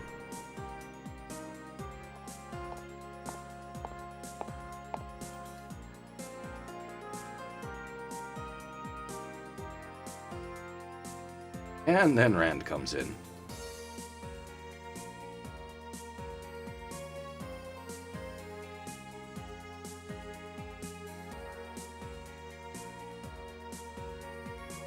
The fact that Renton has found a clue to Tifa's present location.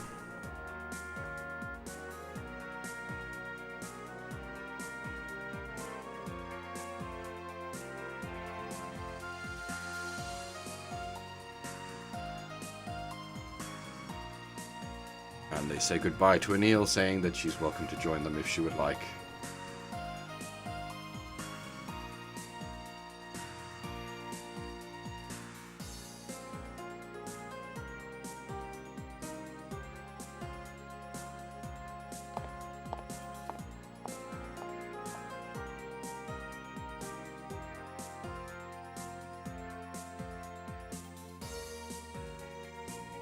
Remember, Rand and Enil do actually know each other, and here Enil thanks Rand for keeping quiet about who she actually is.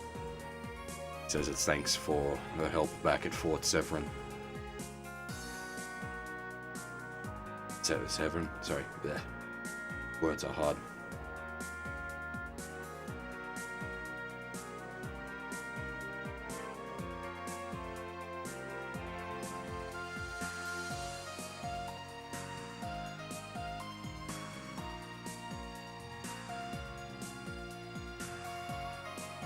Rand brings up whether she's still gunning for Garrod, and is indeed. Says, you know, you should do whatever it is you want to do, but neither Rand nor Garrod want to fight her.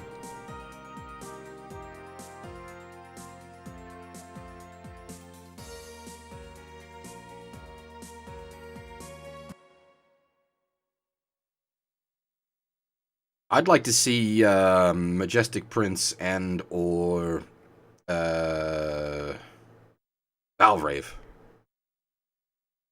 in SRW. That would be good. IBO, I really don't want IBO, mostly because it would mean dealing with now laminate all over the place. I don't want to deal with that.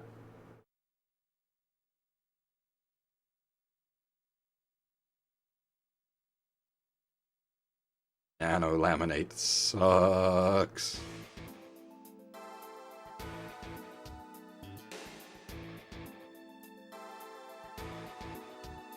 And back on the Frieden. We're off to Zondarepta.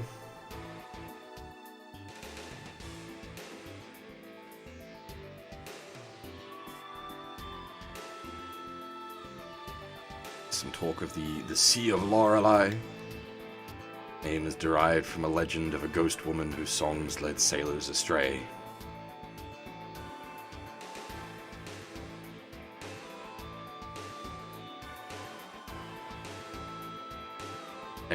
Text brings up that the legend is from remnant from their original world.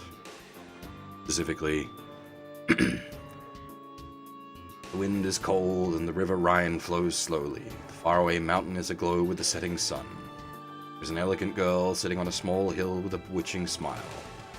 Wears golden clothes and has a golden comb. Combs her hair. She combs her golden hair.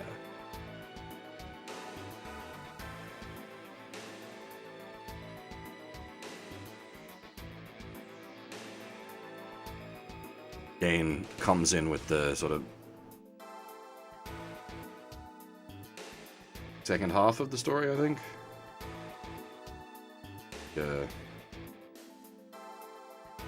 X is surprised he knew.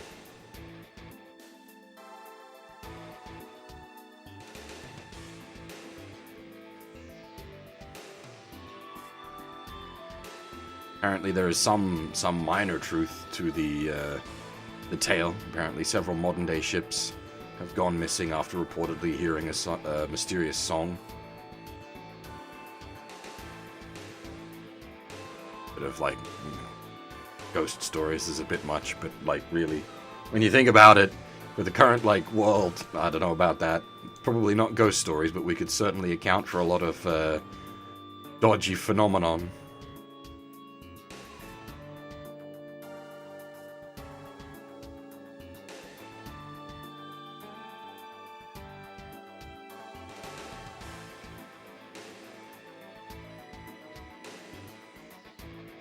It's a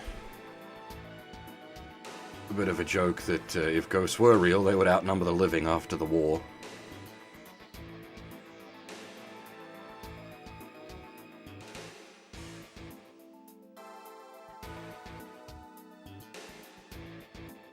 Bring up the colony drops and whatnot. Absolutely shreked the earth.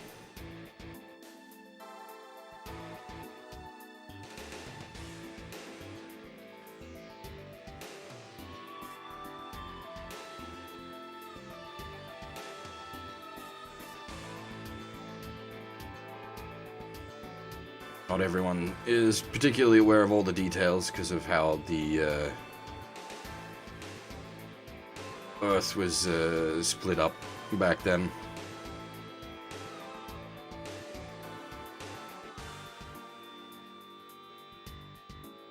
We had the, where are we? Continent of Gallia, which is Siberia and Zora, North America, which had the Turn A people, and then Southern Hemisphere, the remnants of former civilization that feuded with the space colonists. I'm not sure which one that is. Oh, that's possibly the Mongol stuff?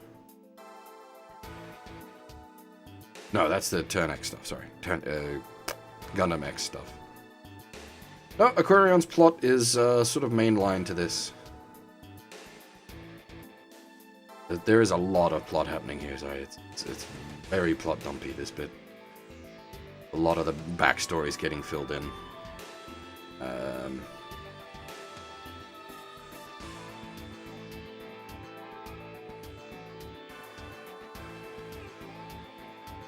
some talk of Jamil having not piloted a mobile suit since then. The scars on his soul from that day.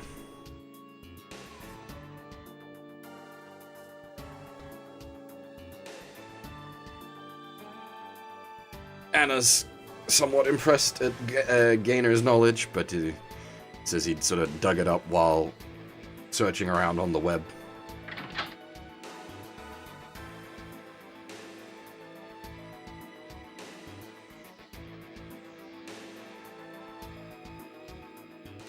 Apparently, Garrett and Renton are missing at the moment. They can't be found. People are worried that maybe they've run off the Zondar Epta themselves to rescue Aoife.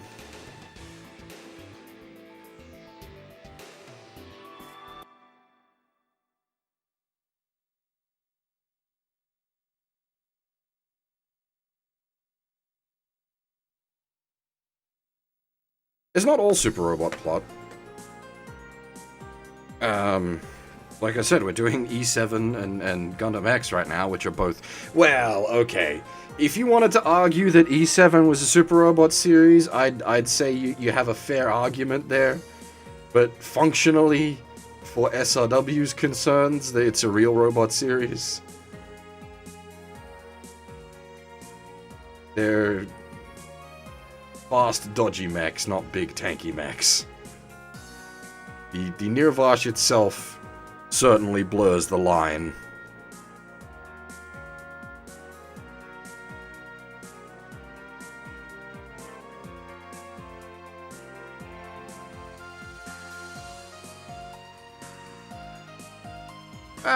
I can understand that, though, Tazura, like, keeping the splits at least relatively the same means you don't have to go, like, really awkward splits if you're trying to follow one particular story.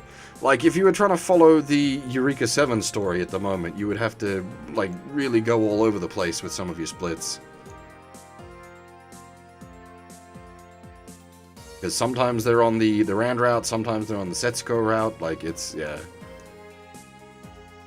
It can be tricky to follow. Also, some of it is really awkward. Some of the Turn A stuff is happening right now on the Setsuko route, but the start of all the Turn A stuff is exclusive to the Rand route.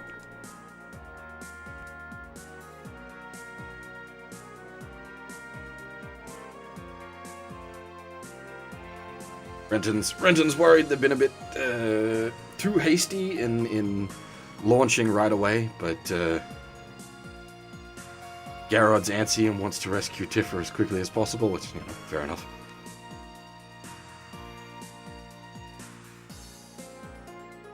Apologizes to Eureka for dragging her along as well. She says Tiffer's her friend and wants to rescue her.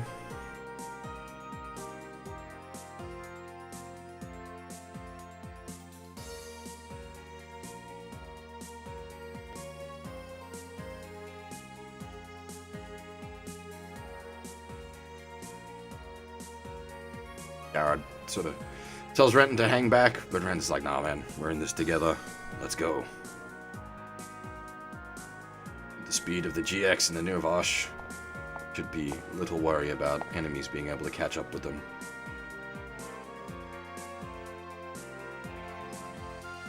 And then this bloke shows up, wondering what kids are doing out here.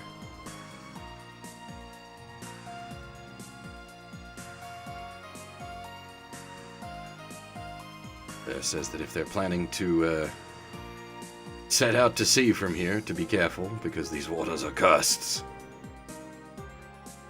Referring back to the Sea of Lorelei thing.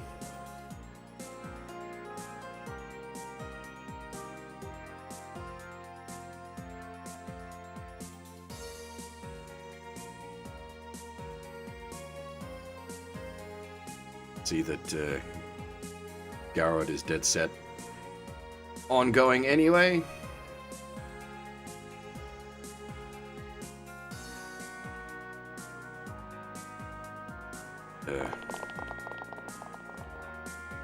Renton promises they'll be careful.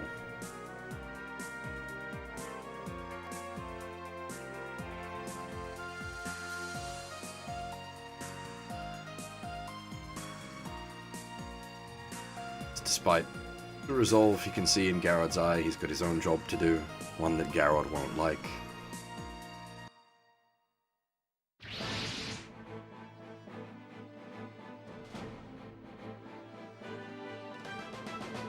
They find, as they get out to the island, a hidden Federation base.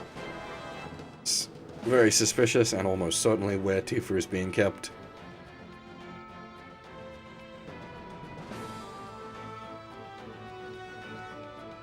Renton asks if Garrod wants to charge in and save her right away, but surprisingly, Garrod maintains a cool head and says they're only here for recon.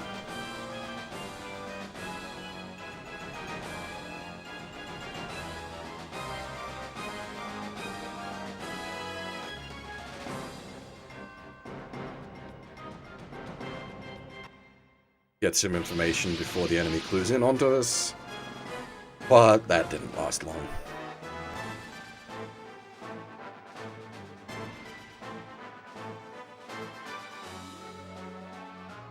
Turns out, however, that it wasn't because we got detected, but that they knew we were coming and this is an ambush. They had got intel that we were on the way.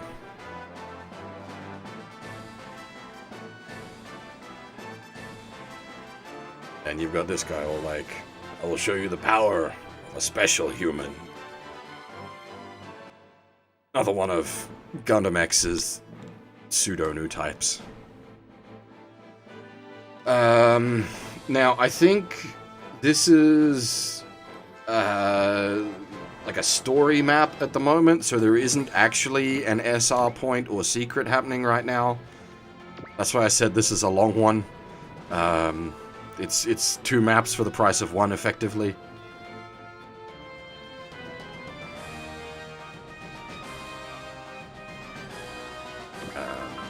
Which also means we can sort of go nuts with the SP and EN and ammo usage because we'll get fully recharged before the map actual starts.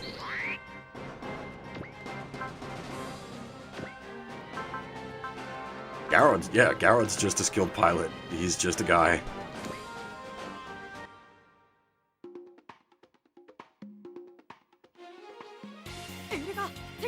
分かってる。先に攻撃するわ。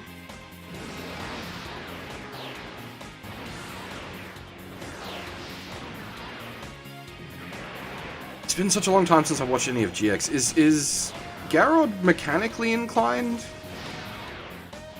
いけるわ。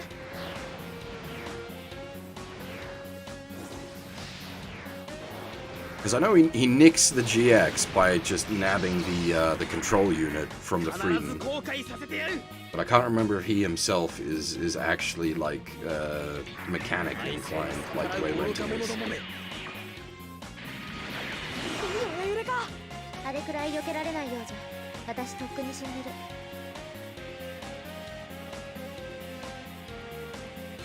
Yeah, I think he was just a junk dealer, but I don't remember if there's a sort of implication there. Being a junk dealer would make you potentially skilled at handling such things.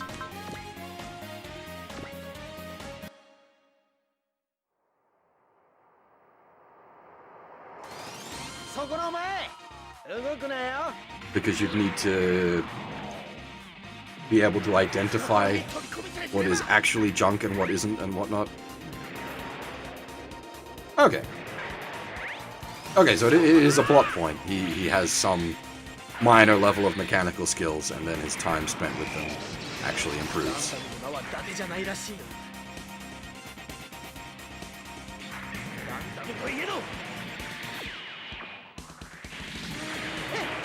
そいつを待ってた。 こ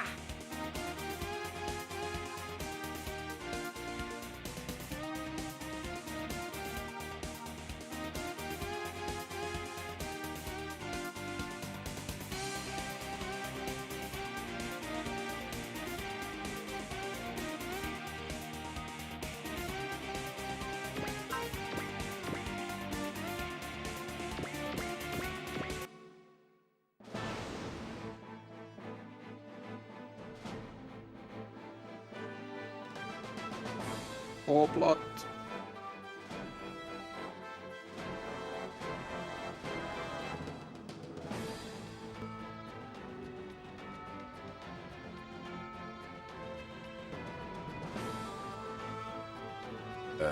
Watching the battle, observing.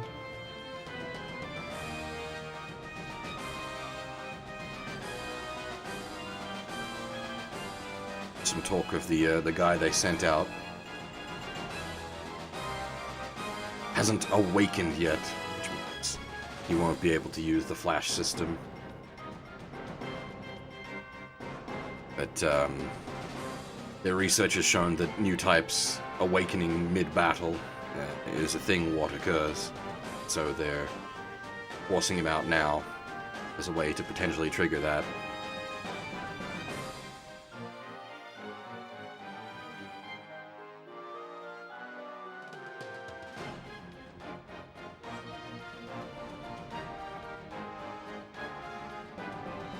And there's some talk of Tifa interfacing with a certain system that she'll hopefully be able to awaken a ghost from 15 years ago.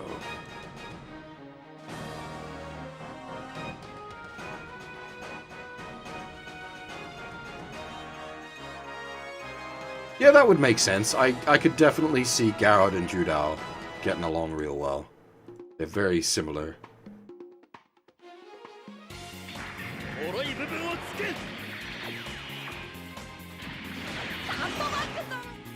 もう回避したから。 Always Garrod chop, man. Garrod chop all the things.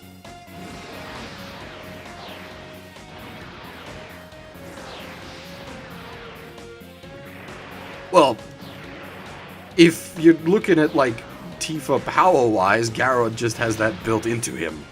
Not Garrod, Judao. Judao doesn't need an additional new type to help out. He's already a god-tier new type. ここまでか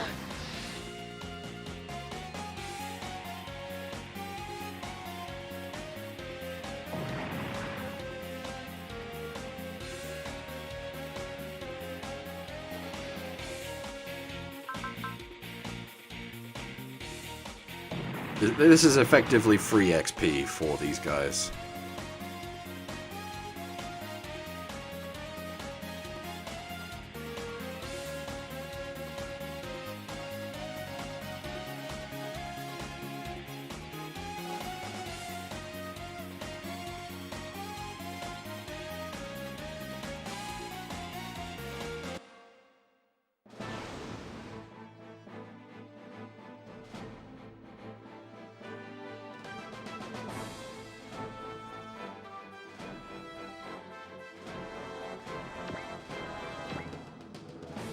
I don't know, Judah has the Purus? I'm not sure.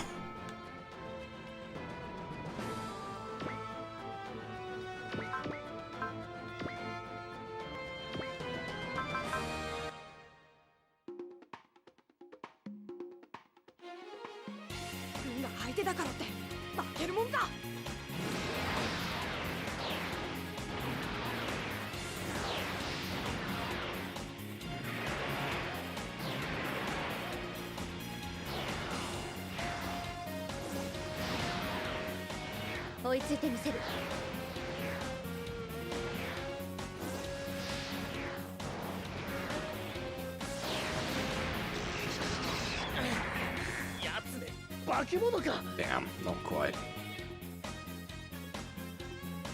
体勢に逆らう愚か者どもめ もう回避したから。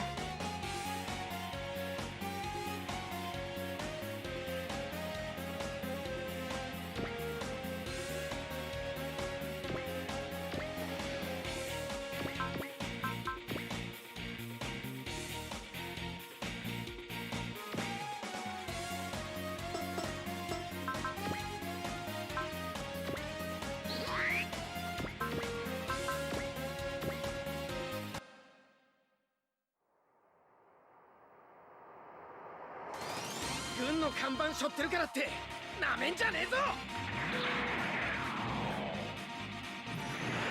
ころに飛び込みさえすれば。 Hey, Prime, how's it going? As for like not saving Peru, there's it's usually an option. It's not forced. まだ機体は動く。戦えるぞ。ガンダムといえど。俺を舐めてもらっちゃ困るな。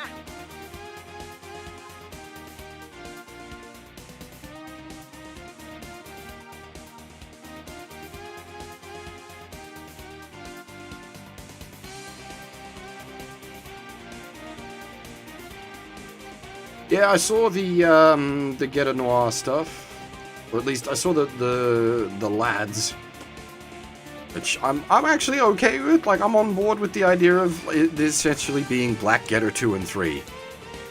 Is effectively what it is, and Black Getter 1 getting like twin revolvers is pretty cool. Okay, new type power level arguments are always a bit squicky, but,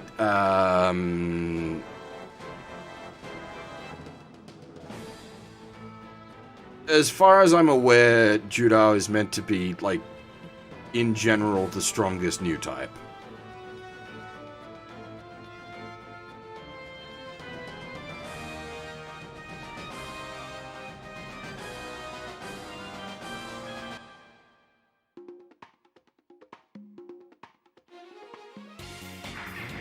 But, like, it's a bit of a wonky debate.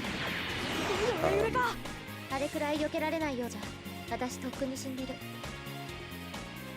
あなたたちにホランドの邪魔はさせない。よくわからないけどしかないみたいだね。 Well, I'm not fond of the Infinity design for Suparobo G, but if they wanted to bring in, like, Infinity G, I would be absolutely down for that. I also really like the,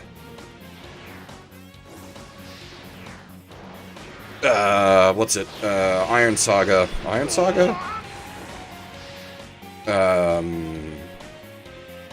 Designs for the Mazinger stuff.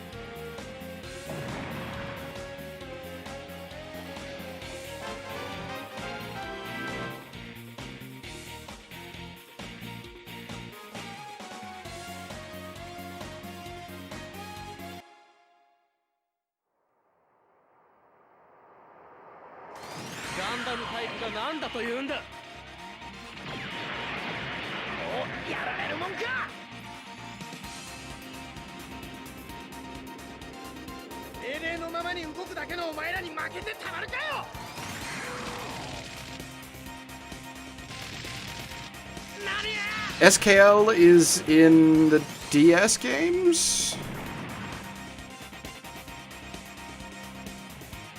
3DS games, sorry, not DS games. It didn't exist when the DS games happened.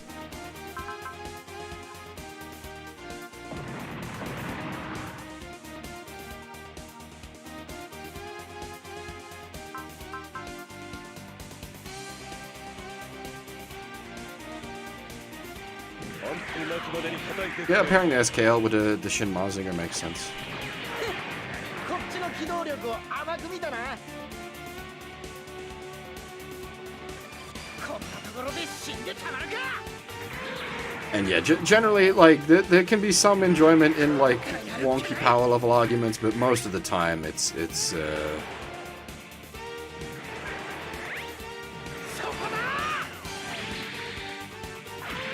not worth having in a serious sense.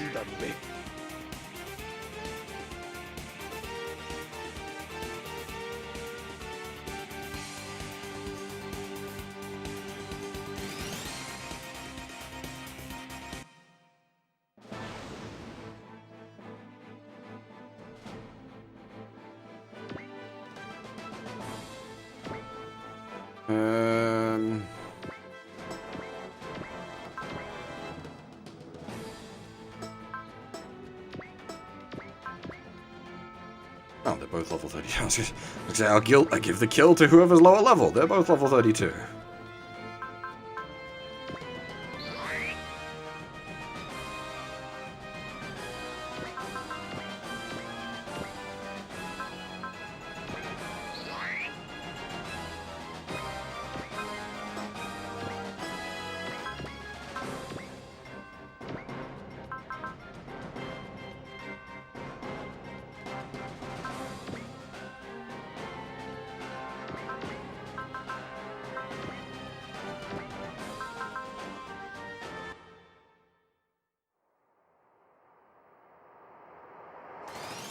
命令のままに動くだけのお前らに負けてたまるかよ。こうなったらやるっきゃない。 Well, see, like, if you're talking like the like robot power levels, you get into stupid shit like comparing like the fucking Super Tengen Toppa Gurren Lagann to anything. That thing's half the size of the universe.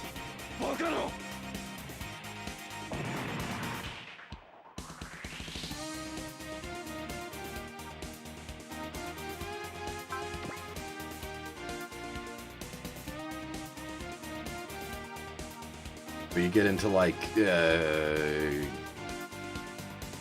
Getter Emperor and or even like just the Shin Getter itself, which, you know, can chop fucking moons in half.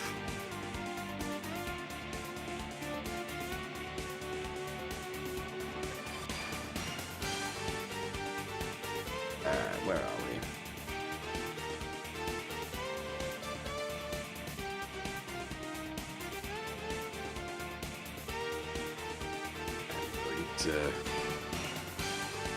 Refuses to accept that he could be defeated, but gets ordered to fall back, or his unit is completely destroyed.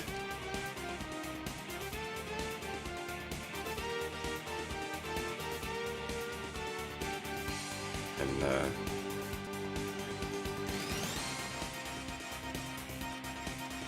yeah, Garrod and Tifa take that as a... Garrod and Renton take that as a chance to escape. And he, the base commander, orders the use of the flash system.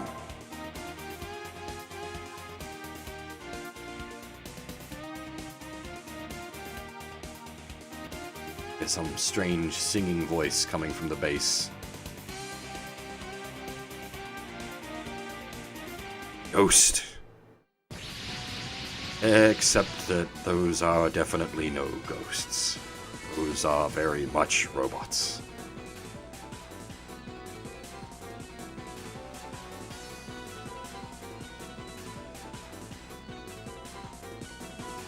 And then they try to make a break for it, but are quickly surrounded.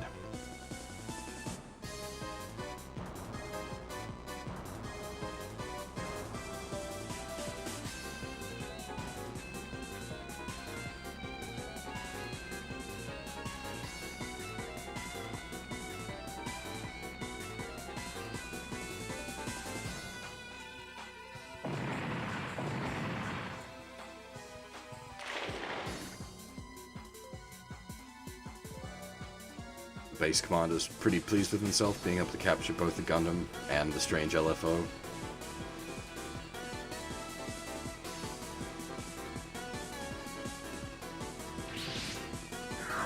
And then the Freedom arrives.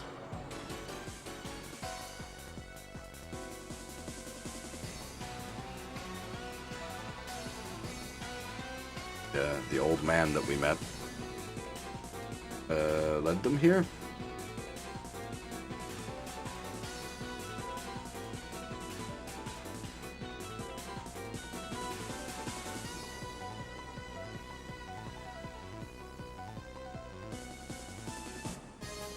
We're able to break through the Federation forces by having the rest of our troops make a diversionary attack. Frieden was the only one able to break through.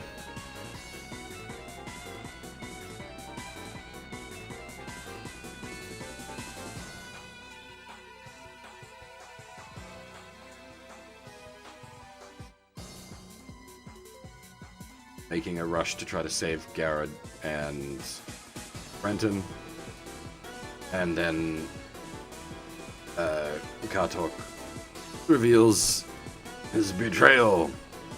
They are not humble fishermen, but Federation soldiers all along.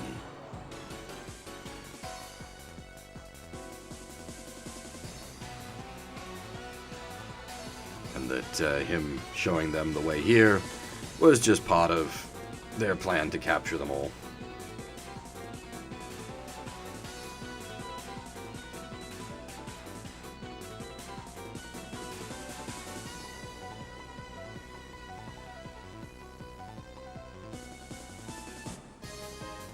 some talk of like Jamil being a hero from the war, and that being a new type soldier at the age of 15. Back then, even hardened soldiers looked up to him.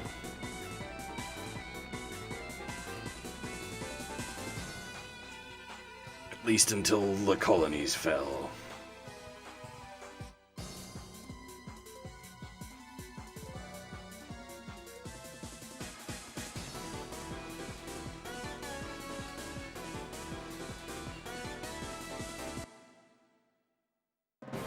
That was the intro to this mission.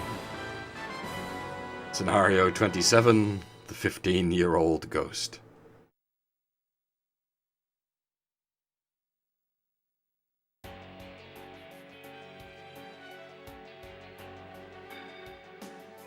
Got a fair bit more of an epic text dump.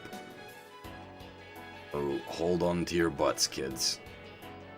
There's a reason we only getting through like 2 maps a stream at the moment, because they got some serious plot dumpery.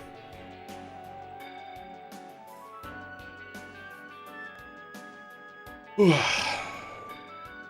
least I still got some coffee left.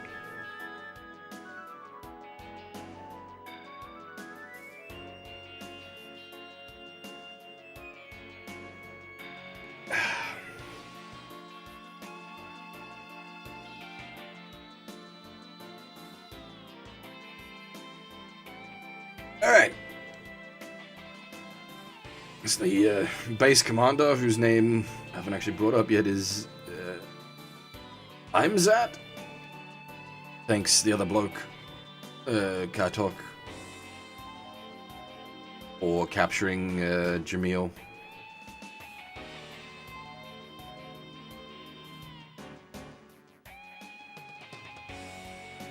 While Jamil's new type abilities are severely deteriorated, they can potentially still be of some use.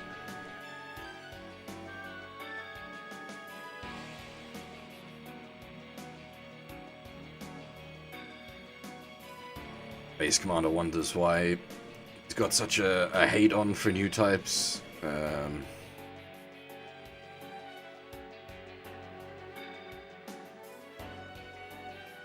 then Kartok asks, did you fight in the war 15 years ago? And the commander's like, no, I joined after the war. It says that anyone who had lived through the hell of the war would hate new types.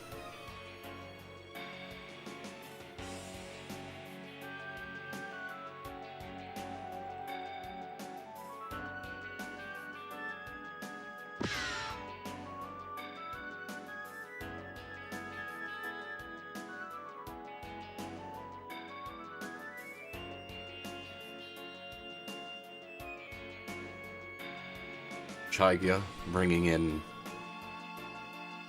Erika.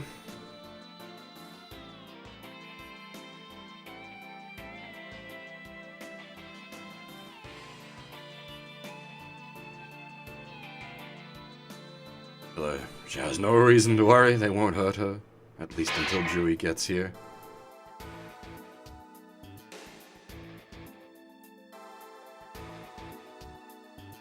Everybody else has just been unceremoniously thrown into prison. Renton going a bit berserk, what with them having just taken Eureka away, trying to kick the door down.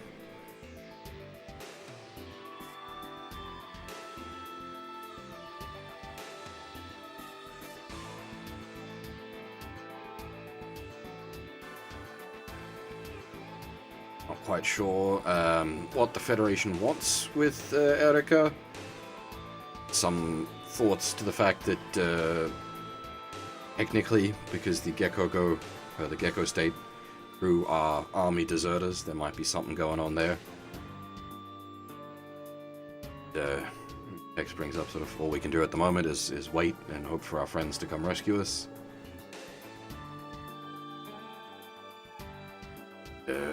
Garrod is pondering on those strange Gundam-like mobile suits that surrounded them and took down the GX and Nirvash. Jamil explains that it was the Flash system. Garrod brings up that he has seen the Flash system pop up in the GX's cockpit whenever the satellite cannon gets used. Jamil explains that it's a new type specific system that allows the use of things like the satellite cannon and the G-bits. Things what attacked them. And Garrod theorizes that they've got a new type on the base that is controlling them.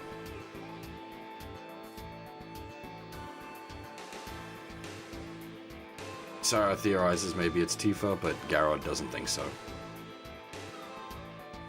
Or if it was, she was forced to do it.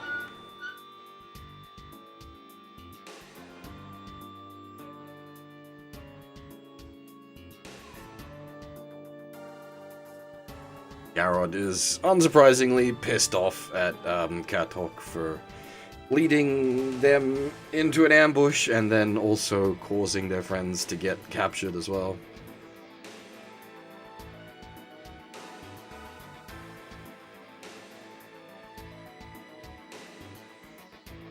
Basically just why you do it, and because Katok is pissed at Jamil and blames him for the colony drops.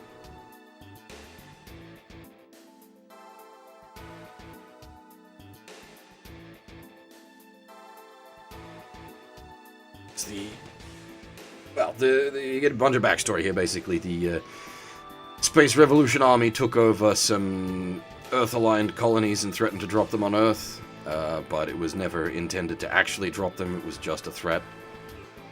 But Jamil was sent in with the GX and the satellite cannon, destroying one of those colonies, and then that in turn caused the escalation of the Revolutionary Army to, then actually start throwing the colonies at the planet.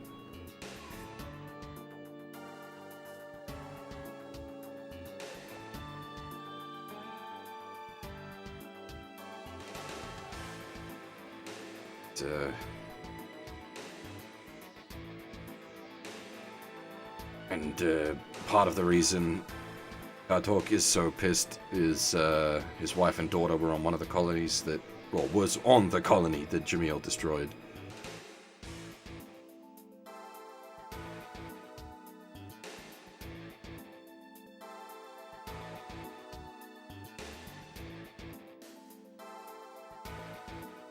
That brings up the fact that Jamil has been protecting this new type girl.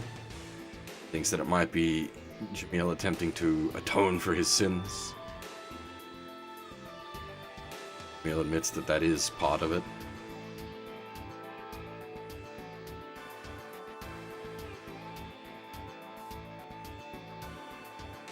Finishes off by saying, Jamil needs to come along, the base commander is after him, as well as a ghost from 15 years ago.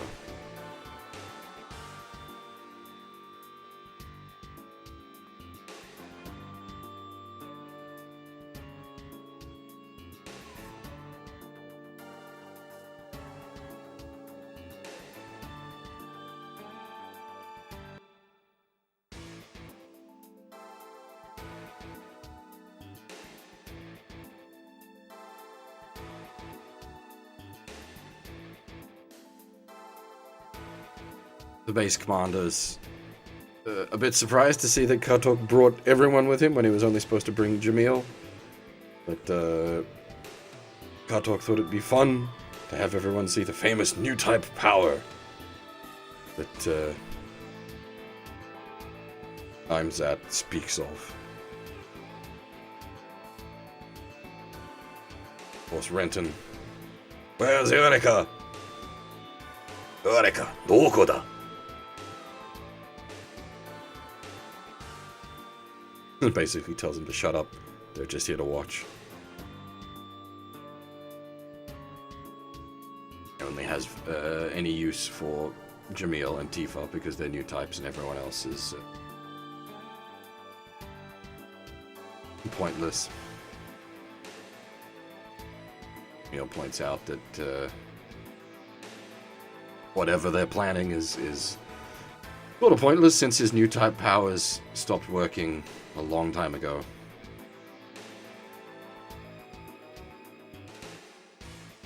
Also points out that while his new type powers may be gone, may have some questions.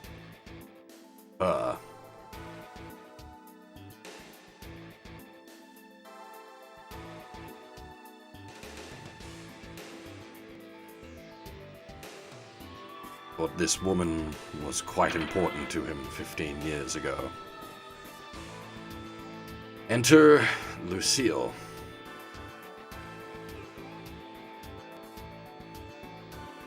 He has been turned into the core of the Flash system, essentially.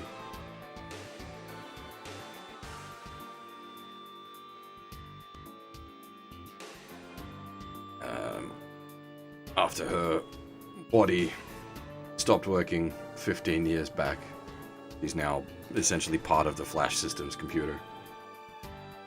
But she was the one controlling the G-bits.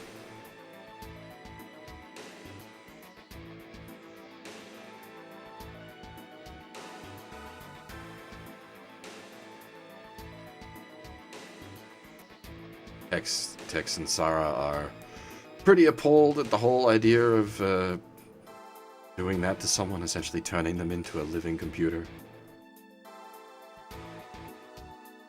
Turning a person into a weapon, essentially.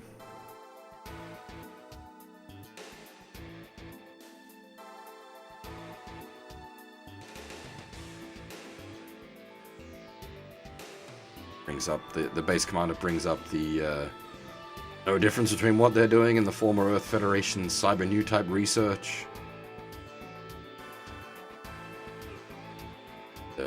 In fact, that some of that research allowed them to achieve what they were trying to do.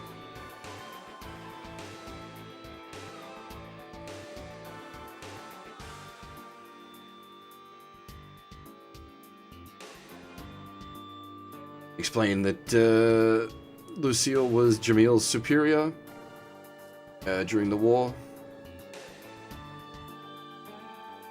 She trained several new types.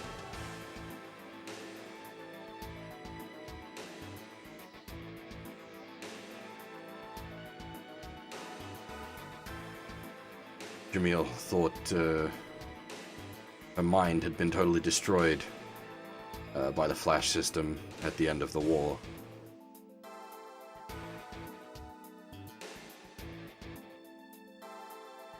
And indeed that was the case, but they kept her sort of alive and integrated her into the system, essentially allowing them to have a computer-controlled new type.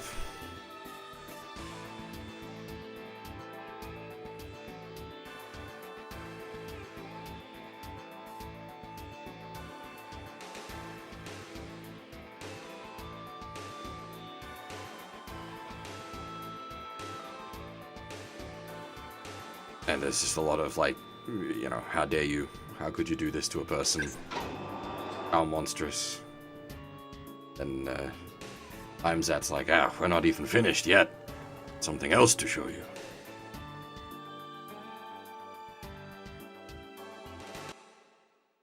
A new prototype.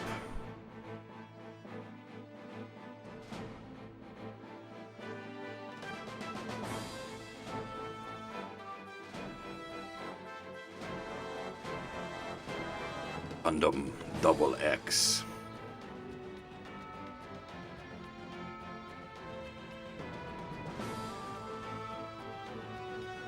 Based on the GX that Jamil piloted during the war.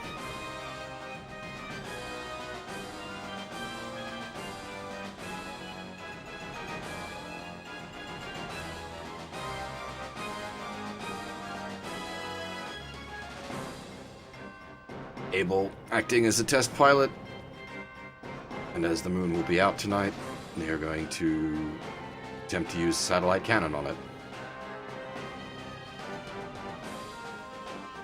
But when he tries to register with it, nothing happens, proving that indeed he cannot use the flash system.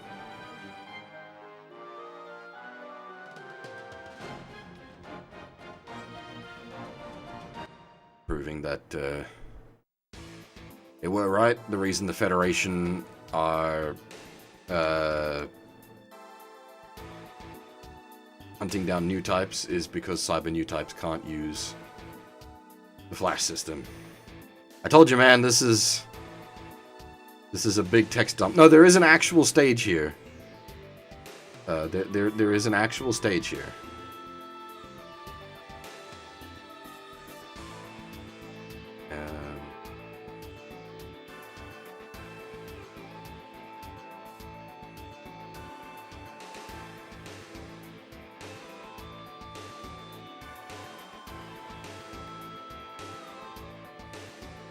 More sort of talk about.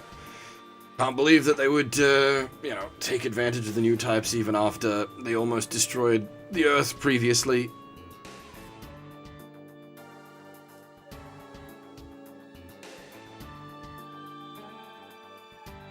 Possibly escape the curse of the new type.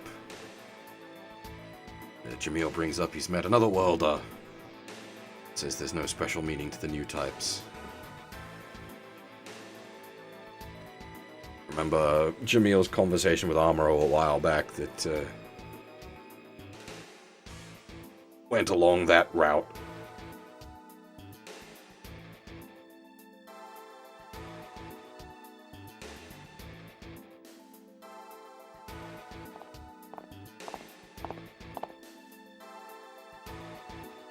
And then Shagia and Alba turn up with Tifa in tow.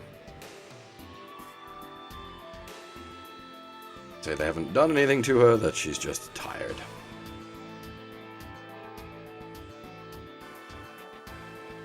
The base commander intends to put her to use testing the DX.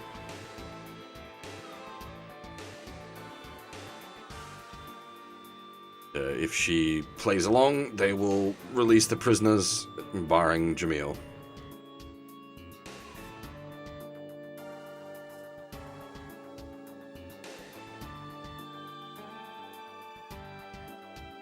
Of course, Garrod objects. Katok tells him to sit the fuck down.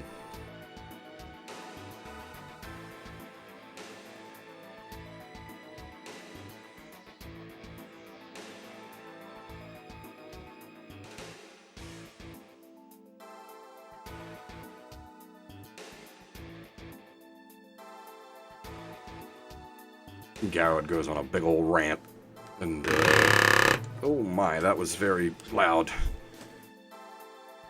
Katok decks him one.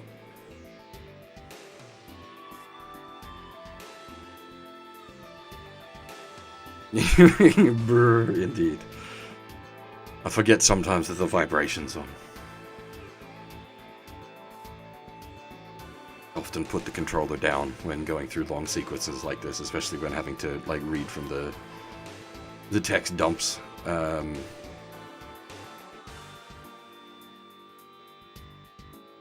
Renton puts his own jab in, saying that Kartok's getting pissed because Garrod is speaking the truth. He winds up to deck Renton as well.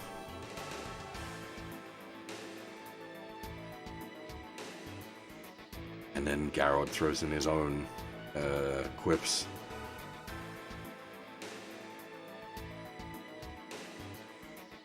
Now understands what the adult world is like.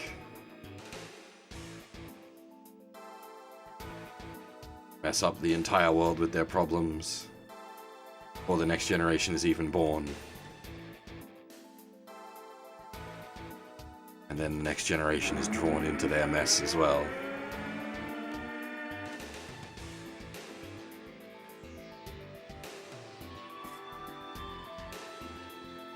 Then the alarms go off, and it turns out the rest of our people have arrived.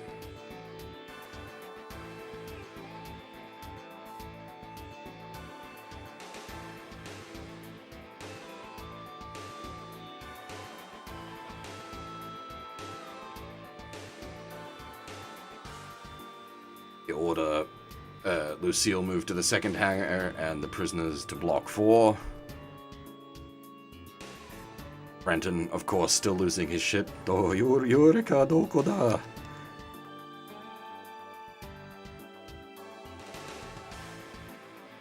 Actually, literally says that word for word. That's not even me being memey there. I can't highlight it properly, but that the second line is Yorika doko da?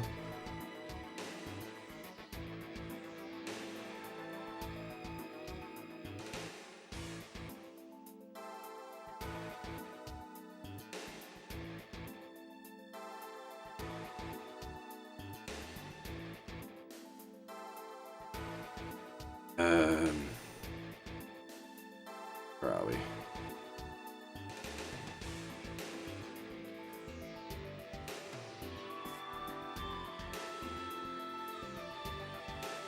Something about Tifa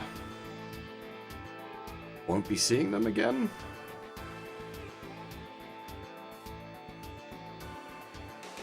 Seen it in a dream. She wouldn't be with them again. That her explains that her dreams always come true.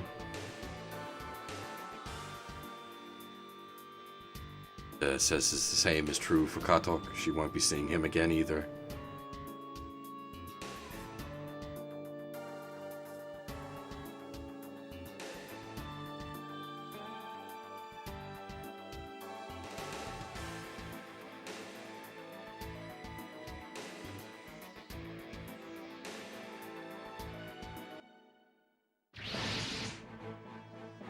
And now we finally get to deploy our boys.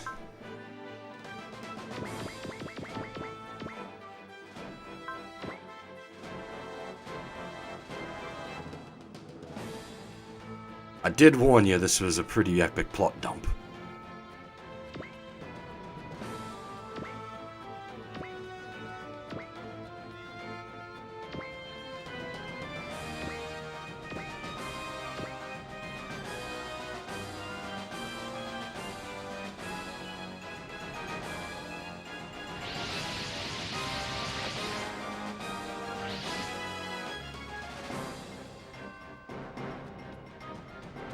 Alright.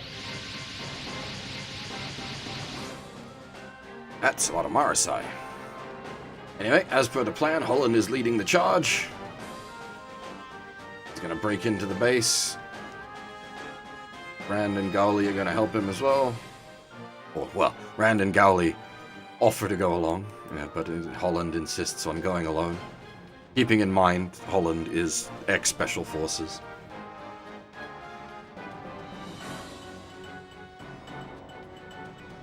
Ayn and Rand, want him to not waste his life.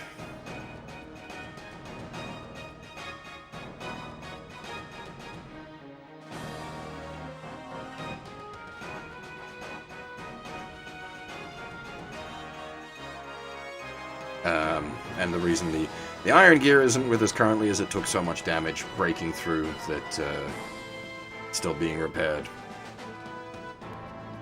And the reason mechanically the Iron Gear isn't here is because this is a water map and it would move like 1 square a turn.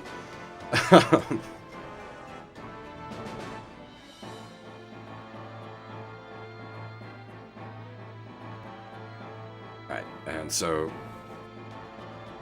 we need to go hard and we need to go fast. Can't let this drag out. Holland needs to break in within 5 minutes.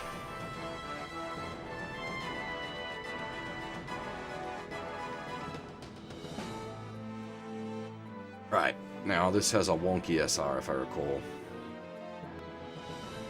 Indeed it does. Within 4 turns, shoot down all enemies and get Holland inside the base.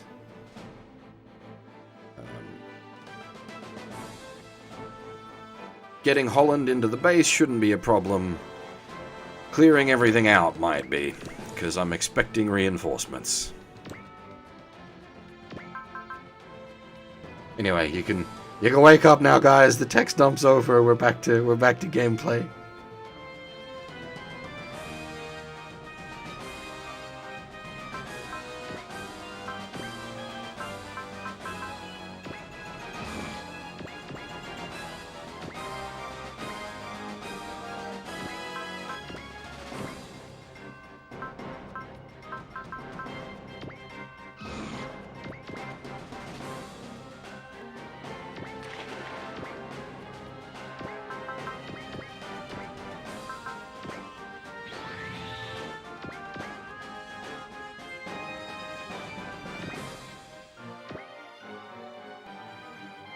That's...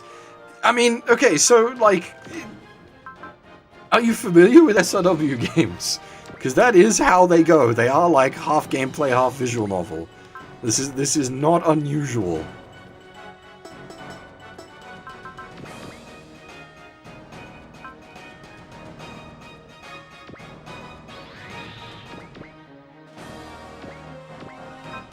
Like I can understand why it's a bit off-putting, but they are.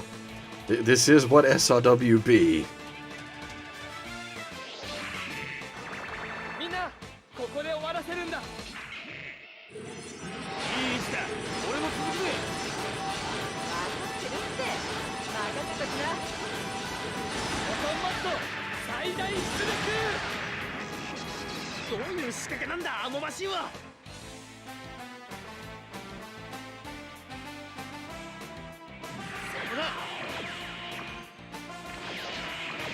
キングゲイナーのスピードにはついてこられないと見た。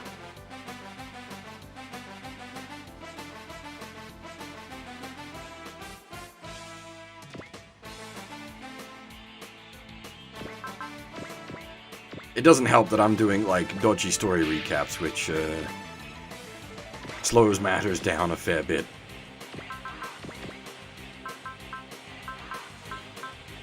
Actually, I don't know what would be faster, me doing the recaps or reading everything raw. I don't know.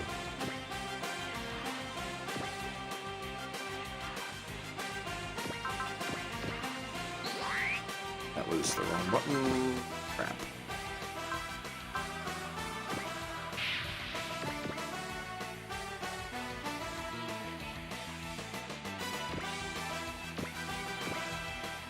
Should make use of it.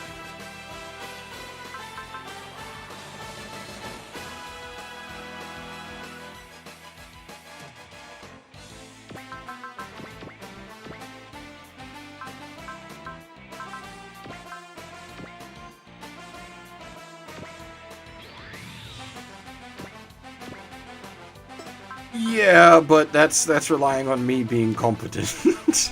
That's a big flaw in the plan. Speedy I ain't.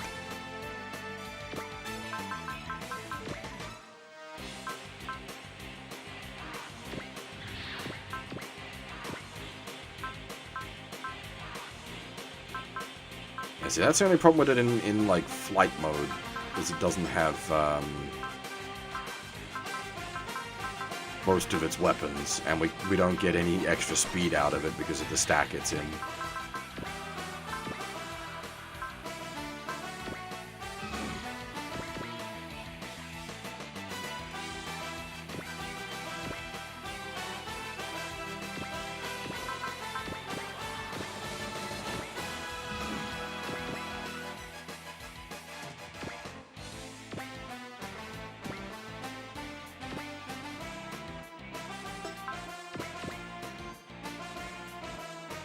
Hang on, actually, there's also some secrets on this map. Alright.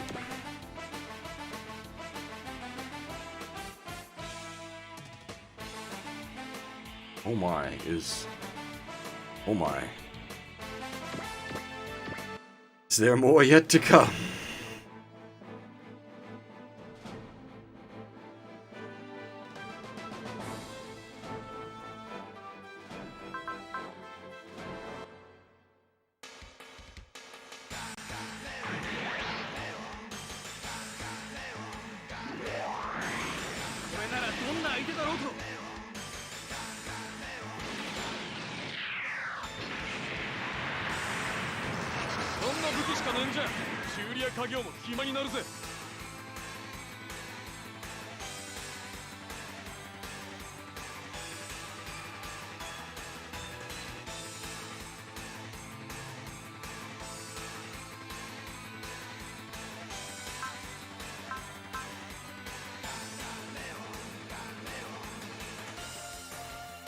Oh, 81, really?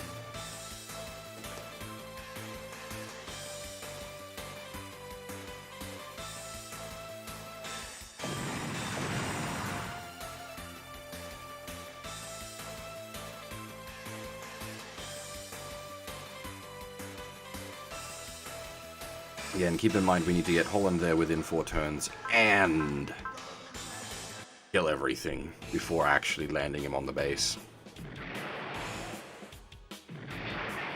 仕掛けるぞ。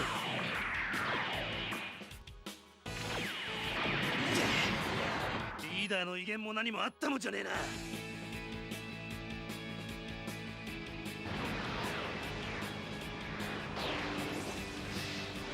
戦いは数じゃなく質だってのを教えてやる。そのような挑発に乗る私ではない。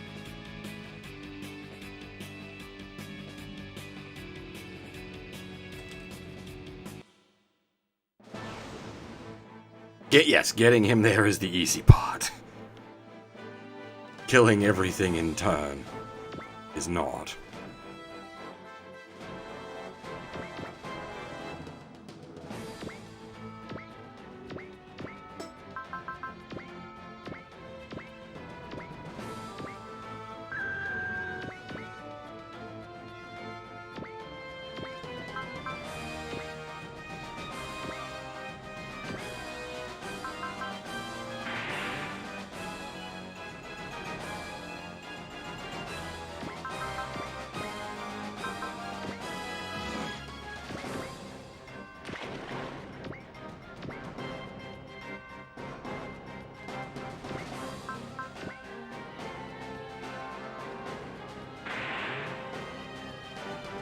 God damn. Hmm.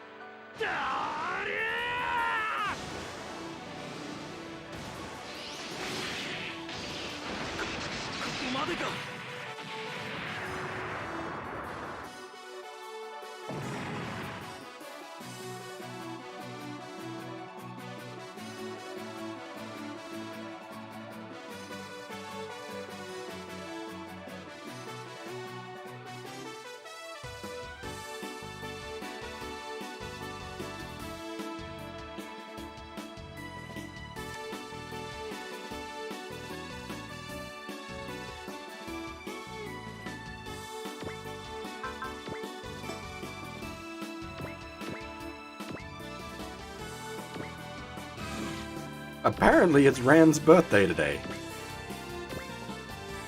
As in the 9th of the 8th.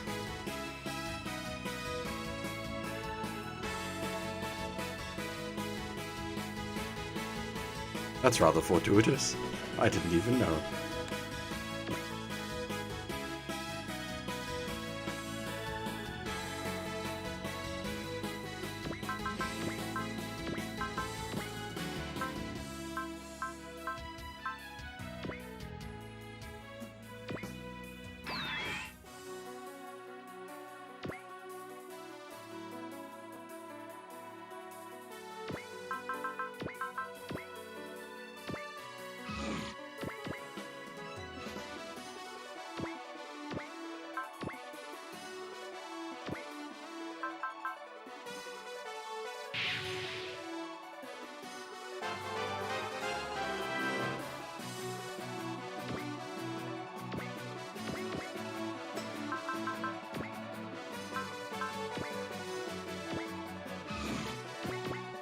This is an odd little stack, this one.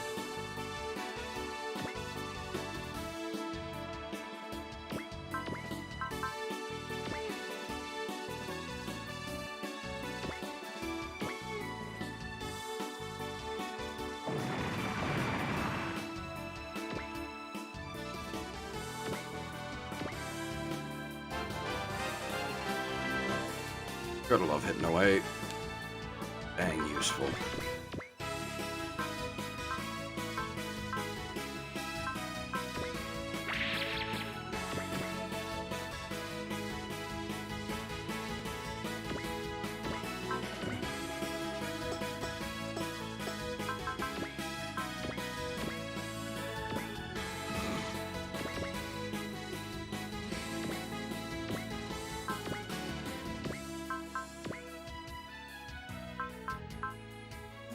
This should do pretty considerable damage.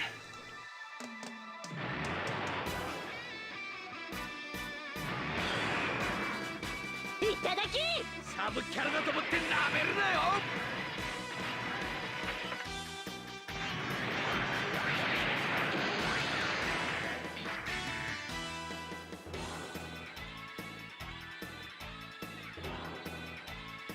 見てろ、地べたに叩き落としてやる。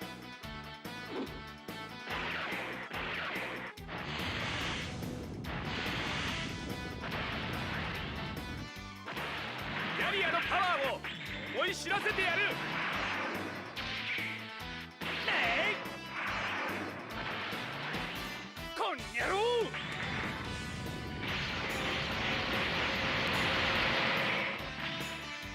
うだ。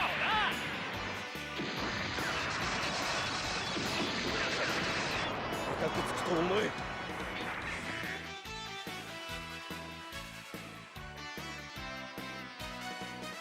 落ちろ。噂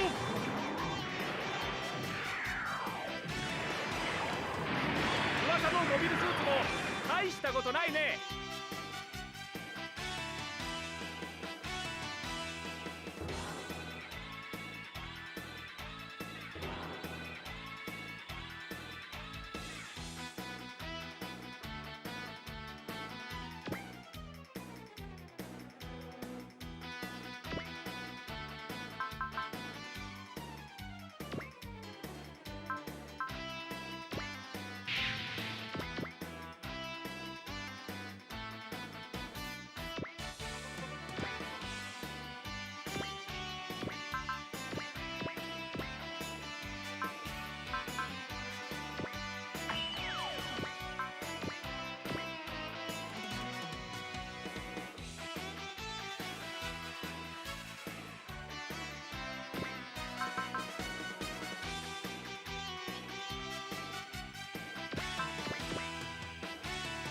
Depends on what the enemies do here. We'll sort of determine how this plays out for us.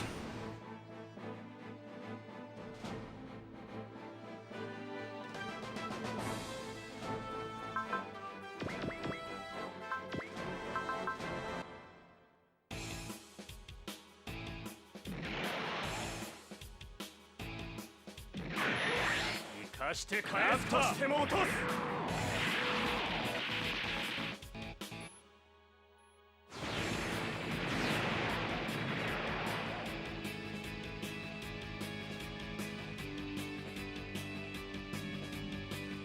お前はここまでだ。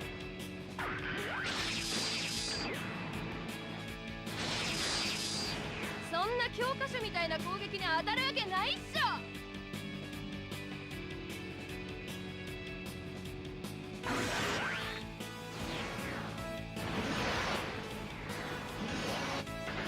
あんたたちやばいよ。出だしのタイミング外すなよ。どーんと派手にやろうぜ。とにかくトントン。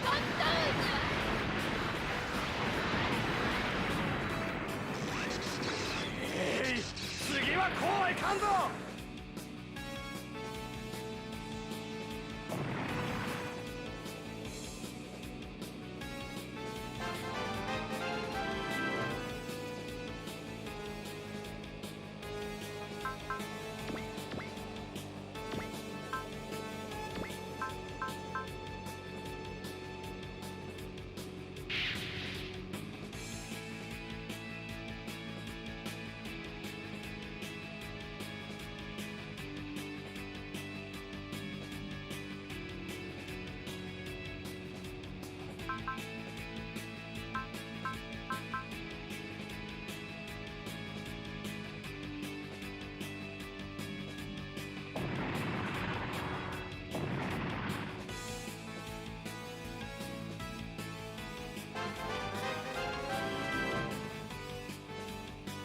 Yeah, they're blue Hyzaks, which are Federation Zaku's.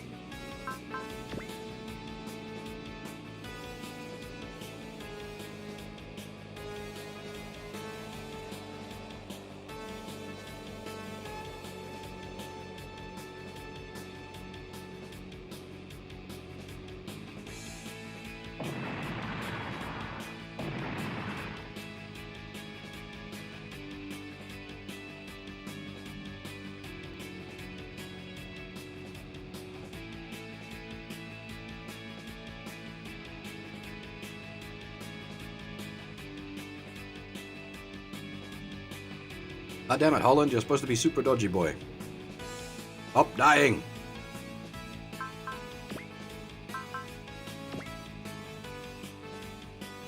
Oh, for fuck's sake.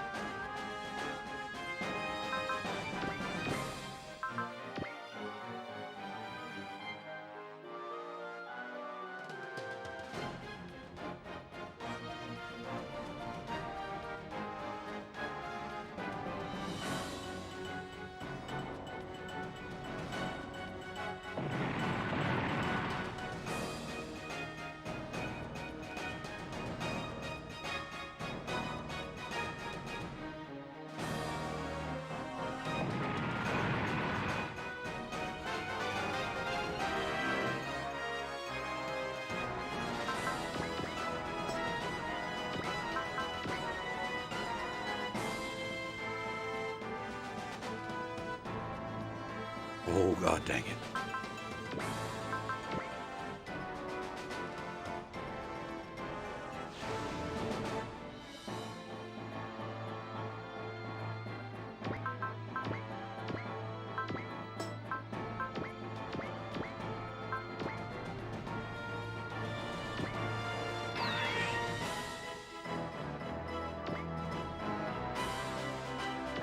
Problem is, with everyone chasing after Holland, it wastes attacks.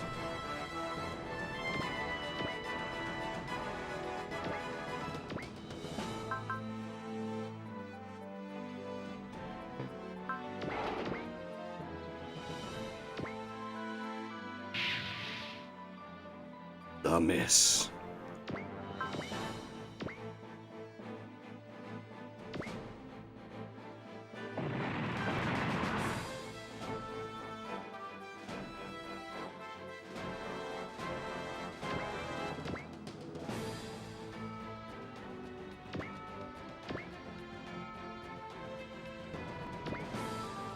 The problem with these stacks is they're going to take a bit to dig through.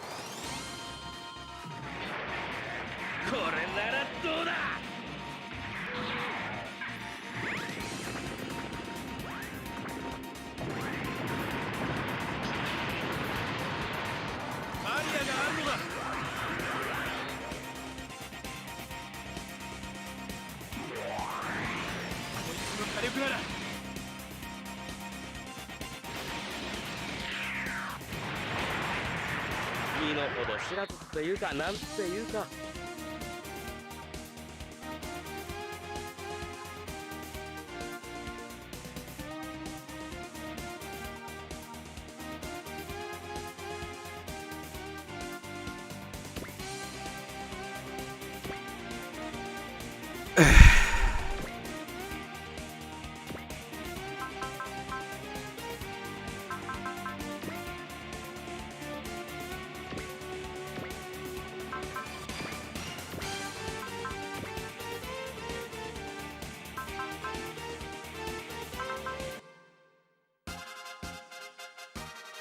I forgot we got the OG theme back. ショルダーキャノン。俺の相手はヤーズだ。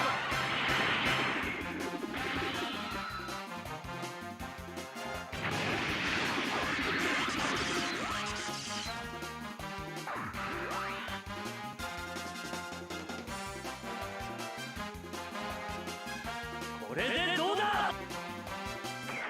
ゲッター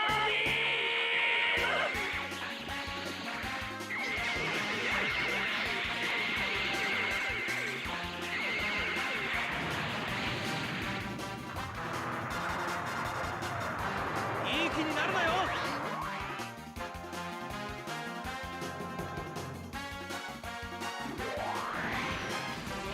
ついてこられまい。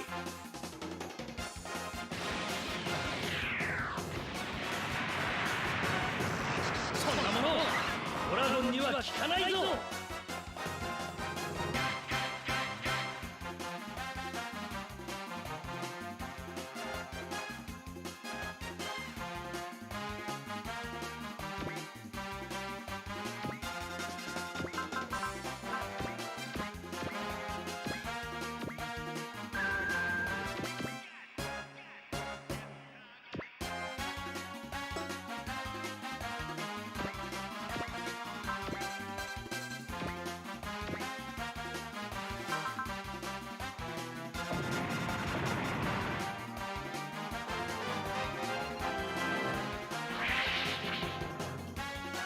That at least gets rid of that stack.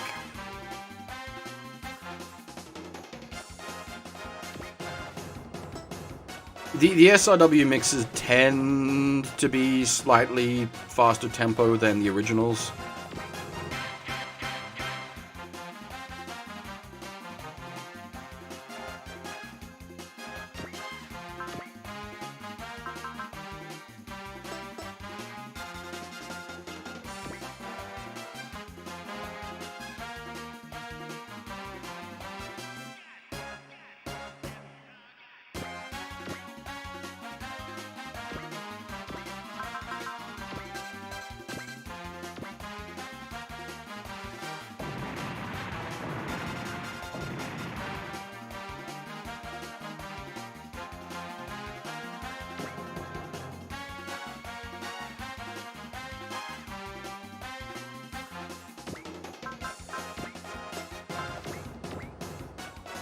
I'm not sure if the remix is like any specific version or just the SWZ mix.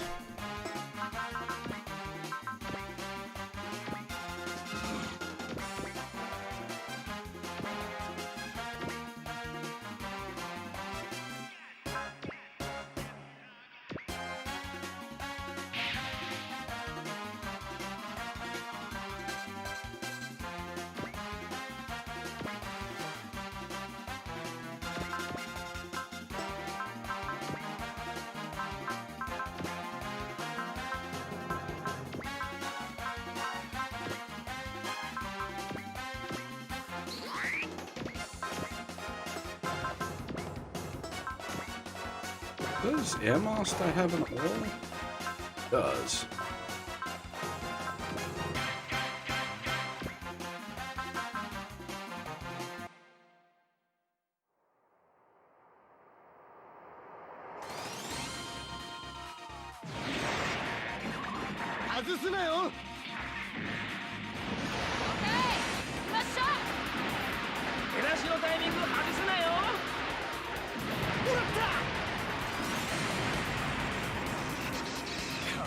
ず戻ってくるぞ。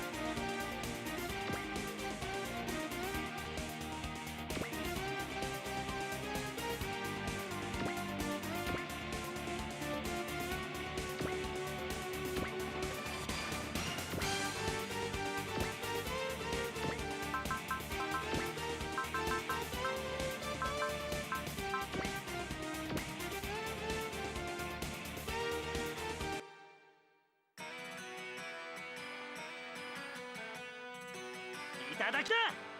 だりゃ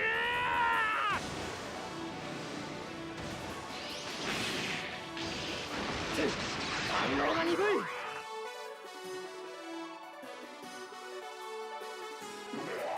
らせるかよ。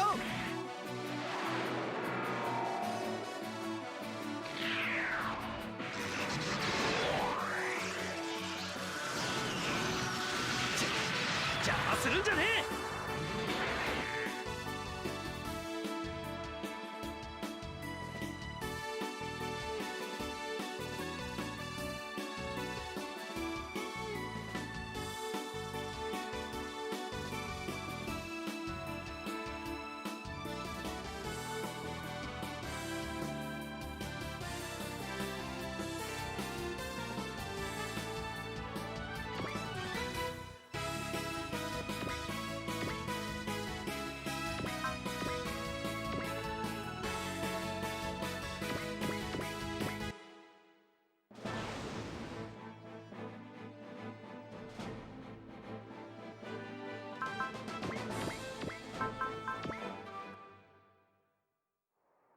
It's nice that we've actually been getting use out of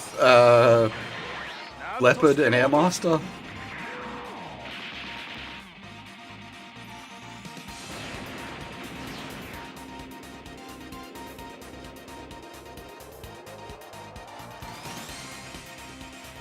Baka me, 丸見えだぞ。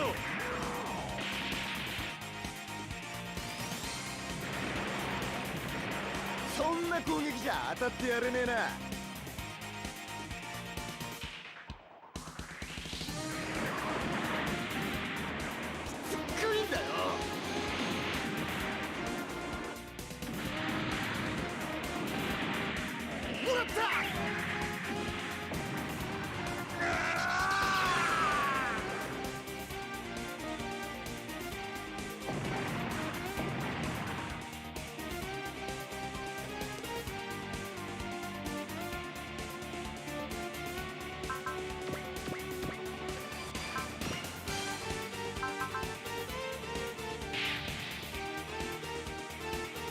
This is gonna come down to the wire, though.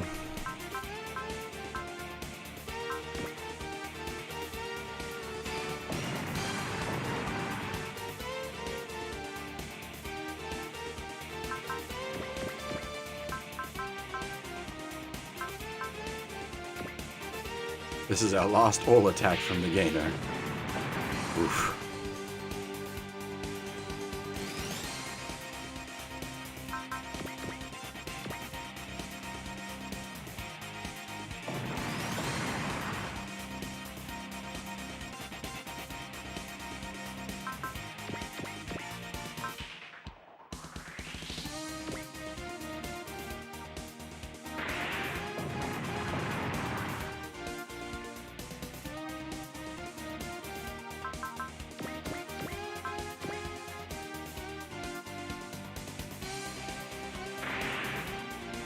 Really?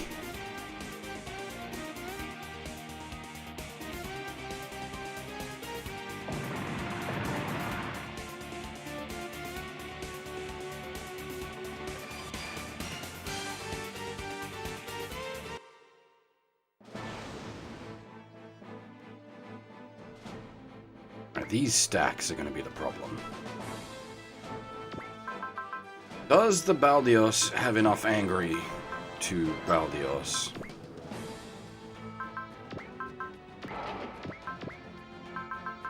It don't. Oh, one off. All right. I think if it gets angry from enemies dying, then we should be able to arrange it.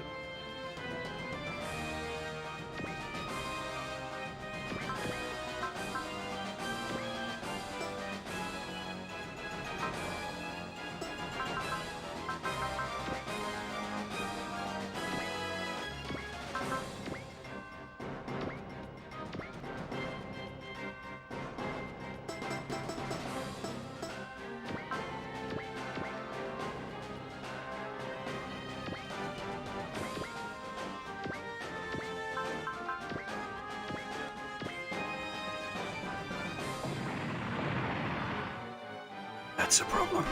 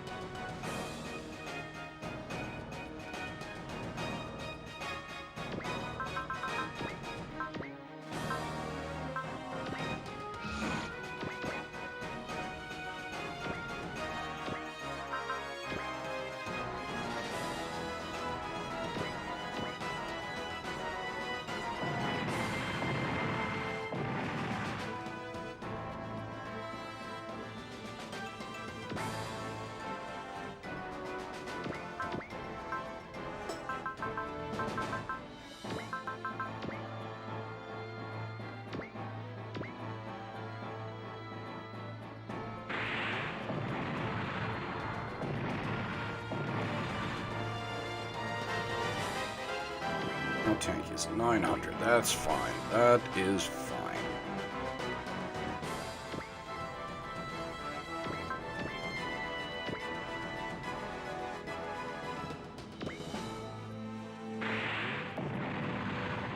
The problem is we don't have the, like, post-turn. They have to die now. Because we have to move Holland onto the square.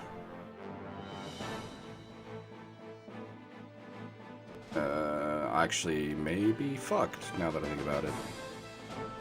Shit. Yeah, I don't have enough attacks.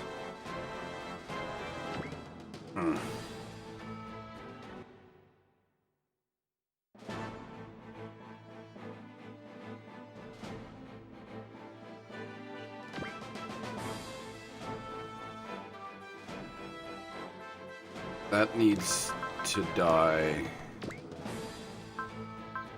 Okay.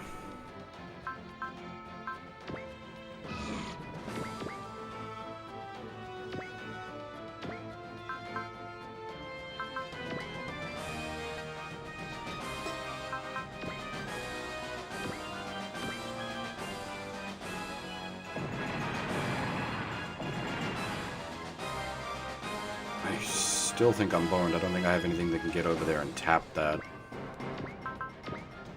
This has to go through the water, which is not going to be anywhere near fast enough.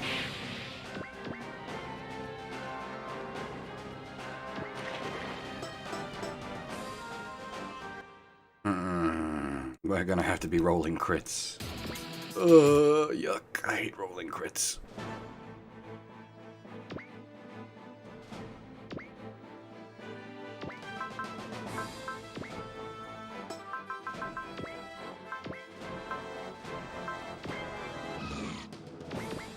If you want to be rolling crits on anyone, Kay's the kind of boy to be doing it.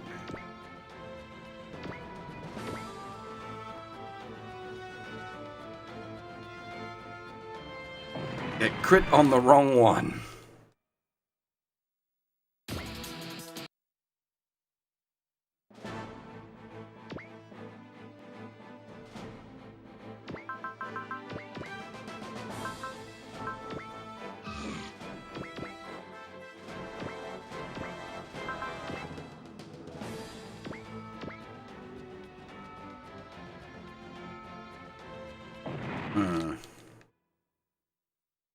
Is the RNG shouldn't be rigged.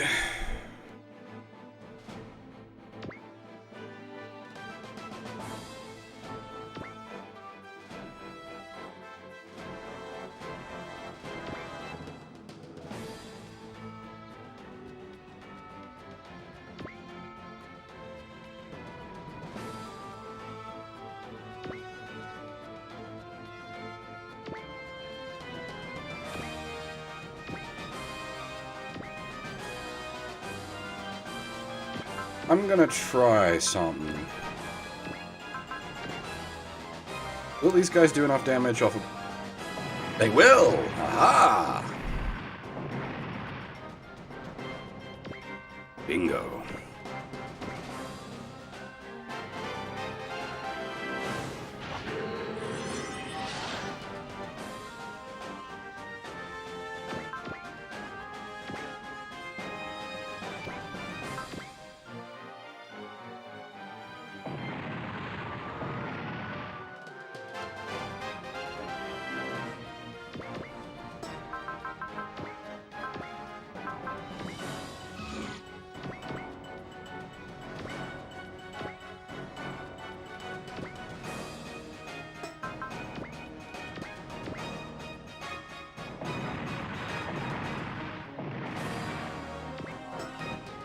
Okay, now how the heck do I execute this end again?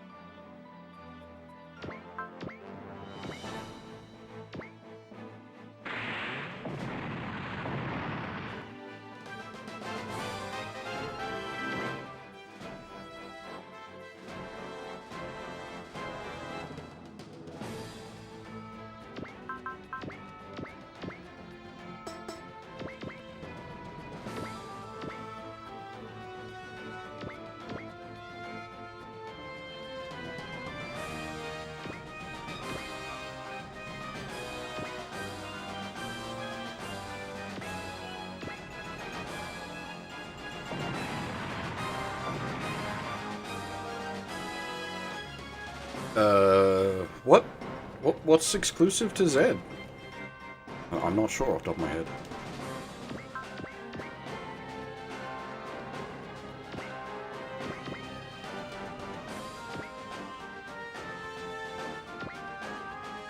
There we go.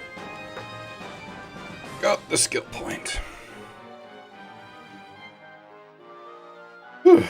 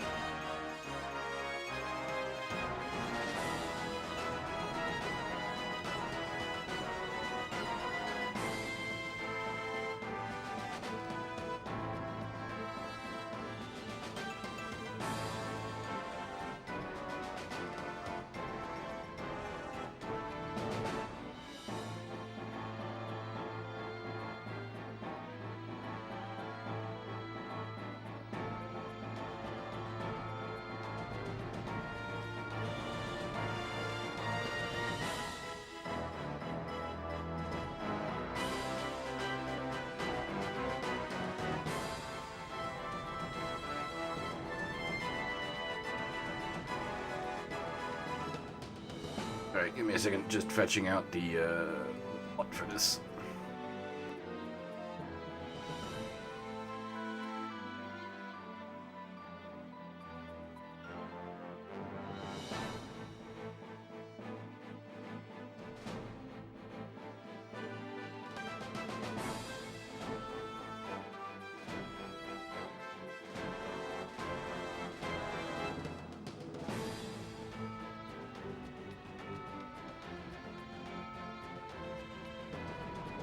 Alright, where are we? Okay.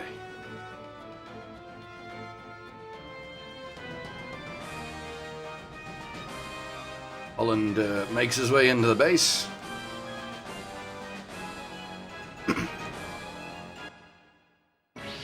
Second he gets there, the enemy's secret weapon deploys. Including a huge mobile armor we have never seen before.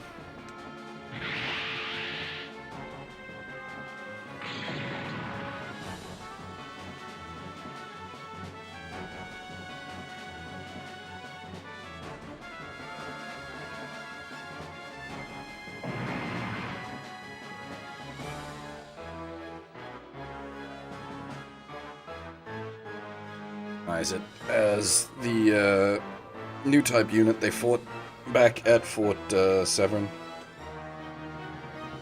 but are wondering who could be piloting it since it requires a new type.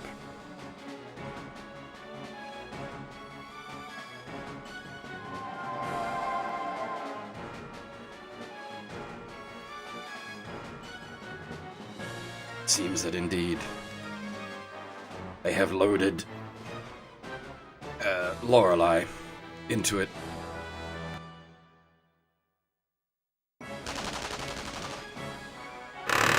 Way!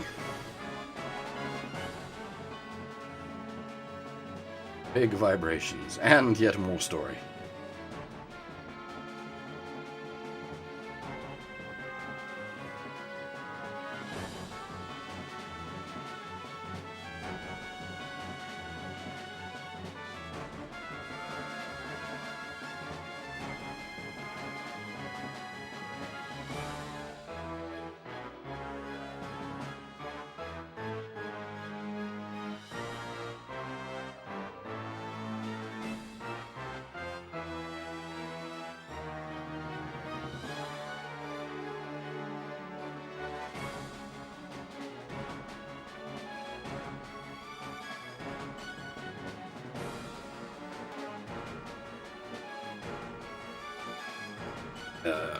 Holland, despite getting shot down, managed to survive and busts into the base trying to find Erika. Bumps into our trader friend and they start trading shots.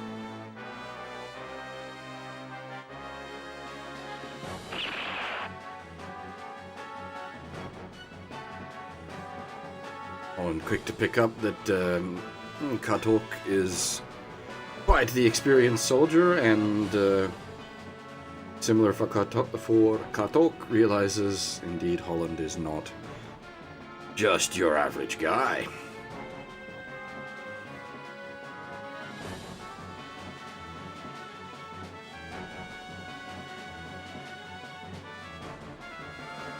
Some stuff about trying to wear Holland down, and Holland like, I'm not gonna go down. I've got something I must protect above all else.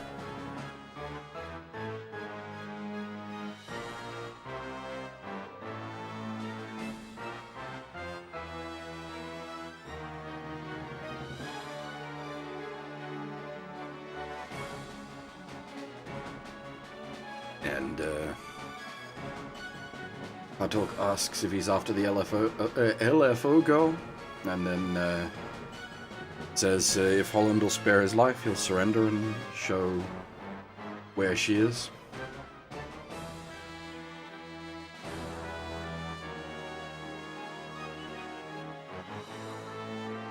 Seems that Tifa's prediction has spooked him a bit. He wants to try to buck fate and not die here.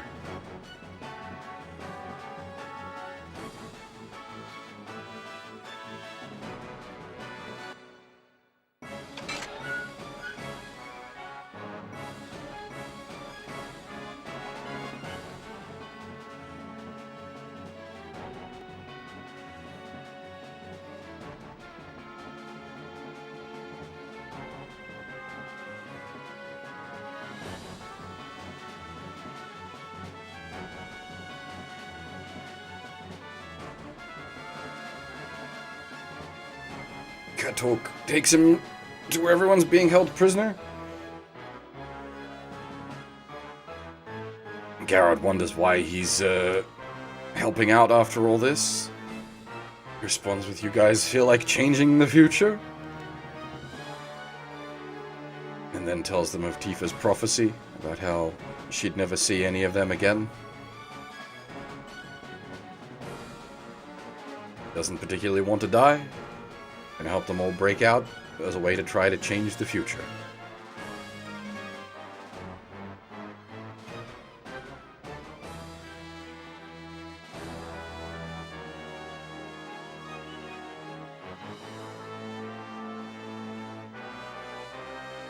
And Jamil tells Garrod to go save Tifa while he will take the GX.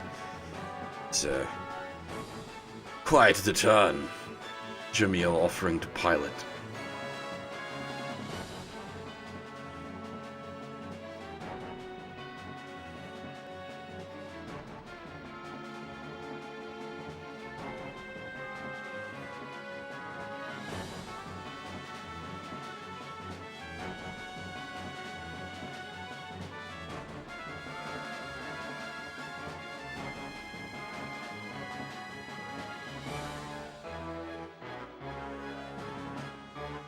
Essentially just, he has no choice if he wants to stop Lucille, and Sarah comes to realize that indeed this is someone he must care for greatly.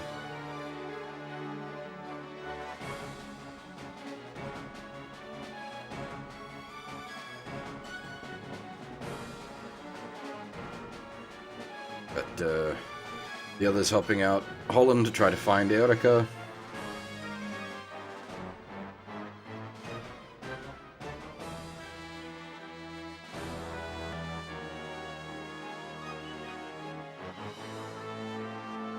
Renton also wants to be in on the Save Erica operation, but Holland just tells him to bugger off.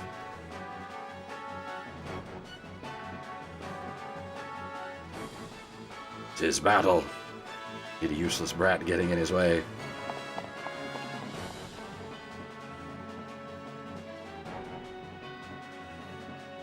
More about the changing of the future.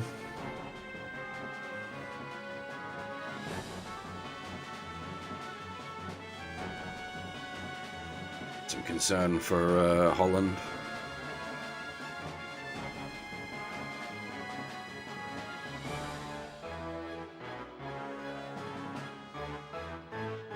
And Michiru pulls everyone back on target that we have a huge mobile armor in front of us. Shit's going bad, yo. Then something else comes out. GX? Garrod? No, it's me. Camille, piloting a mobile suit? I have to stop that mobile armor and Lucille with my own hands. Put this 15-year-old ghost to rest. Eureka, what happened to Holland? He's fighting inside the base, still trying to rescue her. Renton's piloting the Nirvash? You right in there, kid? Holland said I'd just get in his way, but I want to do something for Erica, for everyone. Kid's out to play in the big leagues with just his guts. It's fine, can't do anything if you don't have guts. Alright, Renton, get to it. Things aren't looking good, though. I don't think you'll do much with Spirit alone. Nirvash, I'm also fighting for Erica and our friends, so please, help me out. All units, concentrate your attack on the mobile armor. Stop it in its tracks.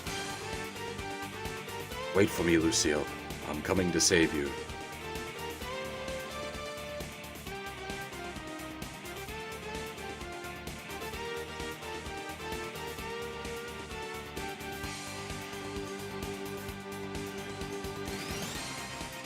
Yeah, when they make real good use of their music,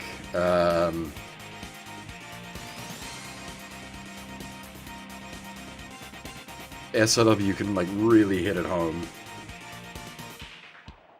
Now, we have finished the SR, but trickily, or sneakily, trickily, however best to word that, this map is not done.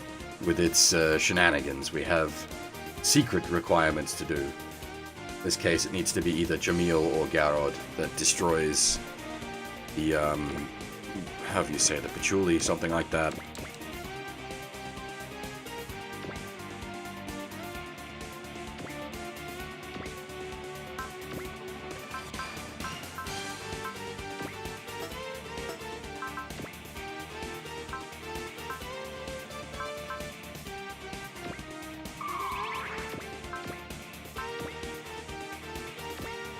This big boy.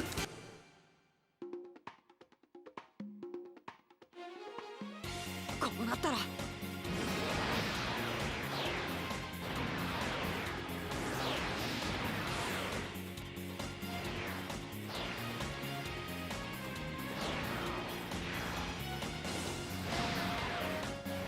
二段勝ち取れさすれば与えられん。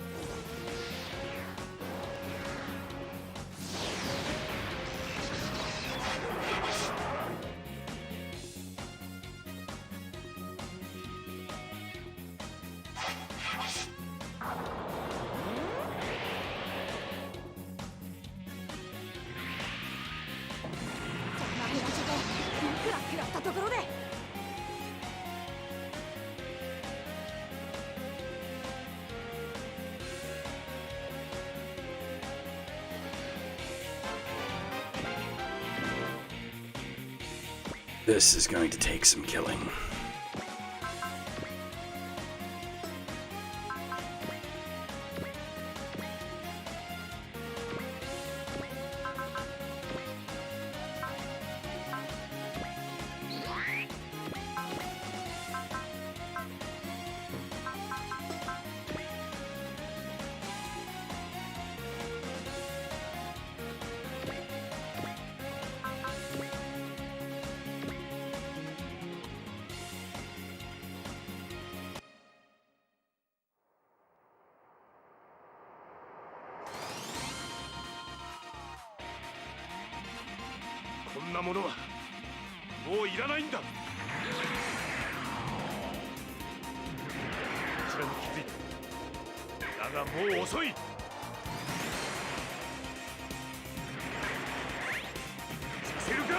Now it is Jamil Chop.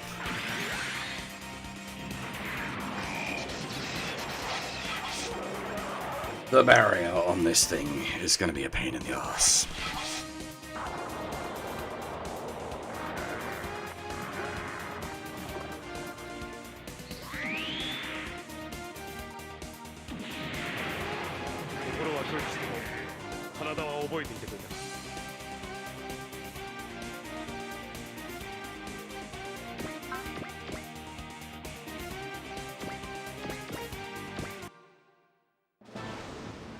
The barrier it's got one of those flat damage reduction barriers. You just got to dig through it. It sucks. There's not much you can do.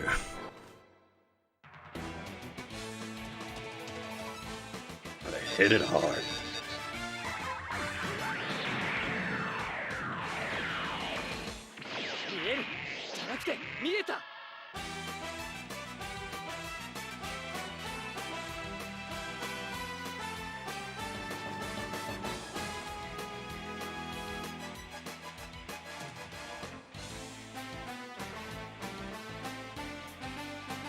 We don't get to see the G-bits much, so...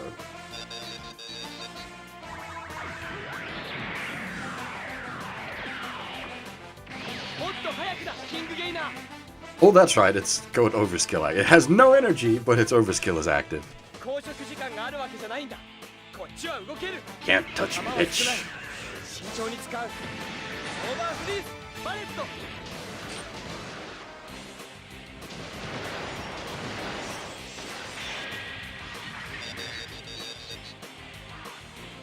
Thank you, little buggers, though. 6.5k HP on drones.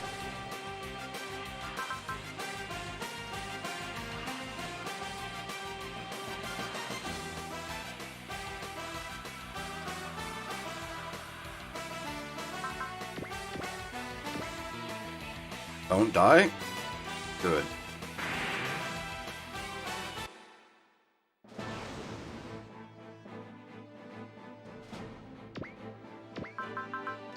Do you have like a heal in here? You have trust, but not guts. Oh, okay, no, he has guts. Okay, fair enough.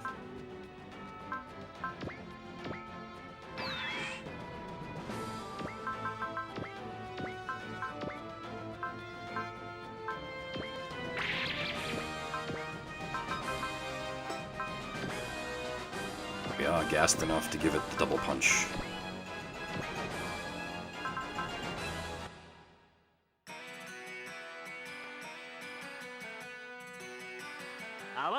Sirius!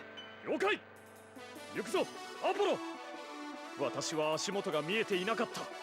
アポロは上を見ようとしなかった。でもこんなこいつめ。無限クロス。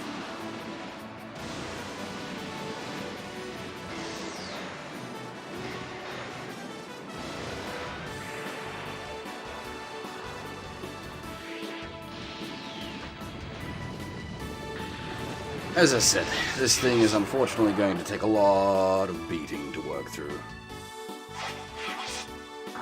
Purely because it's got that 1k barrier. Which, I mean, it doesn't sound like much, but it adds up, like 1000 damage subtracted from every attack. 攻撃はまだ終わったわけではない。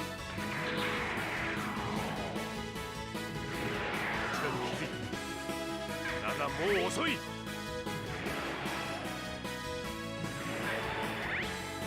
せるか。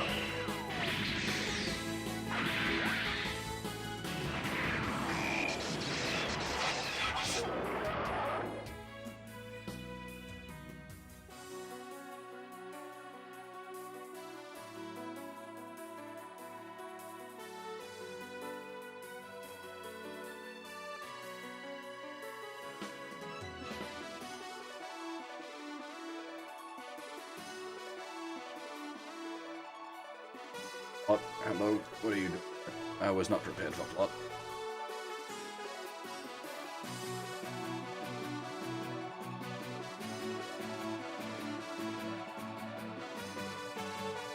Okay, just people wondering what, where's Garrod? What's going on?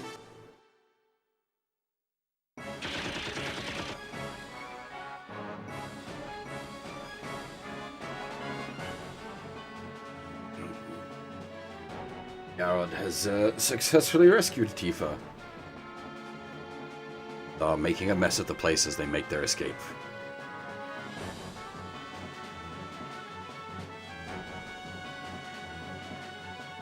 Garrod wonders where the Frost Brothers are at, though, why they weren't keeping an eye on Tifa. She hasn't seen either of them since the fighting started. Make their way for the hangar quickly. Make off with whatever unit they can grab, but then Kartok's like, thinking too small, boy, think big. Grab the biggest thing we can.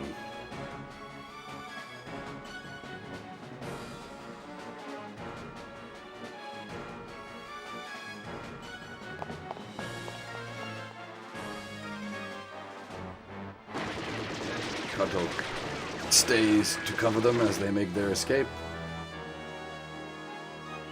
Well, and gets hit in the process, telling them to get the fuck out.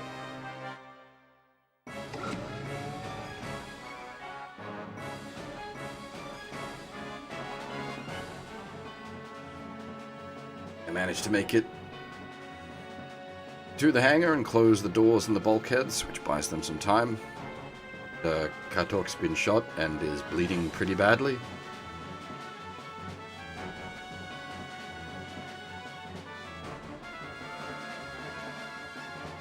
Says,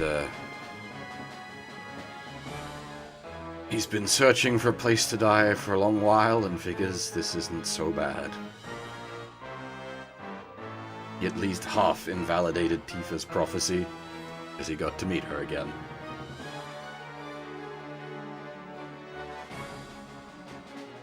It's to keep the girl safe, but the adults just wrap him and his friends in their problems.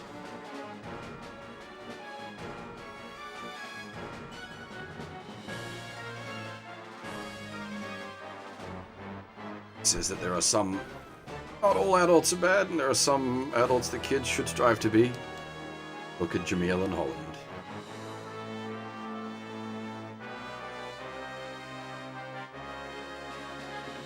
Garrod says that he is also a good man, but he insists that he is just a liar. Says that both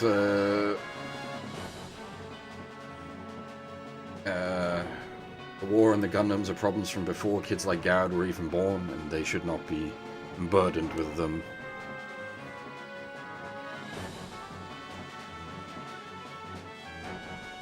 Tells Garrod to live free in this crazy world. Don't repeat the same mistakes.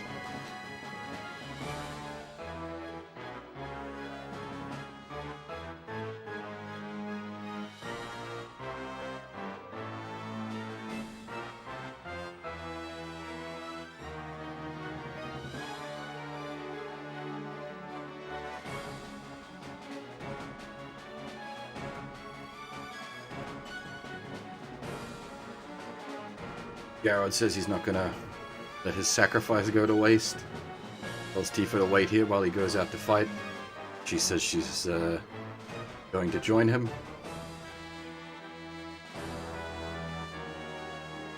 Not to be surprised at what's to come and to believe in her.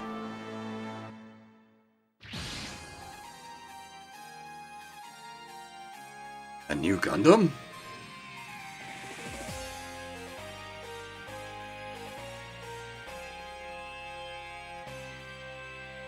X, is that you, Garrod? Yeah, it's Tifa, and Tifa's here with me.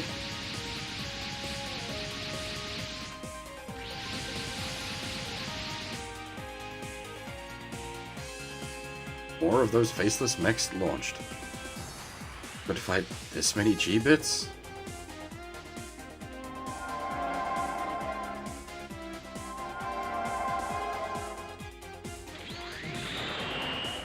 Things are gonna get a little weird for a bit.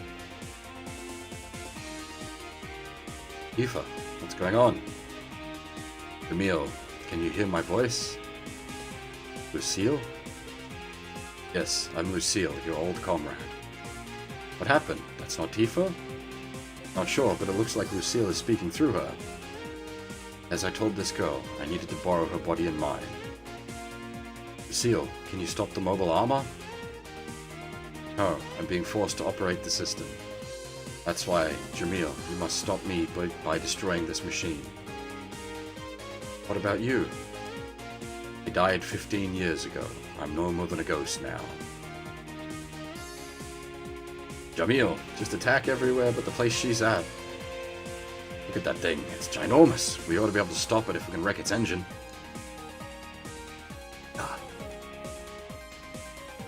That means quit moping and get in there already.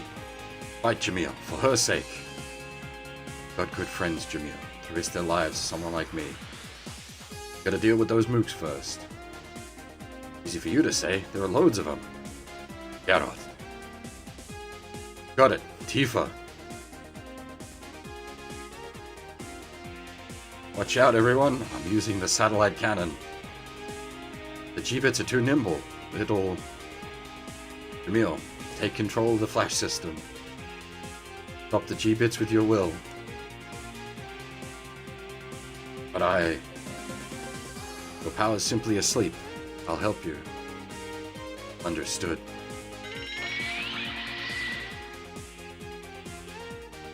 I can't do it. I can't join my mind with yours. Stay strong. Remember how it used to be. How it used to. Jamil. Lucille.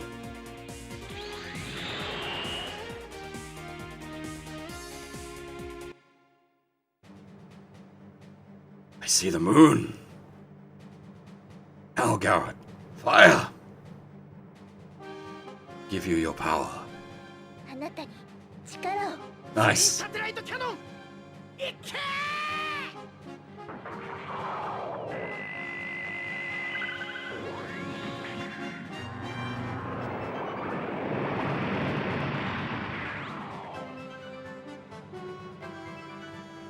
Actually got the voice stuff there. Very nice. Nice one, Garrett. Awesome. That thing really is double what the GX is. Emil, the rest is up to you. Roger that, Lucille. Set you free from this 15-year-old ghost.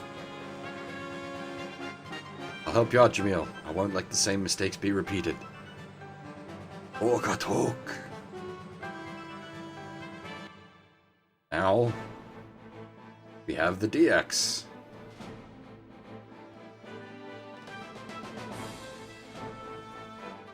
When did Line Barrels... Which SOW was Line Barrels in?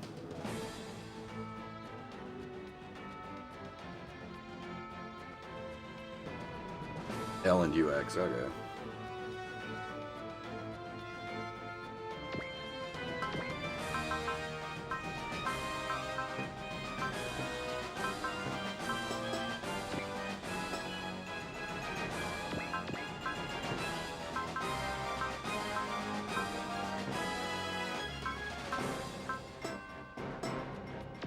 Check how long is left on the charge.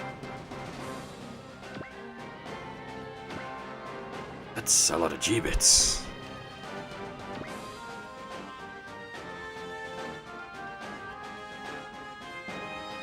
Yeah, Look, I really don't count Cross Omega. I know everyone's like, hey, it's SRW. Yeah, I don't know about that.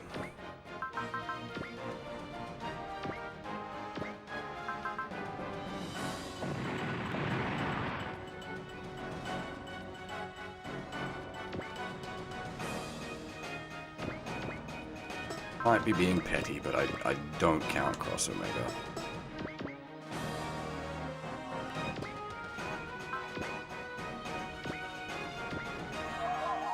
Move and replen.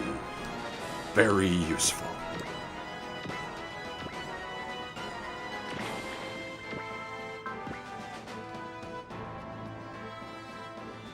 Oh, that's right. These are,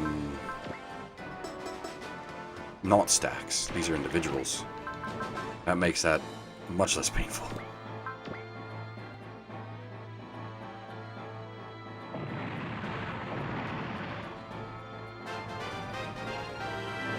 I thought they were all triple stacks. Just like, ugh.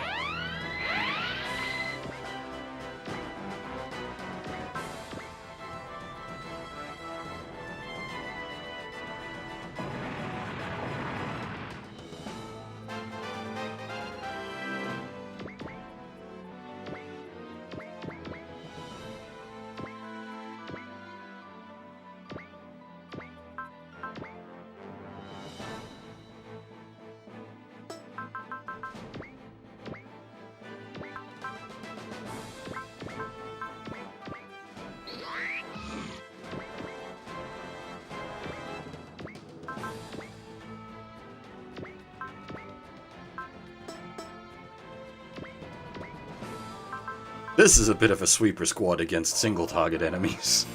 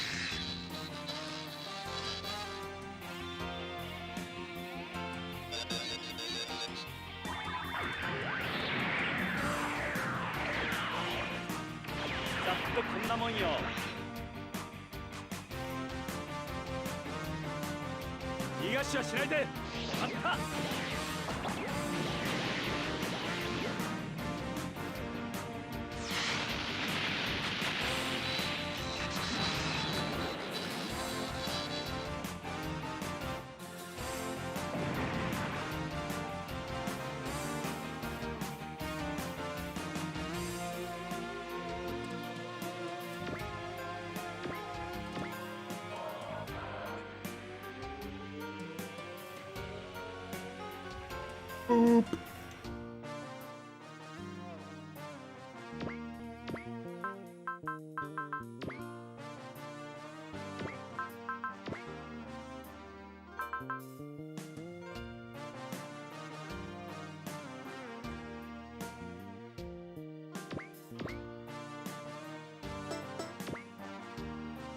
You guys could probably just hang back there, to be honest.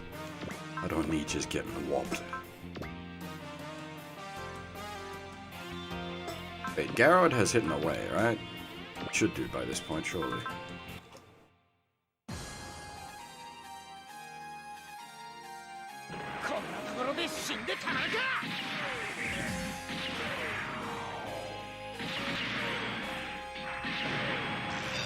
Yeah, well, I don't, as I said, I don't really count appearances in Cross Omega as having really appeared in an SRW. So there are many series I'd still like to appear and have appear in an SRW. As I said, Majestic Prince, I'd love to see. IBO would be nice. Mac Delta.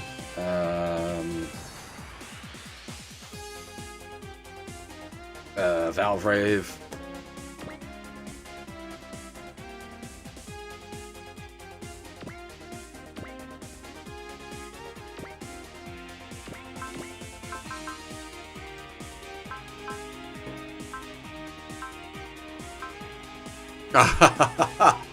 He doesn't have the synchro skill, so he can't actually use it himself. It can only be done by Attica. Big rip.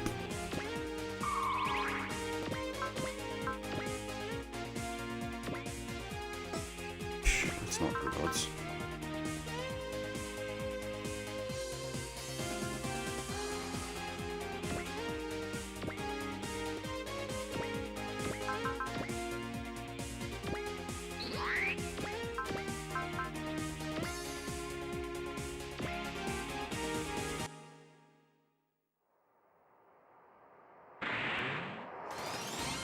Ow.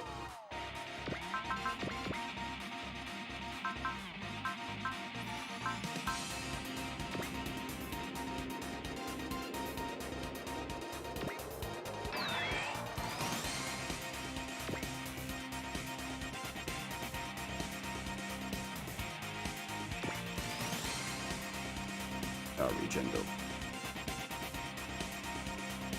Whole base is regen, which means the fucking thing is regenning. God dang it. Yuck.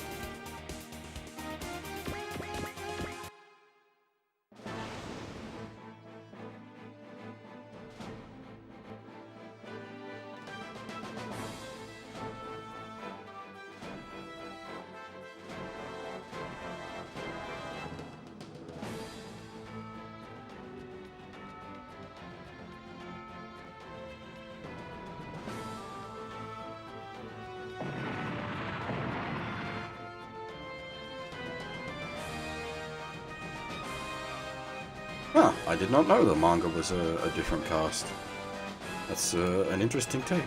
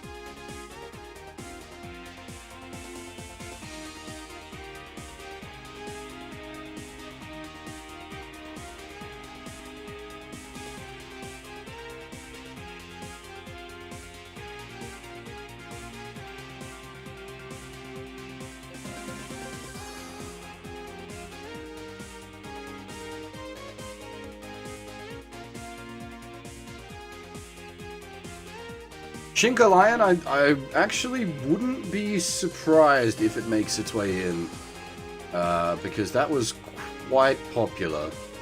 And if they're looking to appeal to both the older audience and the younger audience, Shinka Lion's definitely a way to appeal to the younger crowd.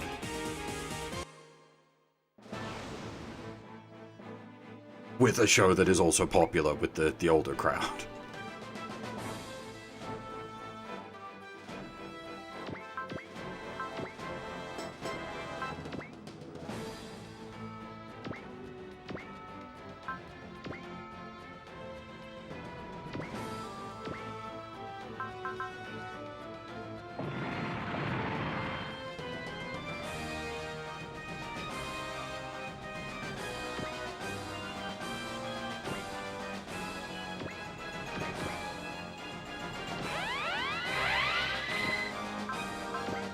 That trips me up. Like, it sounds like an alarm going off.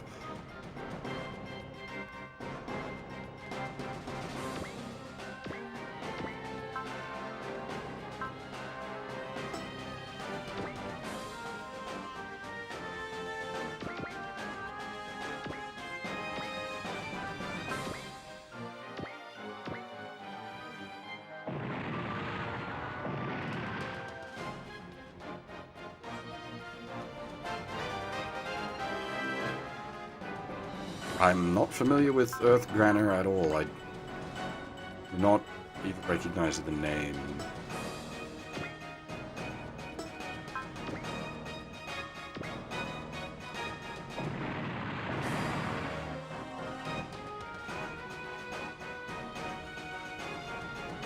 Ah, fair enough. I have not been following, like, anything that released this year. It's been an odd year.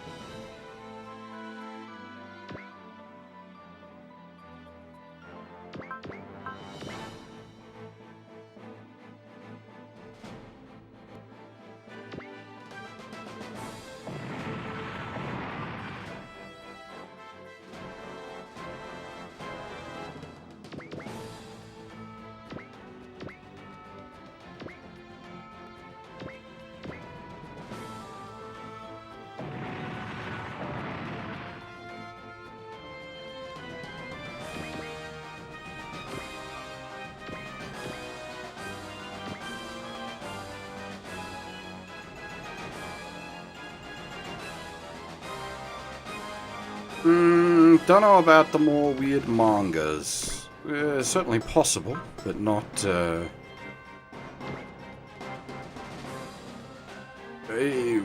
what do you mean? The fan service getter? That's different. Tits sell when it comes to MOBA gays, so that's why they're doing that. They're not intentionally saying, look, we're gonna reach for obscure, shows.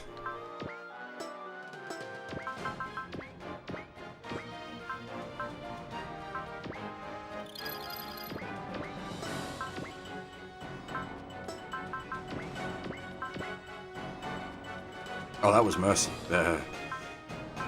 Wrong skill.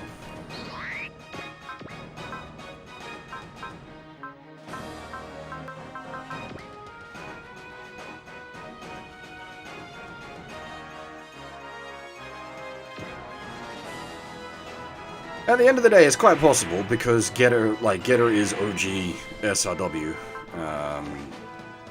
So I would not be surprised to see anything and everything Getter eventually make its way in.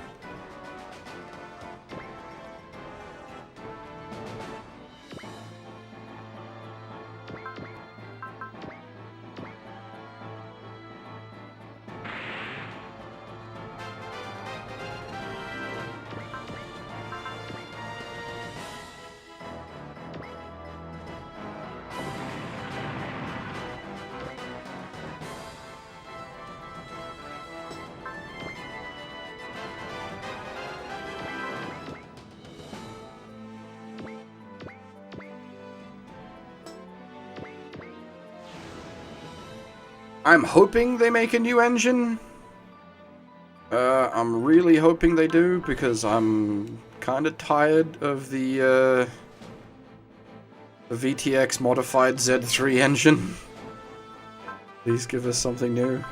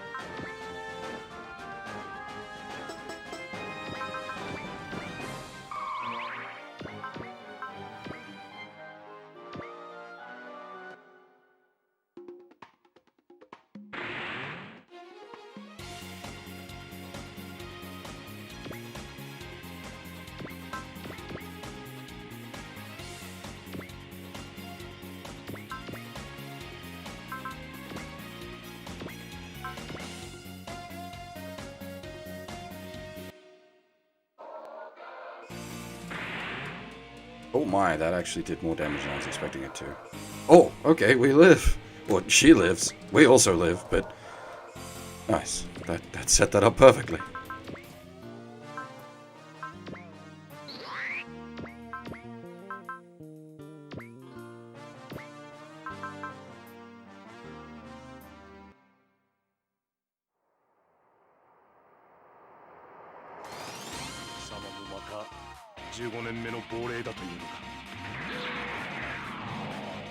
It'd be nice to see some, like, split console stuff. Or, like, bring back, like, Nintendo exclusive.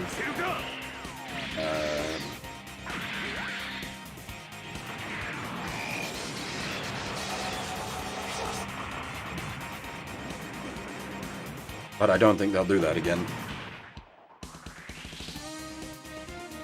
Alright.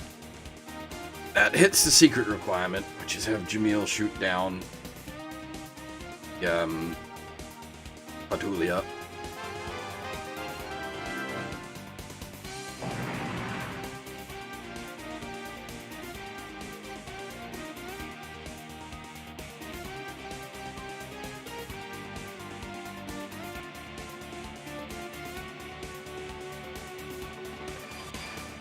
Yeah, I suppose it's a matter of whether you count the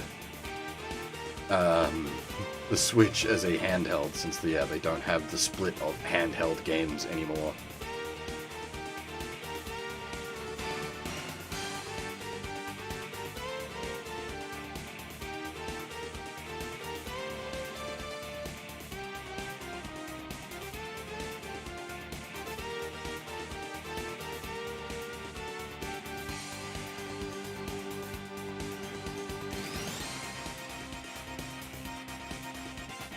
This is basically Lucille. It's alright, Jamil. She's safe.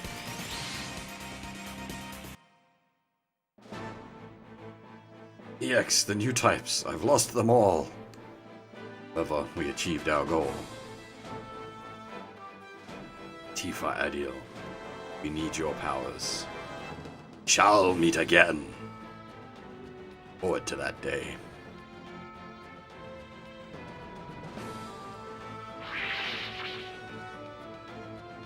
Seems the last of the base personnel just turned tail and ran. Incoming transmission from the base. The Frieden crew and Holland are safe.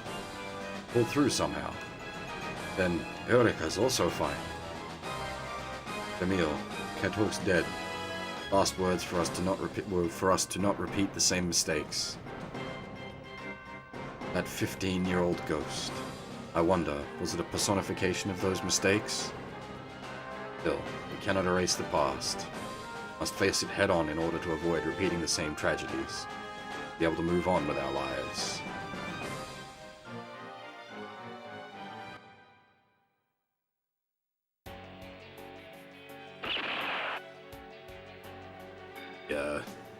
Frost Brothers being the Frost Brothers. Take, I'm Zat hostage.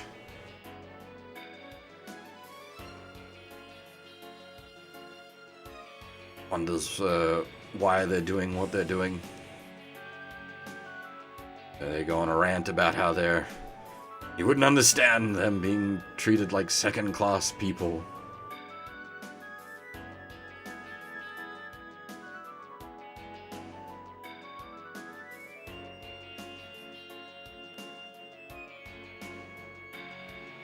Deceived me. Forget how well I treated you, even though you're not new types, you damn Category Fs. And, that was the wrong word to choose. They just kill him dead.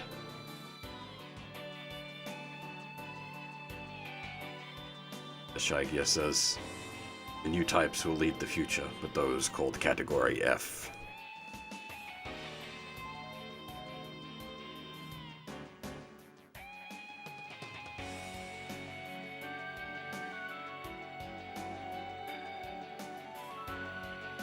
They talk about how Tifa's powers have come to fruition, and they'll now be able to awaken that from its sleep. Exact revenge against the world and the man who twisted their fate.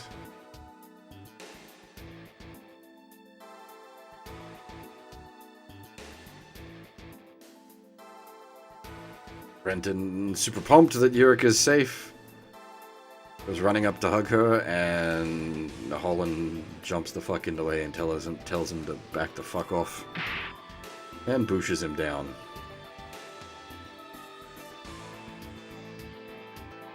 Saying that a brat like him, barely out of his diapers, has no right dragging Eureka around. What happened to her is all on him.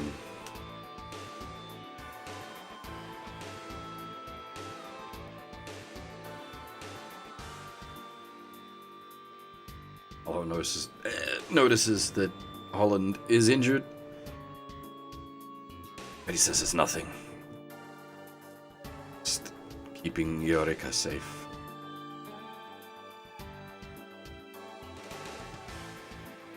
Shouts more at Renton for putting her in danger.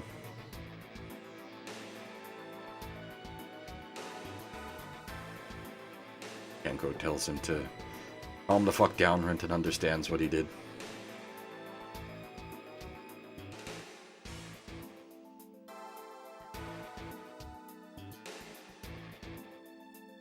Talho, being a bit of a bitch, is like, do you understand, Eureka? Holland is hurt now because he was trying to save you.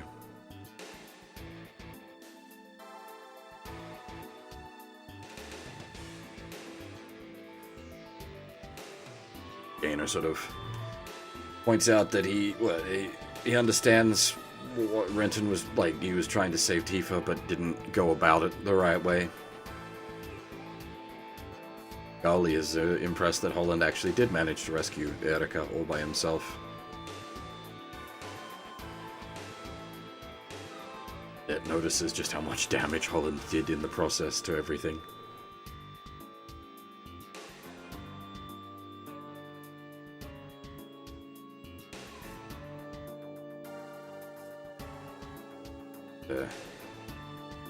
He points out that Holland's obsession with Eureka is not your ordinary guy-girl thing. There's something else going on there.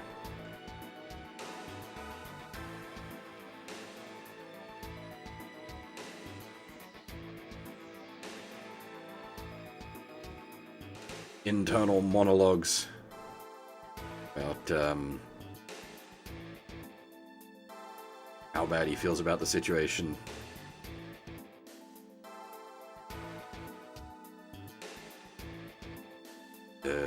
That Holland is significantly more resolved and motivated than he is.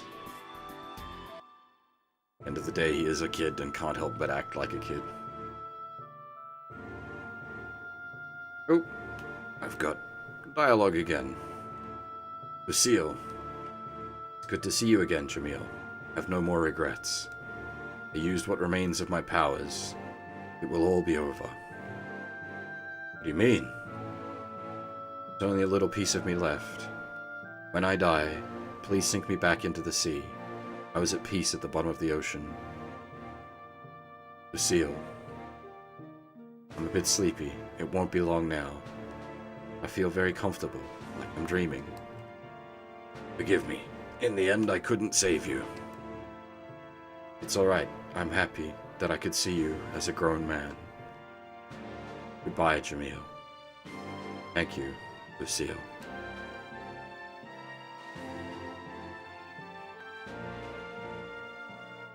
Garrod wonders, as she dies, if she was happy. Tex says she'd be the only one that would know whether she was or wasn't. Tifa says that she felt warm and peaceful while Lucille was possessing her. Garrod goes on about he won't allow the repeat of the mistakes of the past.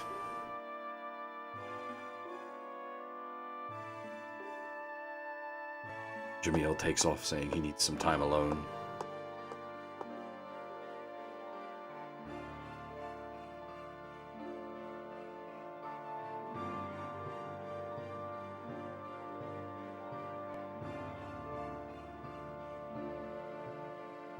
Sarah will now be the captain of the Frieden, with Jamil now piloting again.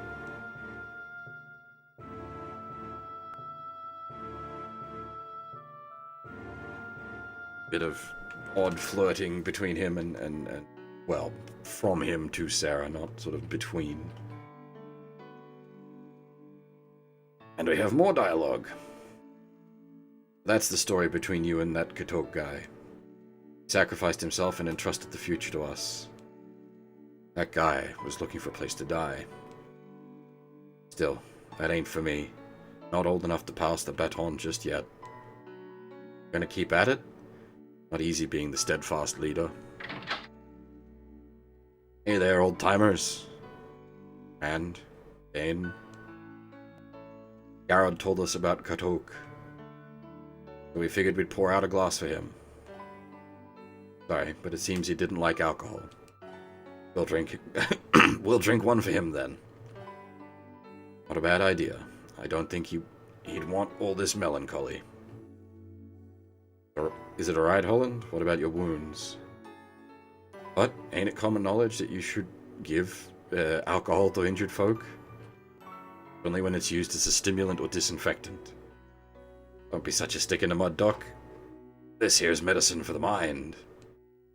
Alright, I'll allow it. Good sake makes for good food and thought. Some poet said that?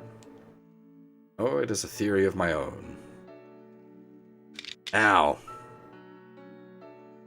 Jamil takes off his glasses. A very uncommon sight, that one.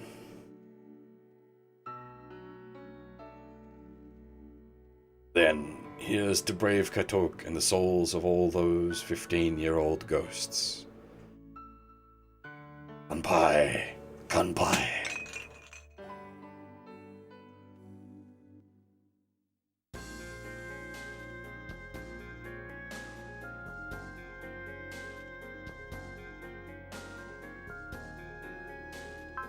Alright, hopefully... Good, I was gonna say, hopefully we have a bizarre secret, which means we did indeed hit the secret requirements. Iron Gear chaps are talking over how much damage the Iron Gear sustained.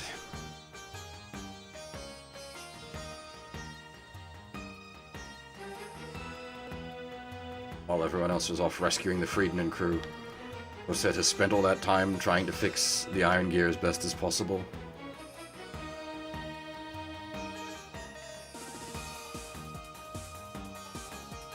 I think Fat Man's here buying parts to repair the Iron Gear.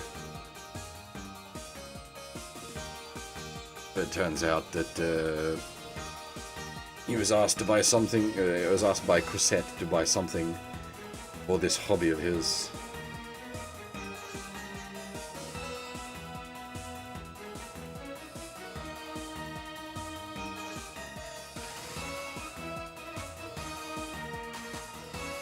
Take the funds off of Fat Man. Because they're annoyed that they're essentially playing around. Says they'll go buy something really crazy to teach him a lesson.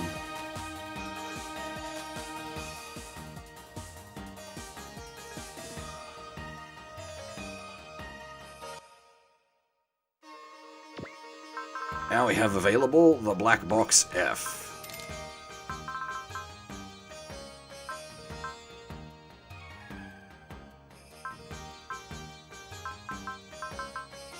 Is that plus 20 to hit and plus 1 range?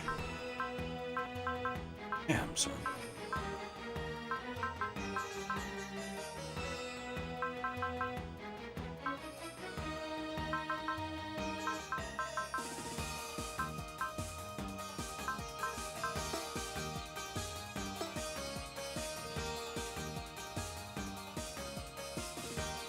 Alright, back on the iron gear. They give him the box. Certainly not what he was after.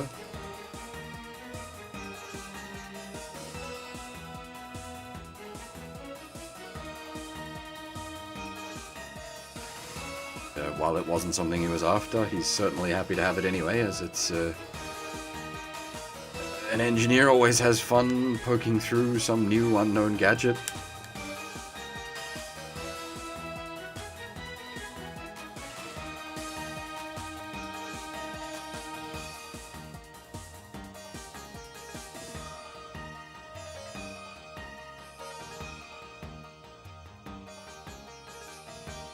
Now we hold on to that one for some time. I actually don't remember how long it is until that becomes important, but the fact that we have that means we now have access to one of the, like, the big boy secrets. Go take a look at that chart to see when that actually comes to fruition.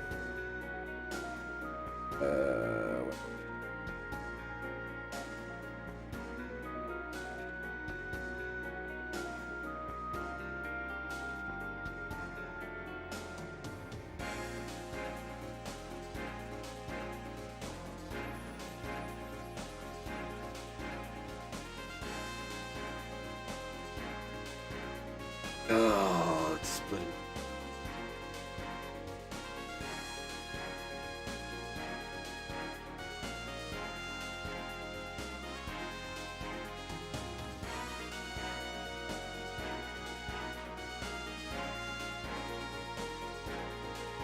Yeah, so it's not until that Black Box F doesn't come into play until scenario 50, I think?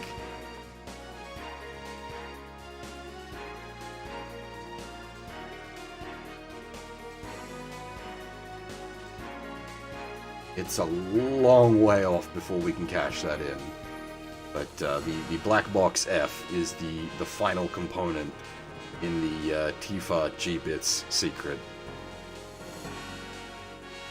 It's always a very nice secret to hit, but yes, a long way off yet before we actually get to make use of that.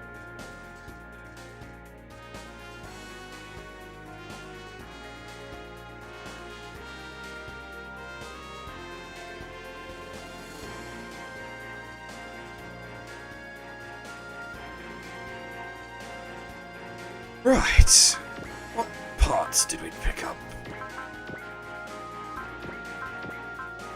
Oh, another move speed booster, always nice. Another 1000 EN barrier. 1000 damage barrier. So basically we robbed the mobile armor of its barrier. Who do I want to throw that on though? The Glomar's probably a good... the Glomar and the Frieden both would benefit from that, actually. Who's got the other barrier? Big O. Well, you're off being the big O, so...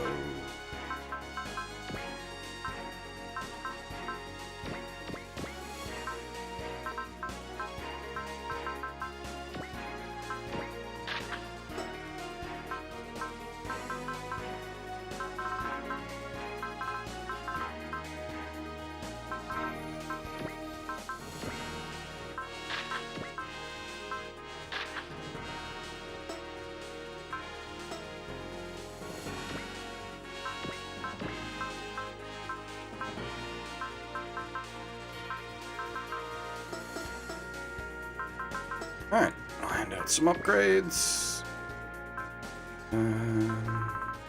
Actually, where's the DX? Oh, nice. It comes with some. Oh, it comes... damn, I should have put some more into the GX last turn. You get to double up on your upgrades.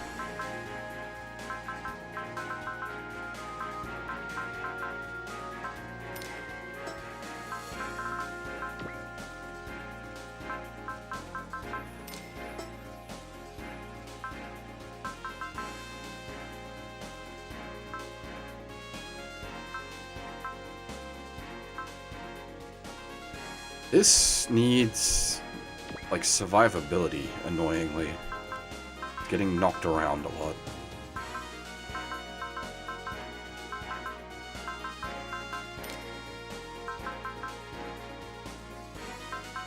Probably also some accuracy.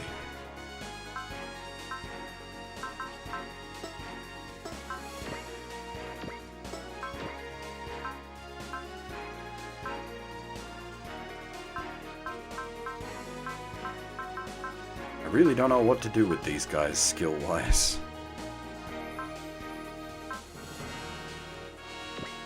I'm almost tempted to just jack their SPs.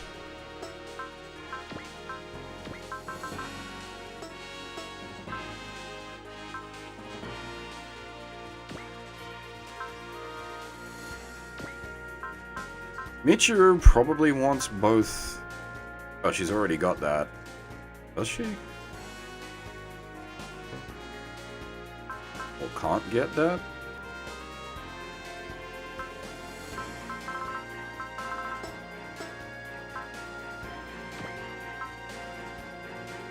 Probably want hitting away on him. He's not currently acting as a stack lead. Oh. He just has it. Never mind.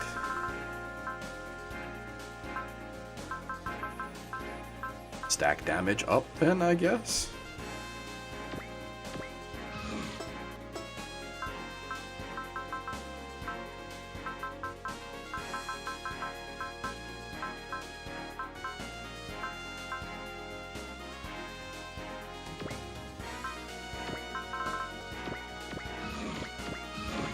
I feel bad about making, like, some pilots just SP batteries.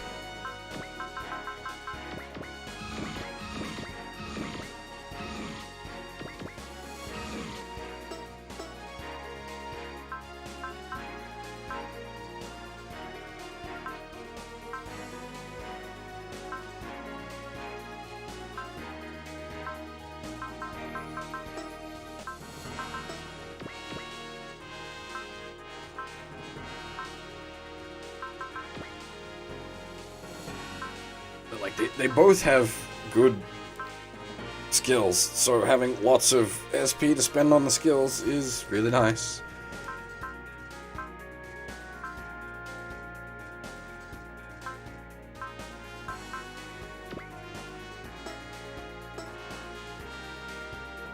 Does this game have double ace? Is Rand about to hit double ace?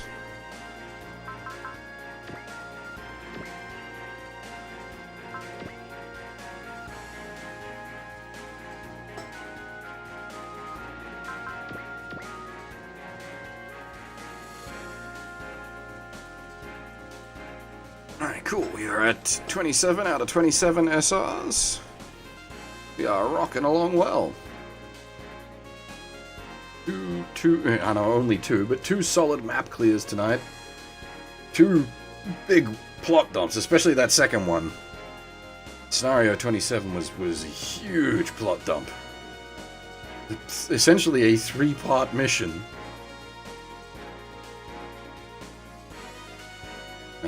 Though, the next mission, 28, is also a big plot dump one. So, hold on to your butts, I guess. I suppose that's a lot of, like... Your route splits are usually heavy plot dumps because you've got more focused plot, and then your route joins are... text dumps because everyone's back together.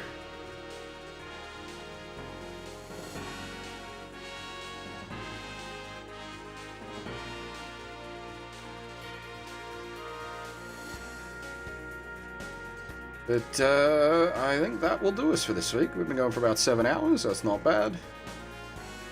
As I said earlier in the stream, these, like, when we were doing Alpha Gaiden, I did do the significantly longer streams. But it's also a lot easier to do significantly longer streams with ones that are in full English. Whereas these ones take a bit more out of me.